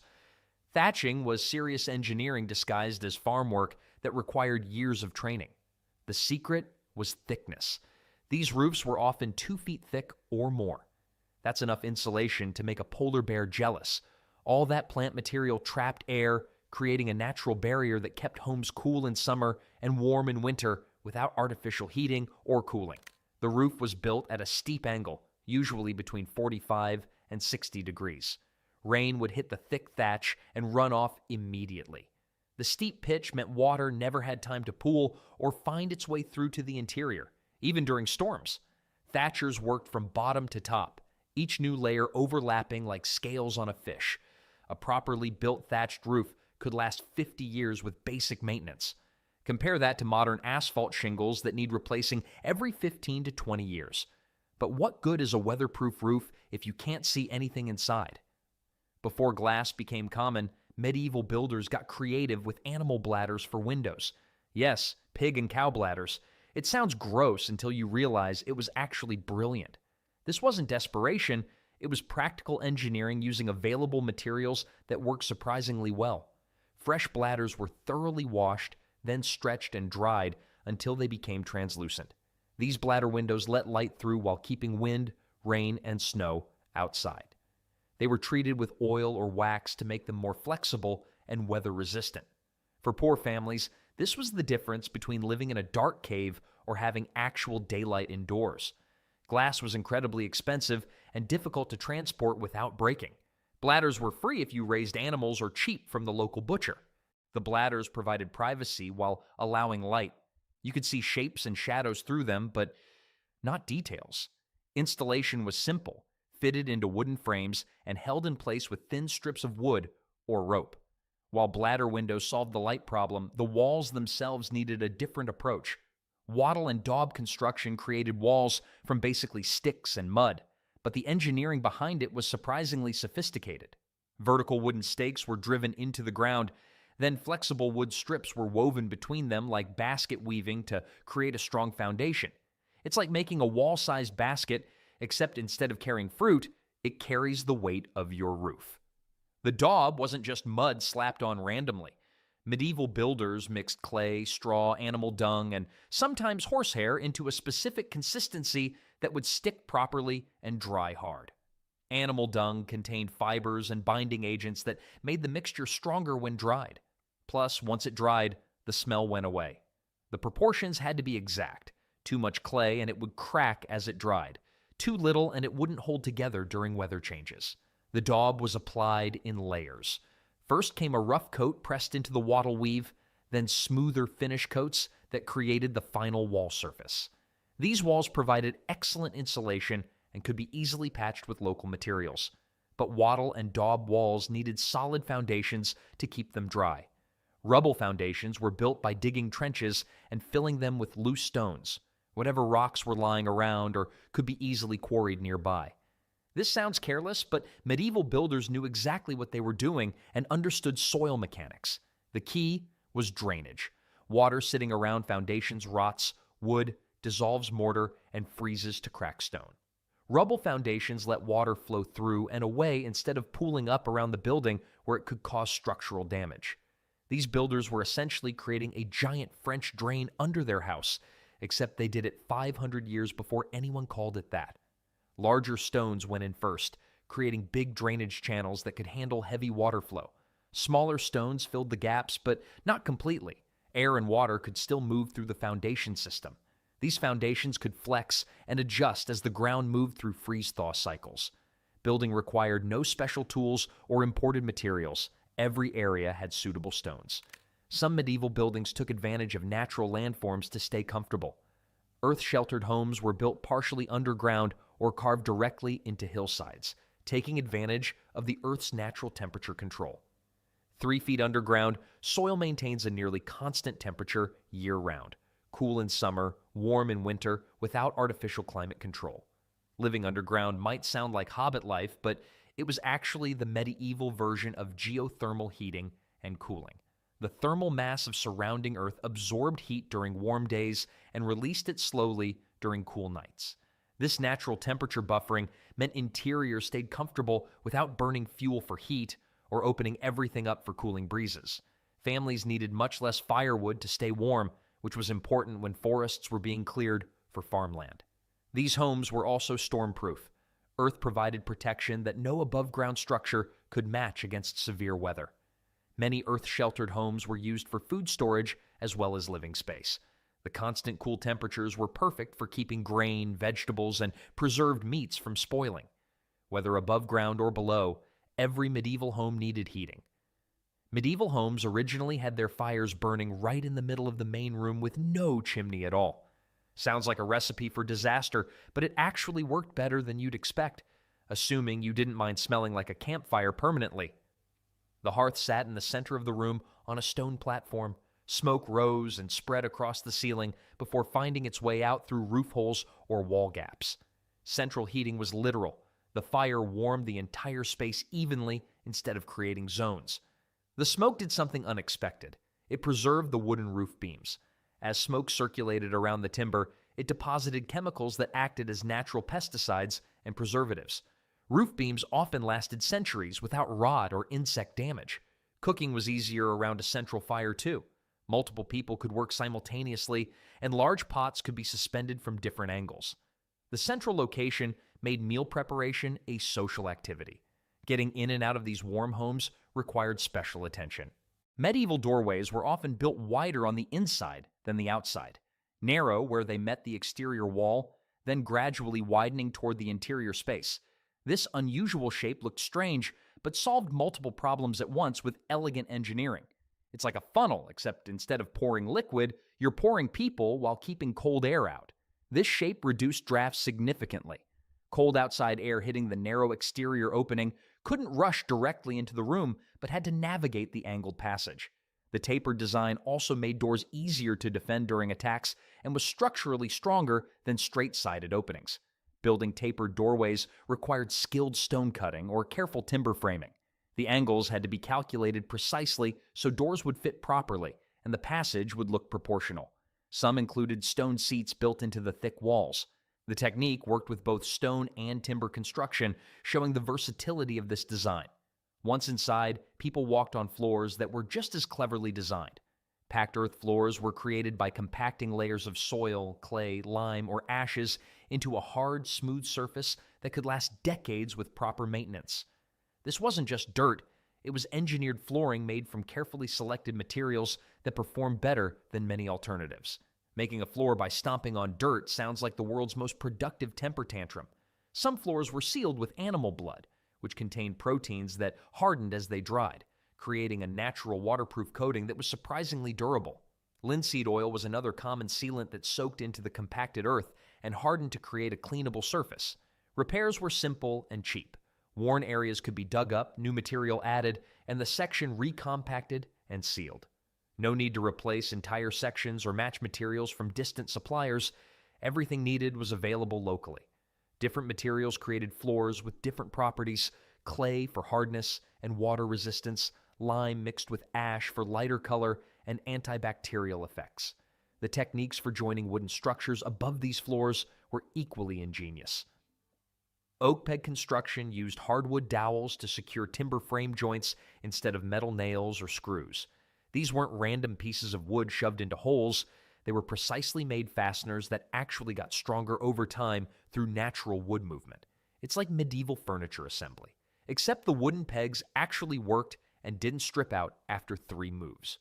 When exposed to weather, the pegs would absorb moisture from rain and humidity, causing them to swell and grip the surrounding wood even tighter. During dry periods, they'd shrink slightly, allowing the timber frame to adjust and settle without creating stress cracks. The pegs were cut from seasoned oak heartwood, the densest and strongest part of the tree. They were shaped slightly larger than their holes, creating tight friction fits that held everything securely. The pegs were completely non-corrosive. Iron nails rust and expand, eventually splitting the wood they were supposed to hold together. Oak pegs could last as long as the surrounding timber without weakening joints. These sturdy structures needed protection from water. Medieval builders carved drainage channels directly into stone blocks or timber beams to control rainwater flow around their buildings. Water management wasn't an afterthought. It was designed into the structure from the very beginning of construction. They basically turned building construction into plumbing, except with hammers and chisels instead of pipe wrenches. Many gutters were integrated directly into architectural design rather than added later. Church builders carved elaborate gargoyles that served as decorative spouts, directing water away from walls while adding artistic flair. The gargoyles weren't just decoration, they were functional engineering disguised as art. Timber gutters were carved from single pieces of rot-resistant wood and sealed with pitch or tar for waterproofing.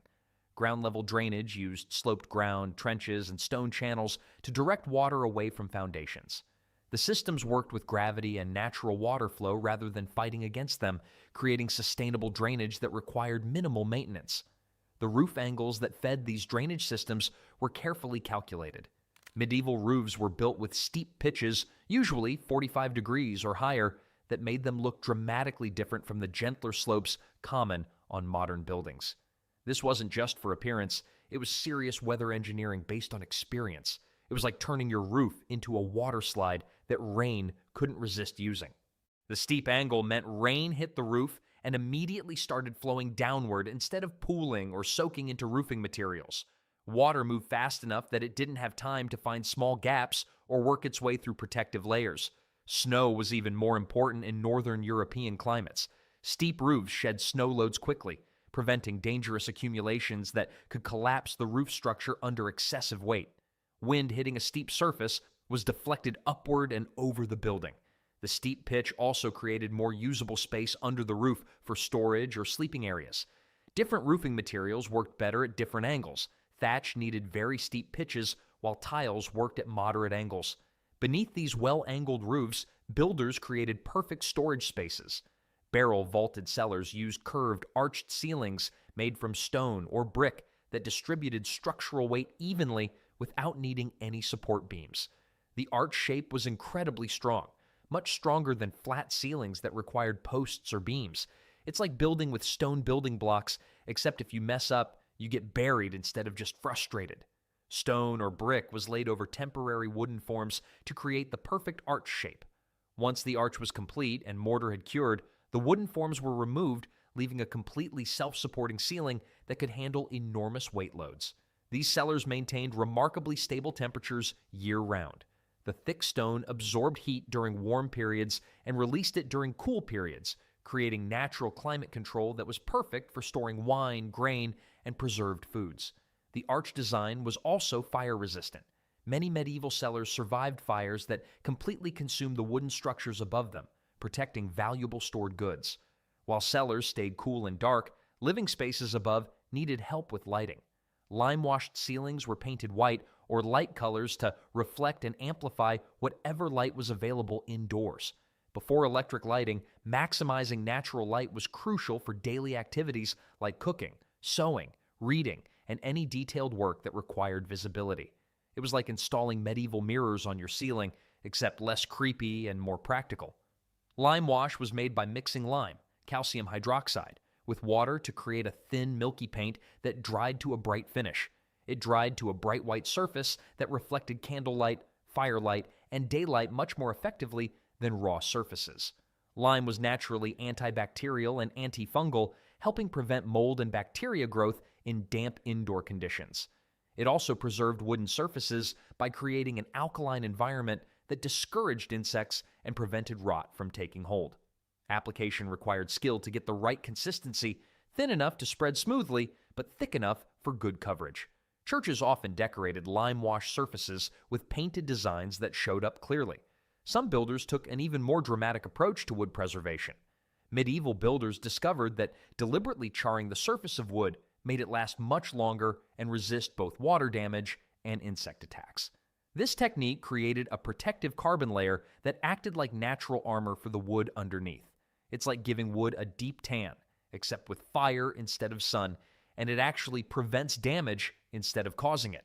The process involved carefully controlled burning that charred only the outer surface while leaving the interior wood completely unaffected. Builders learned to recognize exactly when to stop the burning process. Too little charring provided minimal protection, too much weakened integrity. The charred surface was incredibly water resistant. Rain would hit the carbonized layer and run off instead of soaking into the wood grain where it could cause rot. Insects avoided charred wood because the carbon layer was difficult to chew through. The technique worked on both hardwood and softwood species, though different woods required different burning times and temperatures. While applying these techniques, builders also developed quality control systems. Medieval stonemasons carved personal symbols into the blocks they cut to track their work, ensure proper payment, and take pride in their craftsmanship. These marks served as both quality control and historical records that we can still read today on buildings. It was like medieval graffiti, except legal and actually useful. Each mason had a unique mark, usually a simple geometric symbol that could be carved quickly and recognized easily by contractors and fellow workers. The marks helped track work for payment when masons were paid by the piece rather than time. They also provided quality control. If a stone was poorly cut or failed later during construction, the mark identified who was responsible. This encouraged high standards since reputations were literally carved into the work for everyone to see. Different building projects sometimes had their own marking systems to help organize complex construction logistics. Many masons' marks from the 11th century onward are still visible on medieval buildings, providing direct connections. These skilled masons used surprisingly simple tools. Medieval builders accomplished precise geometric layouts using nothing more than ropes and wooden stakes, proving that advanced mathematics didn't require advanced tools. They mastered practical geometry that produced accurate results without written calculations or complex measuring instruments. It's like having a medieval protractor made of rope that actually worked better than most modern measuring tools. The foundation of their system was the 3-4-5 triangle method for creating perfect right angles. By measuring 3 units along one rope, 4 units along another, and 5 units for the diagonal, builders could create mathematically perfect corners. Proportional systems use simple ratios like 1:2 or 2:3 that could be measured easily with ropes. Circles and arcs were drawn using rope as a compass, one end fixed at center, the other marking circumference. Complex building layouts were developed by combining these simple techniques. Master builders passed down these geometric methods through practical training rather than written instruction. The precision achieved enabled buildings with excellent acoustic properties.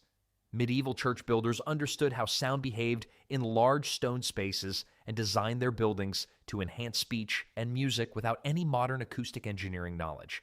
They learned through trial, error, and careful observation of how voices carried. They basically turned every church into a medieval sound system using nothing but rocks and geometry. Stone arches and curved ceilings naturally amplified and directed sound waves toward the congregation. The hard surfaces reflected sound rather than absorbing it, allowing voices to carry much farther than they would in spaces with soft materials. Pulpits were positioned at specific locations where the architecture would naturally amplify the speaker's voice. These optimal spots were discovered through experimentation, having people speak from different positions while others listened throughout the space. Some churches were designed so a whisper spoken at the altar could be clearly heard at the back wall. Different areas might have different acoustic properties. Choir areas enhance musical performance. These sophisticated buildings also needed protection from the elements outside. Tiled roof overhangs extended well beyond the building's walls, creating protective shields that kept rainwater away from foundations and structural elements. This wasn't just adding extra tiles randomly, it was calculated protection based on understanding how water behaves. It's like giving your house a really wide hat that actually keeps the rain off instead of just looking fashionable. The overhangs directed rainwater away from foundations where it could cause the most damage. Water falling directly against walls would soak into materials, freeze during winter, and gradually weaken the entire structure. With proper overhangs, rain landed safely away from vulnerable areas. These extended roofs also reduced erosion around the building's base. Without protection, constant dripping would create channels and holes in the ground, eventually undermining foundations. Windows and doorways received extra protection from direct rain too. The overhangs were often paired with carved wooden brackets or stone corbels for support. These weren't just functional, they became decorative elements that showed off the builder's skill while serving an essential structural purpose. Different regions developed their own overhang styles based on local weather patterns, but the principle remained the same: keep water away from damage. These medieval building techniques prove that innovation doesn't always require advanced technology. Sometimes it just requires careful observation and working with natural forces. Medieval builders created lasting solutions. Back in the Middle Ages, life was hard and food spoiled fast, but some smart peasants found foods that lasted forever. No fridge, no freezer, just old tricks that worked. These foods never went bad, even after years. Here are the ones they always kept stocked, just in case. And first on that list, the one thing that could save your food, your soup, and maybe even your life: salt. In medieval times, salt wasn't just that white stuff you sprinkle on French fries. It was practically worth its weight in gold, kind of like how teenagers today treat their phone chargers. Peasants treasured salt above almost all other foods because it never expired. Never. Not in years, not in decades, not even in centuries. Archaeological digs have uncovered perfectly usable salt from ancient Roman times, over 1,000 years old, still ready to season your dinner. That's older than most grandparents' jokes and somehow more useful. When winter loomed and food grew scarce, salt became the medieval peasant's secret weapon against starvation. It was basically their version of a refrigerator, except it didn't beep when you left the door open too long. They'd rub it into strips of meat and fish, drawing out moisture that would otherwise let bacteria throw a party. This dry-curing method transformed perishable foods into long-lasting provisions that could feed families for months. Medieval salt was so effective at preserving meat that some jerky from the 1300s probably still tastes better than modern airline food. Storage was simple but strategic. Most households kept their precious salt in small ceramic pots with tight-fitting lids, usually placed near the hearth where heat kept dampness away. If a medieval peasant dropped salt, they didn't just throw it over their shoulder for luck. They'd practically dive across the room to salvage every grain. The economics of salt shaped entire communities. In some regions, a sack of salt could buy you a cow. Today, we trade our cows for smartphones that expire faster than dairy products. Villages developed around salt mines and seawater evaporation ponds, with entire family lineages dedicated to its production. Most peasants could only afford to buy salt once or twice a year at seasonal markets, carefully rationing their supply through lean times. They tracked their salt usage more carefully than modern parents monitor their kids' screen time. During the harshest famines, salt became the difference between life and death. One medieval account describes how a family survived an entire winter on nothing but salted turnips and water. That's like living on nothing but kale smoothies, except medieval peasants didn't have Instagram to brag about their suffering. While that dinner menu sounds about as appealing as chewing on a boot, it kept them alive when their neighbors weren't so fortunate. The most resourceful peasants even used salt to preserve food they couldn't immediately eat, creating a medieval version of food storage banking. Their retirement plan wasn't a 401k, it was a well-stocked root cellar with enough salt to make a cardiologist faint. They'd salt away summer's bounty, knowing that when hunger came knocking in February, they had something even sweeter than salt to fall back on. Honey ranked as the medieval world's favorite sweetener, and unlike modern candy bars, it literally never expired. Scientists testing honey from ancient Egyptian tombs over 4,000 years old found it still perfectly edible. The world's oldest working sweetener that doesn't require a prescription. This golden liquid remained just as delicious after a few centuries as it was the day bees produced it. Why didn't it spoil? The secret lies in honey's chemistry. Its super low moisture content and natural acidity create an environment where bacteria simply give up and die. It's basically a bacteria retirement home where they check in but never check out. This made honey incredibly valuable to medieval peasants who couldn't just pop down to the corner store when they ran out of sugar. Medieval families stored their precious honey supply in sealed clay pots or wooden containers with tight-fitting lids. The containers were often kept in cool, dark corners of homes where temperature remained stable. Many households kept their honey pots near the ceiling, hanging from rafters to prevent curious children or hungry animals from raiding this liquid gold. The medieval version of putting cookies on the top shelf, except this treat could outlast the shelf itself. Beyond sweetening bland medieval porridge, honey served as a natural medicine cabinet. Its antibacterial properties made it effective for treating wounds and burns, a remedy so powerful that modern doctors sometimes still use medical-grade honey for treating stubborn infections. Medieval peasants would apply honey directly to cuts, knowing somehow that it killed germs before anybody even knew germs existed. Beekeeping wasn't just a hobby in medieval times, it was serious business.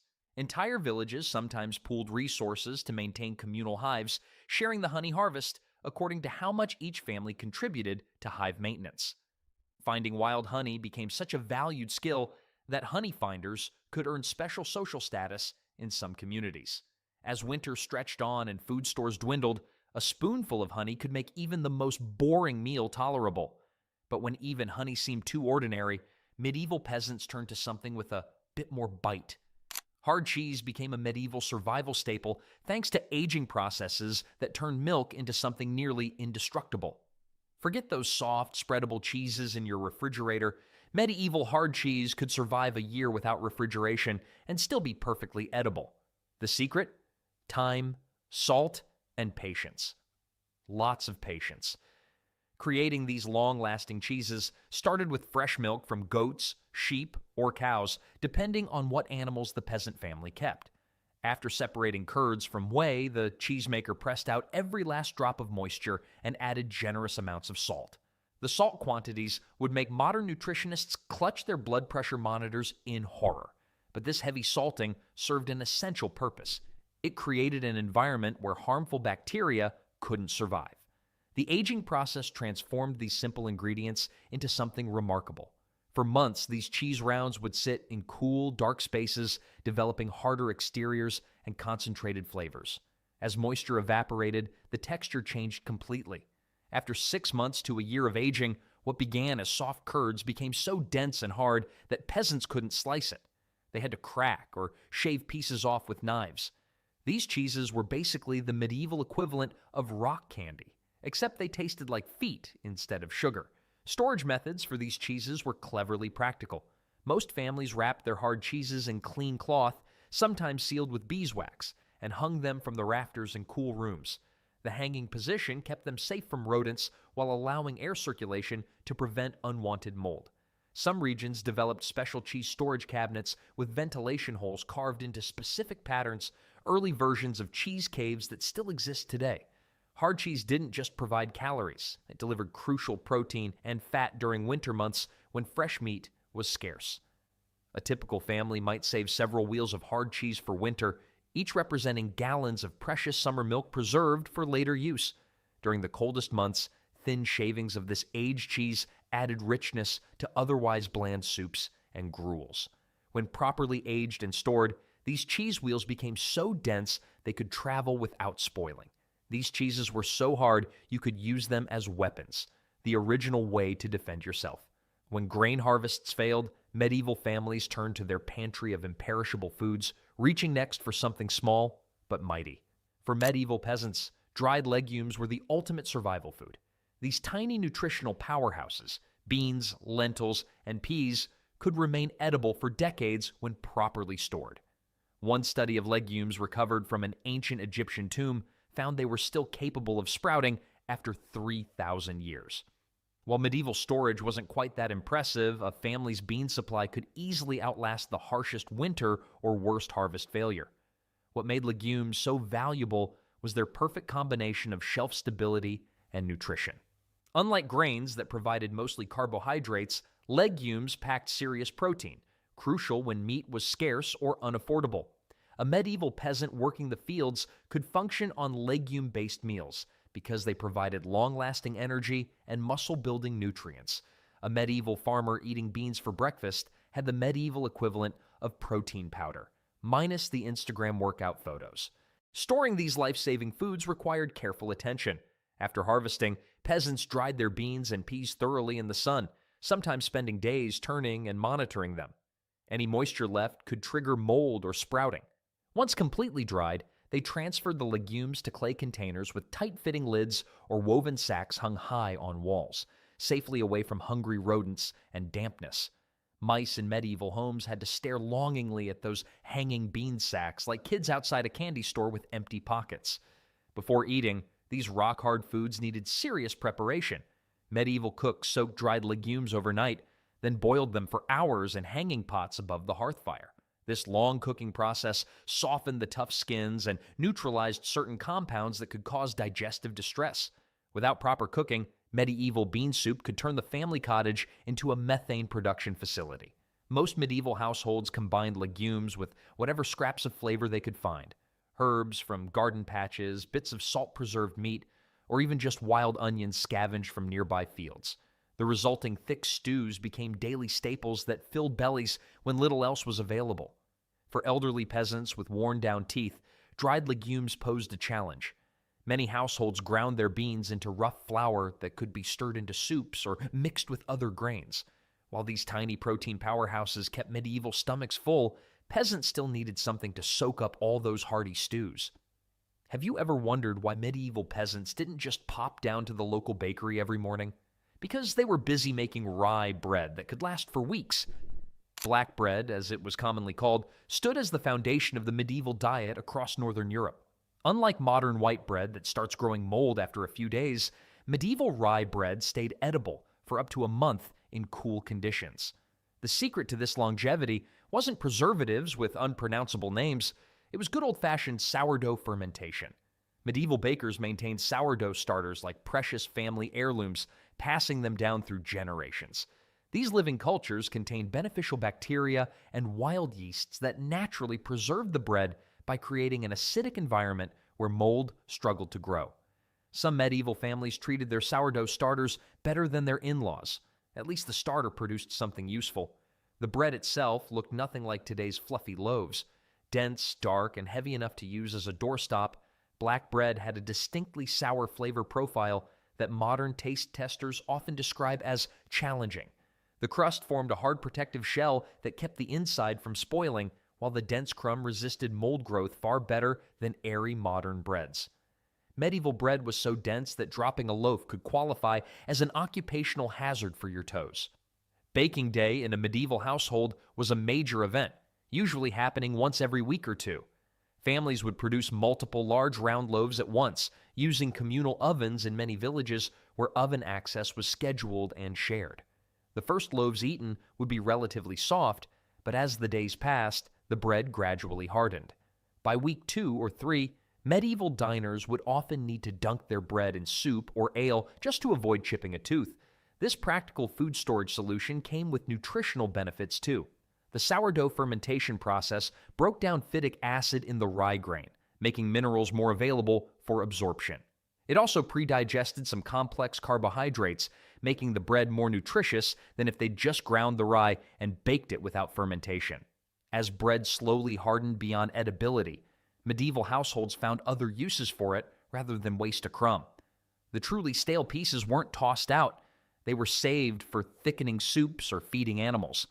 When even black bread couldn't sustain a family through winter, they turned to protein that walked on 4 legs until it didn't.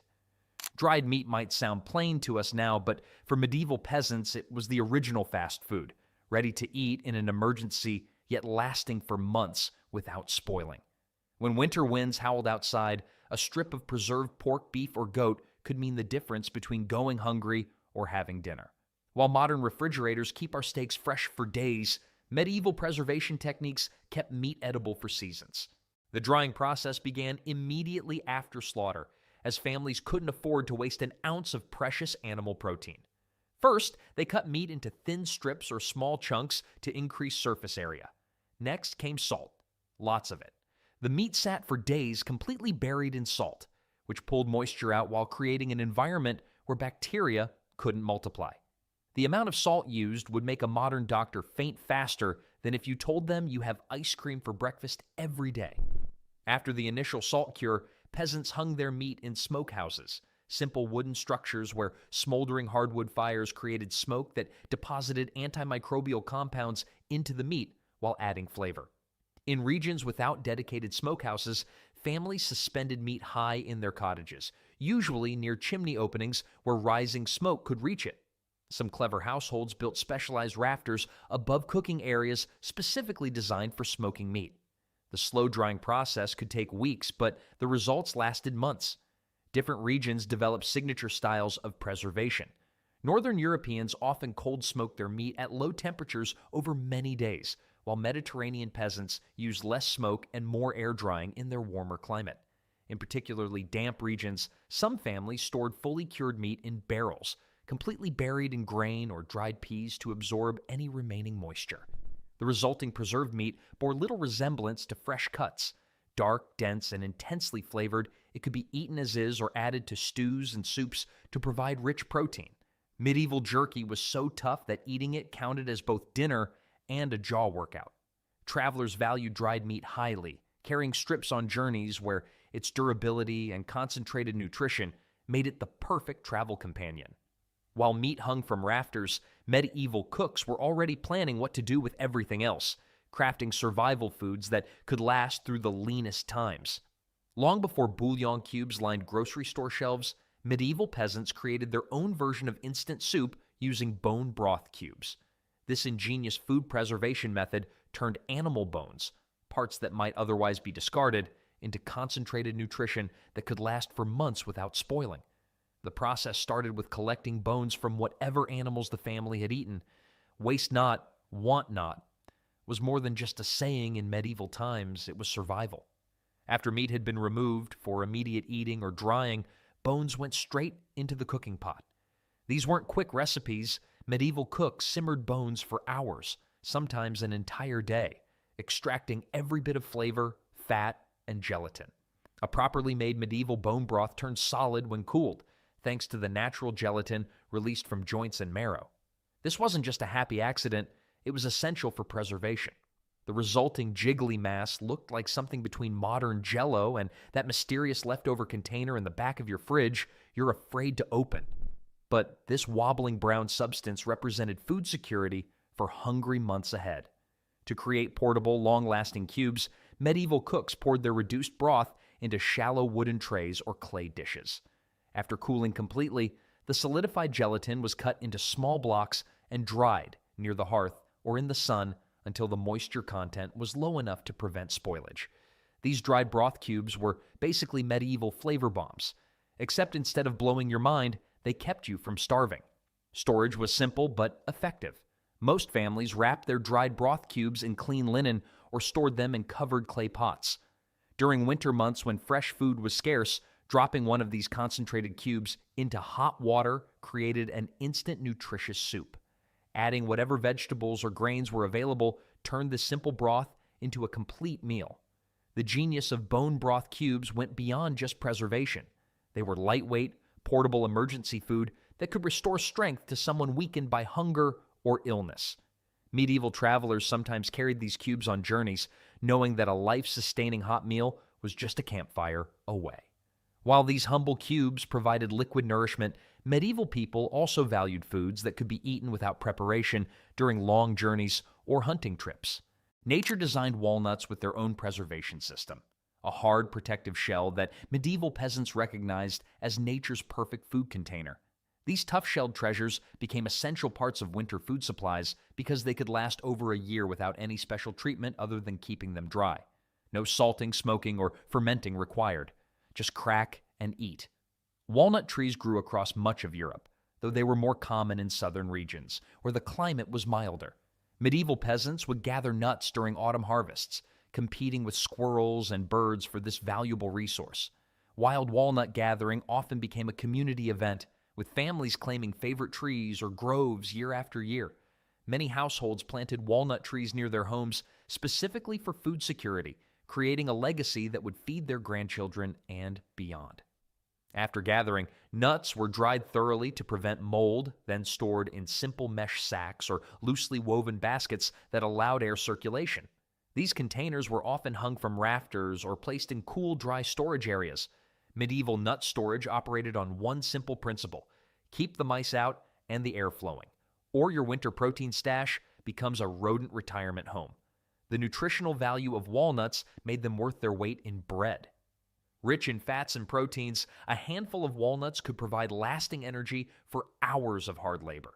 Medieval peasants understood this instinctively, even without knowing about calories or nutrients. Parents would often set aside special stores of nuts for children during growth spurts or for pregnant women who needed extra nourishment. Walnuts weren't just eaten plain. Medieval cooks ground them into coarse flour to thicken sauces or mixed them with herbs and garlic to create rough pastes similar to modern pesto. Some regions enjoyed walnut-sweetened breads as special treats, using honey to bind crushed nuts into the dough. Grinding walnuts by hand was such hard work that medieval cooks probably had forearms like modern arm wrestlers. Beyond the dinner table, walnuts served another crucial role: medieval currency. In many regions, nuts were valuable enough to barter for other goods or services. A sack of quality walnuts could sometimes purchase items that coins couldn't, especially during winter when food became more precious than metal. When hunger struck between meals but cooking wasn't possible, these portable protein packages came to the rescue. But for longer preservation of other foods, medieval kitchens relied on something much more acidic to keep meals safe. Sour, sharp, and seemingly immortal, vinegar stood as one of medieval cooking's most valuable ingredients. Made from fermented wine, beer, or fruit juice, this acidic liquid never spoiled. It literally couldn't go bad because it was already bad in the best possible way. What started as a simple souring of alcohol transformed into a preservation superstar that protected other foods from decay. Medieval households produced vinegar almost accidentally at first. When wine or beer went sour, resourceful peasants discovered this tangy liquid could extend the life of vegetables, fruits, and even eggs by weeks or months. Soon, deliberate vinegar production became common practice. By allowing alcohol to sour in open-air barrels with special bacteria, families created their own supply of this preservation miracle. The science behind vinegar's power is straightforward. Its high acidity creates an environment where most harmful bacteria simply cannot survive. Medieval pickles probably killed more bacteria than their doctors did. This acidic environment transformed perishable summer vegetables into winter staples without a refrigerator in sight. Storage methods for vinegar were elegantly simple. Most households kept their supply in sealed ceramic jugs, wooden barrels, or glass bottles if they could afford them. The containers needed tight seals not to protect the vinegar, but to prevent its sharp odor from permeating the entire house. A medieval kitchen with an open vinegar container could clear sinuses faster than modern allergy medicine. Beyond food preservation, vinegar served multiple practical purposes. It cleaned tools, treated minor wounds, and even addressed lice infestations in human hair. Most impressive was vinegar's shelf life, indefinite when properly sealed. Archaeological discoveries have found sealed containers of Roman vinegar from nearly 2,000 years ago that remained perfectly usable. While vinegar helped preserve many foods, sometimes medieval peasants needed something safer to drink than potentially contaminated water. That's when they turned to a beverage that even children could safely consume. Don't drink the water wasn't just travel advice in medieval times, it was a survival strategy. Al, a low-alcohol beer brewed in nearly every home, saved countless lives by providing a safe alternative to often contaminated water sources. Families didn't understand germ theory, but they knew from experience that people who drank ale instead of water from the village pond got sick less often. Unlike modern beer with its higher alcohol content, medieval ale was a humble, cloudy drink with just enough alcohol, usually 1 to 3%, to kill harmful bacteria while remaining appropriate for daily consumption by everyone, including children. The brewing process involved boiling, which killed pathogens, and fermentation, which created an environment where many harmful bacteria couldn't survive. Women dominated the brewing industry in early medieval periods, with the term alewife referring to female brewers who often sold surplus ale to neighbors. These enterprising alewives were the original craft beer influencers, except their marketing strategy involved a pole with a bush tied to it outside their door rather than Instagram posts. Most medieval ale contained a simple recipe of malted barley, water, and wild yeast. Hops, now standard in beer, weren't widely used until later periods. Instead, a mixture called gruel, containing herbs like bog myrtle, yarrow, and heather, provided flavor and some preservative qualities. Medieval ale probably tasted more like a weird herbal tea than modern beer, but when you're thirsty enough, even liquid bread tastes refreshing. The nutritional benefits of ale shouldn't be overlooked either. A quart of ale could provide up to 400 calories, significant energy for hardworking peasants. This liquid bread helped people survive when solid food was scarce, especially during winter months. For travelers journeying between villages, ale offered guaranteed hydration without the risk of unfamiliar water sources. But for those preparing to stay in one place through the cold months, another durable mixture of grains offered sustenance in a form that could sit on a shelf until hunger called. Porridge mix might sound boring to modern ears, but for medieval peasants, it was their version of instant food. A ready-to-cook mixture that required minimal preparation, yet delivered maximum survival value. This strategic combination of ground grains, dried herbs, and sometimes powdered root vegetables formed the backbone of daily nutrition across medieval Europe, especially when fresh food ran scarce. Creating the perfect porridge mix began with selecting grains. Oats dominated in northern regions where cold, wet conditions favored their growth, while barley and millet appeared more commonly in southern areas. After harvest, peasants dried these grains thoroughly, then processed them using hand-powered stone querns or community mills. Medieval teeth got such a workout from porridge that dentists would have gone out of business if medieval dentists had existed beyond the guy who also happened to be the blacksmith. What transformed mere ground grains into proper porridge mix was the addition of clever flavor enhancers. Dried herbs like thyme, sage, or mint added taste and slight medicinal benefits. Some regions incorporated dried fruit pieces or ground nuts into wealthier households' mixes. More commonly, peasants added dried and powdered wild vegetables to give the bland grains some character. Storage solutions for porridge mix were brilliantly simple. Most families kept their supply in tightly woven cloth sacks or sealed wooden containers, often hanging from rafters to keep rodents at bay. Preparation was so simple that medieval cooks could literally make breakfast half asleep. The original, "I haven't had my morning porridge yet" excuse for grumpiness. The true genius of porridge mix lay in its adaptability. In good times, it might include luxury additions like honey or milk. In lean times, hot water alone would suffice. This humble mixture sustained countless generations through harsh winters when little else was available to eat. But even when porridge wasn't enough, medieval peasants could always fall back on another grain that required minimal processing, yet offered maximum storage life. Tough, resilient, and harder to kill than a medieval legend, the whole barley earned its place in peasant storage bins through sheer stubbornness. This remarkably durable grain could survive conditions that would ruin other foods, thanks to its natural hull that provided built-in armor against insects, moisture, and spoilage. Medieval farmers valued barley for its ability to grow in poor soil and harsh conditions where other crops failed. After harvest, peasants dried barley thoroughly, then stored it in ceramic pots or woven sacks kept off the ground. The pests that would happily munch through other grain supplies often gave up on barley. Even medieval mice had standards about how hard they were willing to work for dinner. Cooking barley required serious commitment, hours of simmering before it softened enough to eat. A full belly of barley porridge could keep a medieval farmer plowing fields longer than modern office workers can stay awake during afternoon meetings. Barley served multiple purposes: ground into flour for flatbreads, added to soups, and most famously, sprouted to create malt for brewing ale when water became questionable. While barley required cooking facilities and time, medieval people also valued foods that could be prepared with minimal equipment.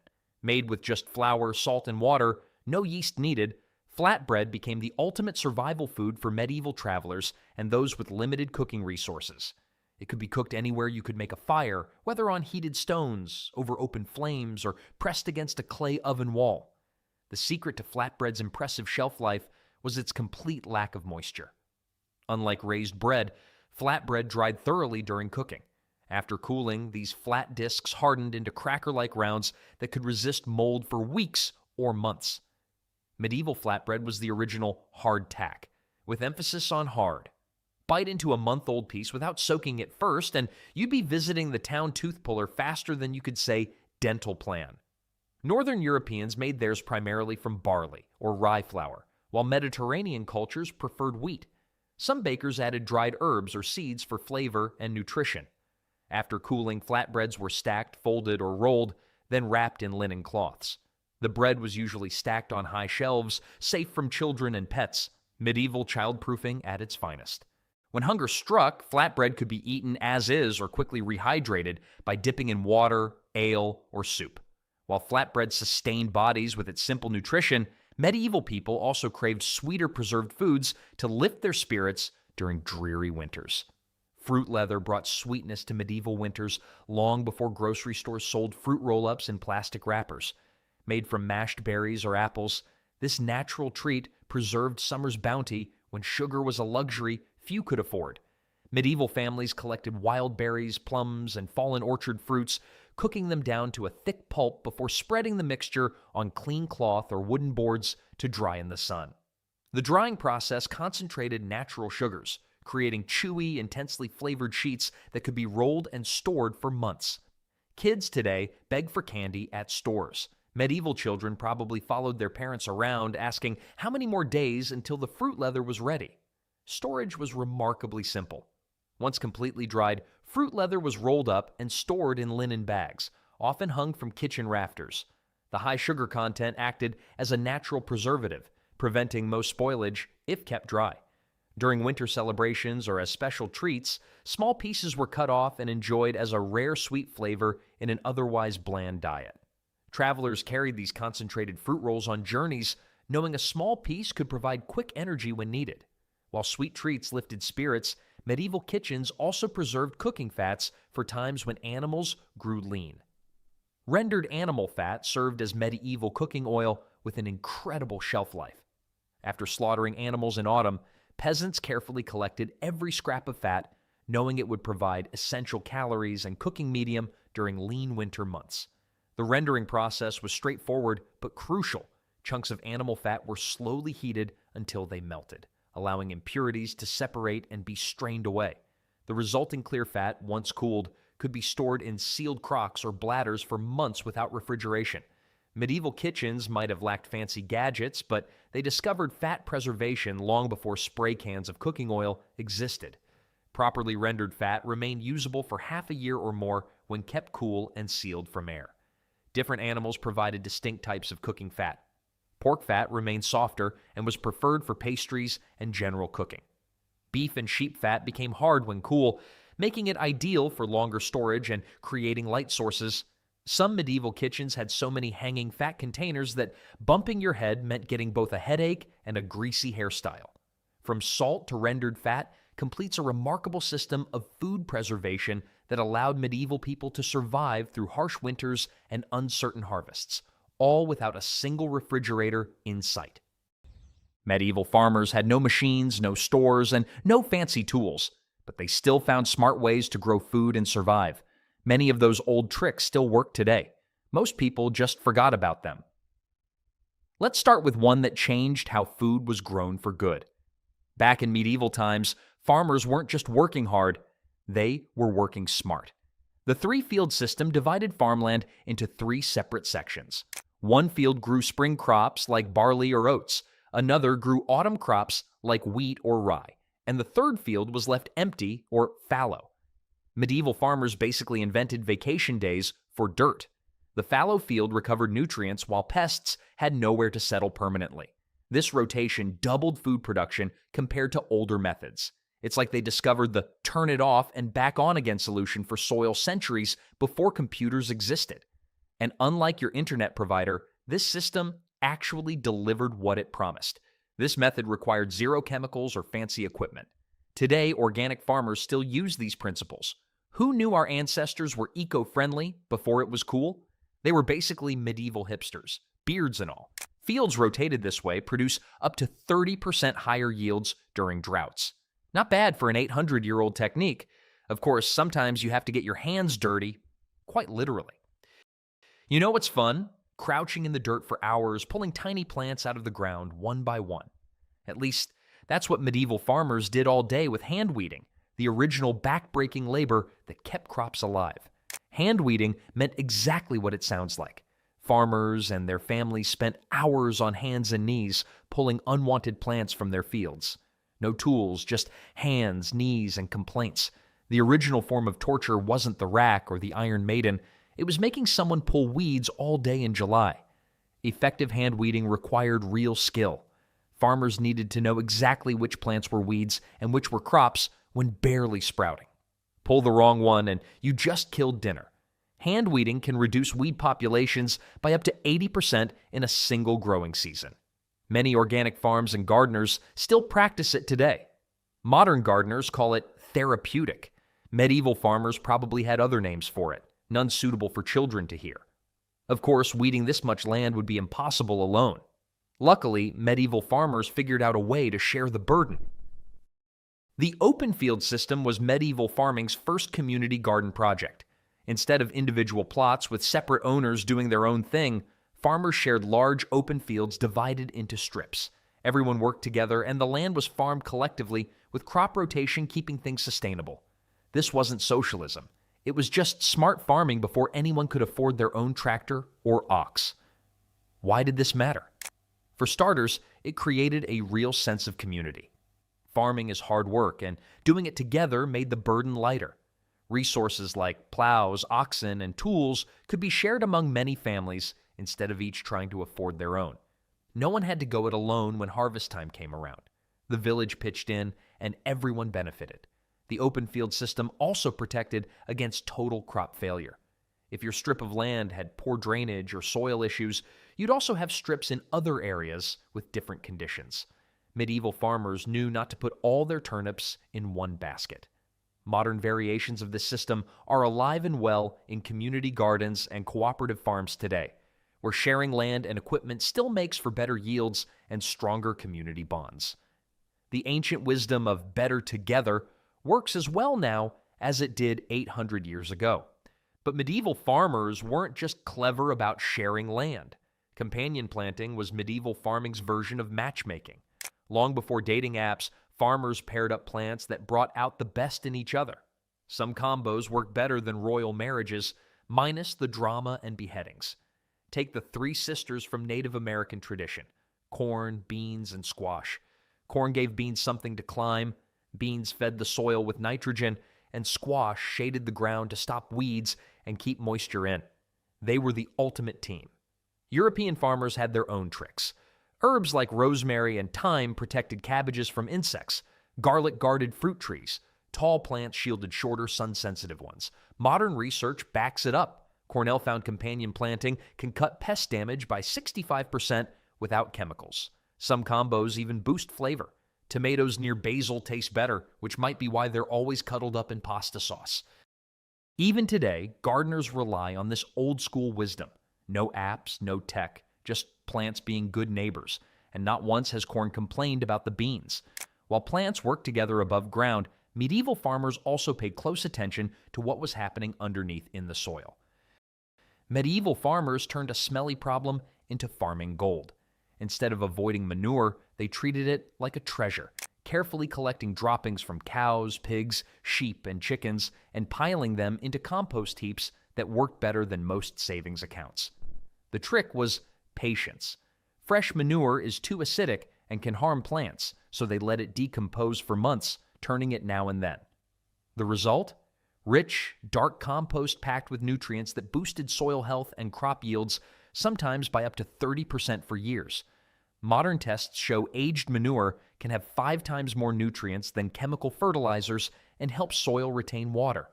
Unlike today's factory farms that struggle with runoff, medieval farmers wasted nothing. They saw manure as too valuable to lose. Organic farms still use this method. Turns out the real medieval treasure wasn't gold or jewels, it was cow poop. Now, not every planting happened directly in the ground. Sometimes medieval farmers needed to rise above their circumstances. Raised beds might seem like a modern garden trend, but medieval farmers used them centuries ago to overcome tough growing conditions. These elevated soil platforms solved multiple farming problems with one simple solution. Why go through the effort of building raised beds? For starters, they drained better. In wet, soggy Europe where rain fell constantly, raised beds lifted plant roots above waterlogged soil. Water would drain away through channels between the beds, preventing crops from drowning during heavy rainfall. The structure of raised beds created another advantage: warmer soil. By rising above ground level, the soil in these beds heated up earlier in spring and stayed warmer later into fall. This extended the growing season by several crucial weeks, the difference between a good harvest and starvation in harsh medieval winters. Building raised beds was medieval back therapy too. Tending crops in elevated beds meant less bending over, saving farmers from the constant backache of ground-level gardening. Even in the 13th century, people knew back pain was no joke. Studies of reconstructed medieval gardens show raised beds could produce up to 40% more vegetables per square foot than traditional ground-level planting. The improved drainage, soil quality, and reduced pest pressure all contributed to this impressive boost in productivity. Modern community gardens and urban farms have rediscovered raised beds for many of the same reasons. The design remains remarkably unchanged. Simple wooden frames filled with rich soil, usually about 2 feet high and 4 feet wide for easy reaching. These ancient gardens may have been raised, but the yields they produced were anything but a letdown. While raised beds helped medieval farmers make the most of limited space, sometimes they took the opposite approach and left entire fields untouched. Letting fields rest might sound lazy, but fallow fields were actually one of the smartest farming tricks of the Middle Ages. Medieval farmers would deliberately leave portions of their land unplanted for a season or more, giving the soil a much-needed break from constant growing. Did it work? Absolutely. When a field lies fallow, amazing things happen underground. Helpful bacteria multiply, organic matter breaks down, and minerals rebalance. Insects and worms return to aerate the soil. Rain and snow soak in deeply instead of running off. The result? When farmers planted the field again, crops grew stronger and healthier than before. It's like the field went on vacation and came back with a tan, feeling refreshed and ready to grow things again. In an age without chemical fertilizers or soil testing, letting land rest was the closest thing to hitting a reset button on depleted soil. Farmers didn't just abandon fallow fields completely. Many would let animals graze on whatever weeds popped up, adding manure directly to the resting soil. Others might grow legumes like clover, which put nitrogen back into the earth. Either way, the field wasn't producing food crops, but was becoming more fertile for future plantings. Research from long-term agricultural studies shows that properly managed fallow periods can increase subsequent crop yields by up to 25%. Farms that rotate fallow periods into their plans see up to 20% better crop quality long-term than those that plant continuously. The practice disappeared during industrial farming, but is making a comeback. Modern regenerative farmers call it resting the land and use it to rebuild soil health naturally. While letting some fields rest, medieval farmers made sure their other fields were growing a rich mix of different plants. Medieval farmers didn't just grow one thing. Variety was their survival strategy. Unlike today's vast fields of single crops stretching to the horizon, medieval farms looked more like patchwork quilts, with different plants growing side by side throughout their land. This crop diversity wasn't just to keep farming interesting. Growing many types of food was a medieval insurance policy. If disease wiped out the wheat, the barley might survive. If insects attacked the peas, the onions might be fine. Medieval farmers never put all their eggs in one basket. They put them in at least 12 baskets, along with vegetables, grains, herbs, and probably a chicken to lay more eggs. A typical medieval farm might grow several grains like wheat, rye, barley, and oats. They'd plant legumes such as peas and beans to add protein to their diet. Vegetables like cabbage, onions, garlic, and turnips provided essential vitamins. Herbs served as both medicine and flavor. Some farms even included fruit trees or grapevines. This mix of plants created a natural defense system. Plant diseases couldn't spread as easily as in modern monoculture farms, where identical plants stand shoulder to shoulder for miles. Pests might gobble up one crop, but find the next unappetizing. Modern research confirms this ancient wisdom. Farms with 8 or more crop species suffer 50% less pest damage than single crop operations. Today's sustainable farms are returning to diversity. Some now grow over 200 varieties of crops, creating resilience against climate change and market fluctuations while improving soil health. If modern monocrop farms are boring singles, medieval farms were throwing the ultimate plant party, and everyone was invited. But sometimes, even the most diverse fields need help keeping pests under control. That's where medieval farmers got creative with their animal assistants. Natural pest control was the medieval farmer's secret weapon against crop destruction. Before chemical sprays existed, farmers enlisted an army of hungry animals to protect their precious harvests from unwanted visitors. Chickens served as the frontline defense, scratching and pecking their way through garden beds to hunt insects and their larvae. These feathered farmhands earned their keep by devouring grasshoppers, beetles, and worms that would otherwise feast on crops. These weren't just farm animals, they were the original organic pest management team, working for room, board, and occasional head pats. Ducks waddled their way through fields too, specializing in slug and snail removal. Their wide bills were perfect for scooping up these slimy garden invaders. Medieval vineyard owners particularly valued ducks, as they would devour slugs and snails without damaging grapevines. Cats prowled barns and grain storage areas, keeping mice and rat populations under control. Without these mousers on duty, significant portions of harvested grain would be lost to rodents each year. A single barn cat could protect hundreds of pounds of stored food. The pest control power of these animals is impressive. A single chicken can eat over 100 bugs a day. No wonder they were valued members of the farm team. Today, many organic vineyards in France still use ducks instead of pesticides, continuing a tradition that's at least 800 years old. While modern farmers reach for chemicals at the first sign of bugs, medieval farmers just unleashed the chicken cavalry. Much more entertaining, and you got eggs as a bonus. Even with such effective pest control, some medieval farms faced geographical challenges that required creative solutions to maximize growing space on hilly landscapes. Terracing transformed impossible mountain slopes into productive farmland through sheer determination and clever engineering. Medieval farmers in hilly regions faced a serious problem. Flatland was scarce, but people still needed to eat.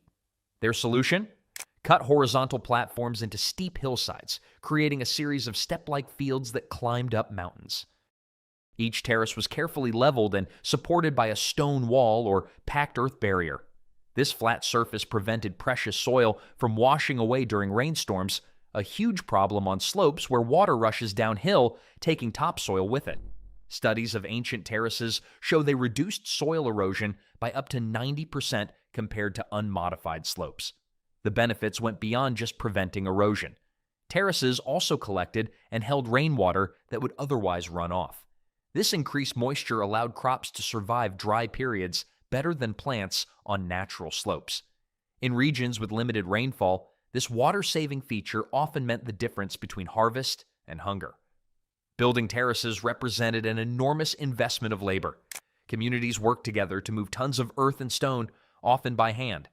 These medieval farmers didn't have gym memberships, but they definitely never skipped leg day after climbing their hillside farms. Many terraced landscapes created during the Middle Ages still exist today, some still producing food after 800 years. The rice terraces of Southeast Asia, grape terraces of Italy, and olive terraces of Spain all began with medieval farmers who refused to let steep terrain limit their growing space. When life gave medieval farmers mountains, they didn't just make lemonade, they carved the mountains into shelves and grew lemons instead. Yet even with successful terraces, farmers needed ways to deliver water to their crops, especially during dry periods. Their solution was both simple and brilliant. Irrigation canals brought life-giving water to crops through a network of hand-dug channels that medieval farmers created with nothing but shovels and sweat. Water is essential for growing food, but nature doesn't always drop rain exactly where and when plants need it. The solution: redirect nearby streams and rivers to fields through carefully designed ditches. Medieval farmers started by identifying a water source higher than their fields, perhaps a stream coming down from hills. They would dig a main channel leading from this source, then branch off smaller channels throughout their farmland. The whole system operated on gravity alone. Water naturally flows downhill, feeding thirsty crops along the way. Farmers carved small wooden gates to control water flow and calculated the perfect slope for their ditches, steep enough for water to flow, but not so steep that it would cause erosion. Some systems even included settling pools where dirt could drop out before reaching plants. Medieval irrigation systems were like plumbing before indoor plumbing existed, except instead of bringing water to your shower, they brought it to your dinner. Archaeological excavations have uncovered canals that stretched for miles, some serving multiple farms. One well-preserved system in Spain shows canals that have been in continuous use since the 13th century, over 800 years of service.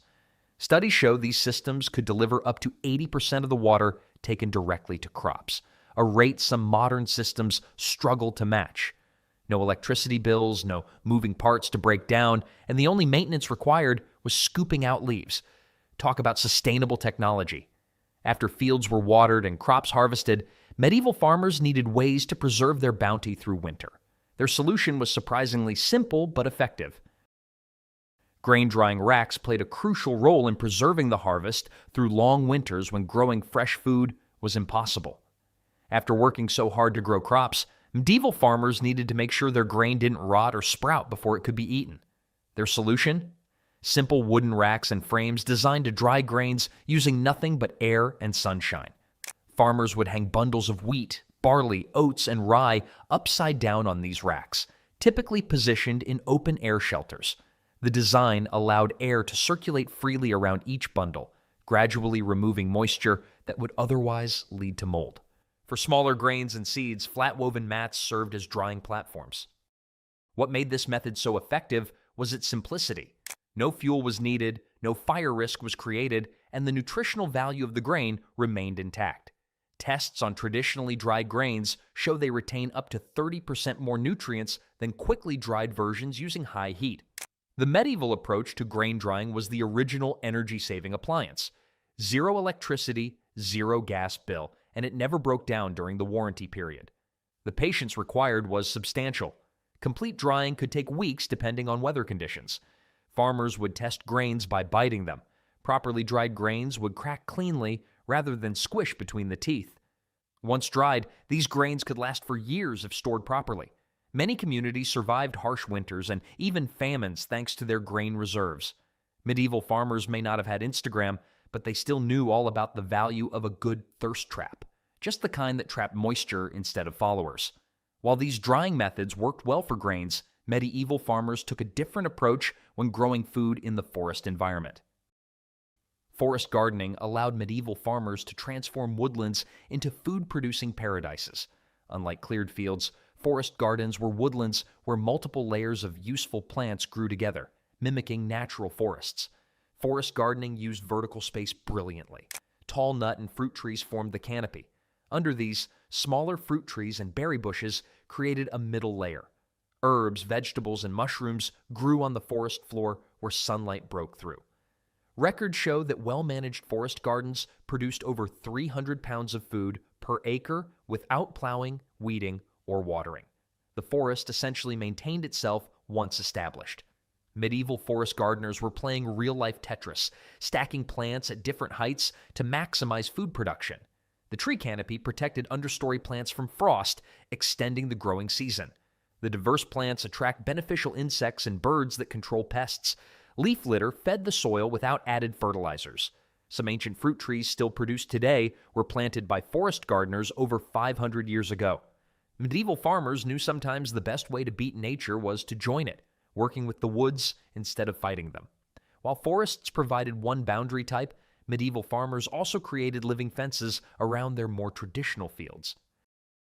Hedgerows served as living fences that medieval farmers planted around fields. These dense bushes and trees worked as natural boundaries with multiple benefits. These living walls blocked strong winds, kept livestock from wandering off, and often produced edible berries, nuts, or fruits as a bonus food source. These weren't just fences, they were medieval multitaskers that worked 3 jobs while regular fences just stood around doing nothing. Hedgerows created homes for birds that hunted crop-eating insects. Traditional hedgerows can harbor up to 70 different bird species that provide natural pest control.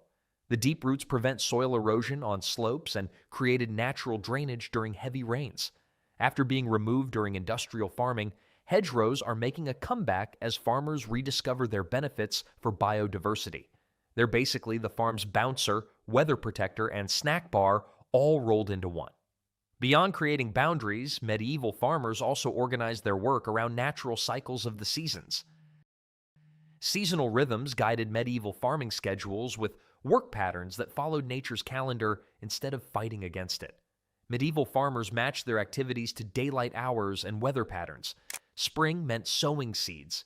Summer brought weeding and tending. Fall was the busiest time, harvesting and preserving. Winter offered a slower pace focused on indoor tasks, like repairing equipment. This natural schedule prevented farmer burnout while giving fields time to recover between intense periods of use. Medieval farmers knew when to rest, unlike modern farmers who think sleep is just something you do when your tractor breaks down. Their calendar was remarkably precise. Many farmers could predict planting dates by watching for natural signs like bird migrations or when certain wild plants flowered. Many small farms today still follow these seasonal rhythms. One study found that farms following natural seasons had 40% less burnout than those forcing year-round production. Following the seasons wasn't just about being practical, it was the original work-life balance program, created centuries before burnout became fashionable. These 15 forgotten methods show that sometimes the oldest solutions can still be the smartest ones for our future.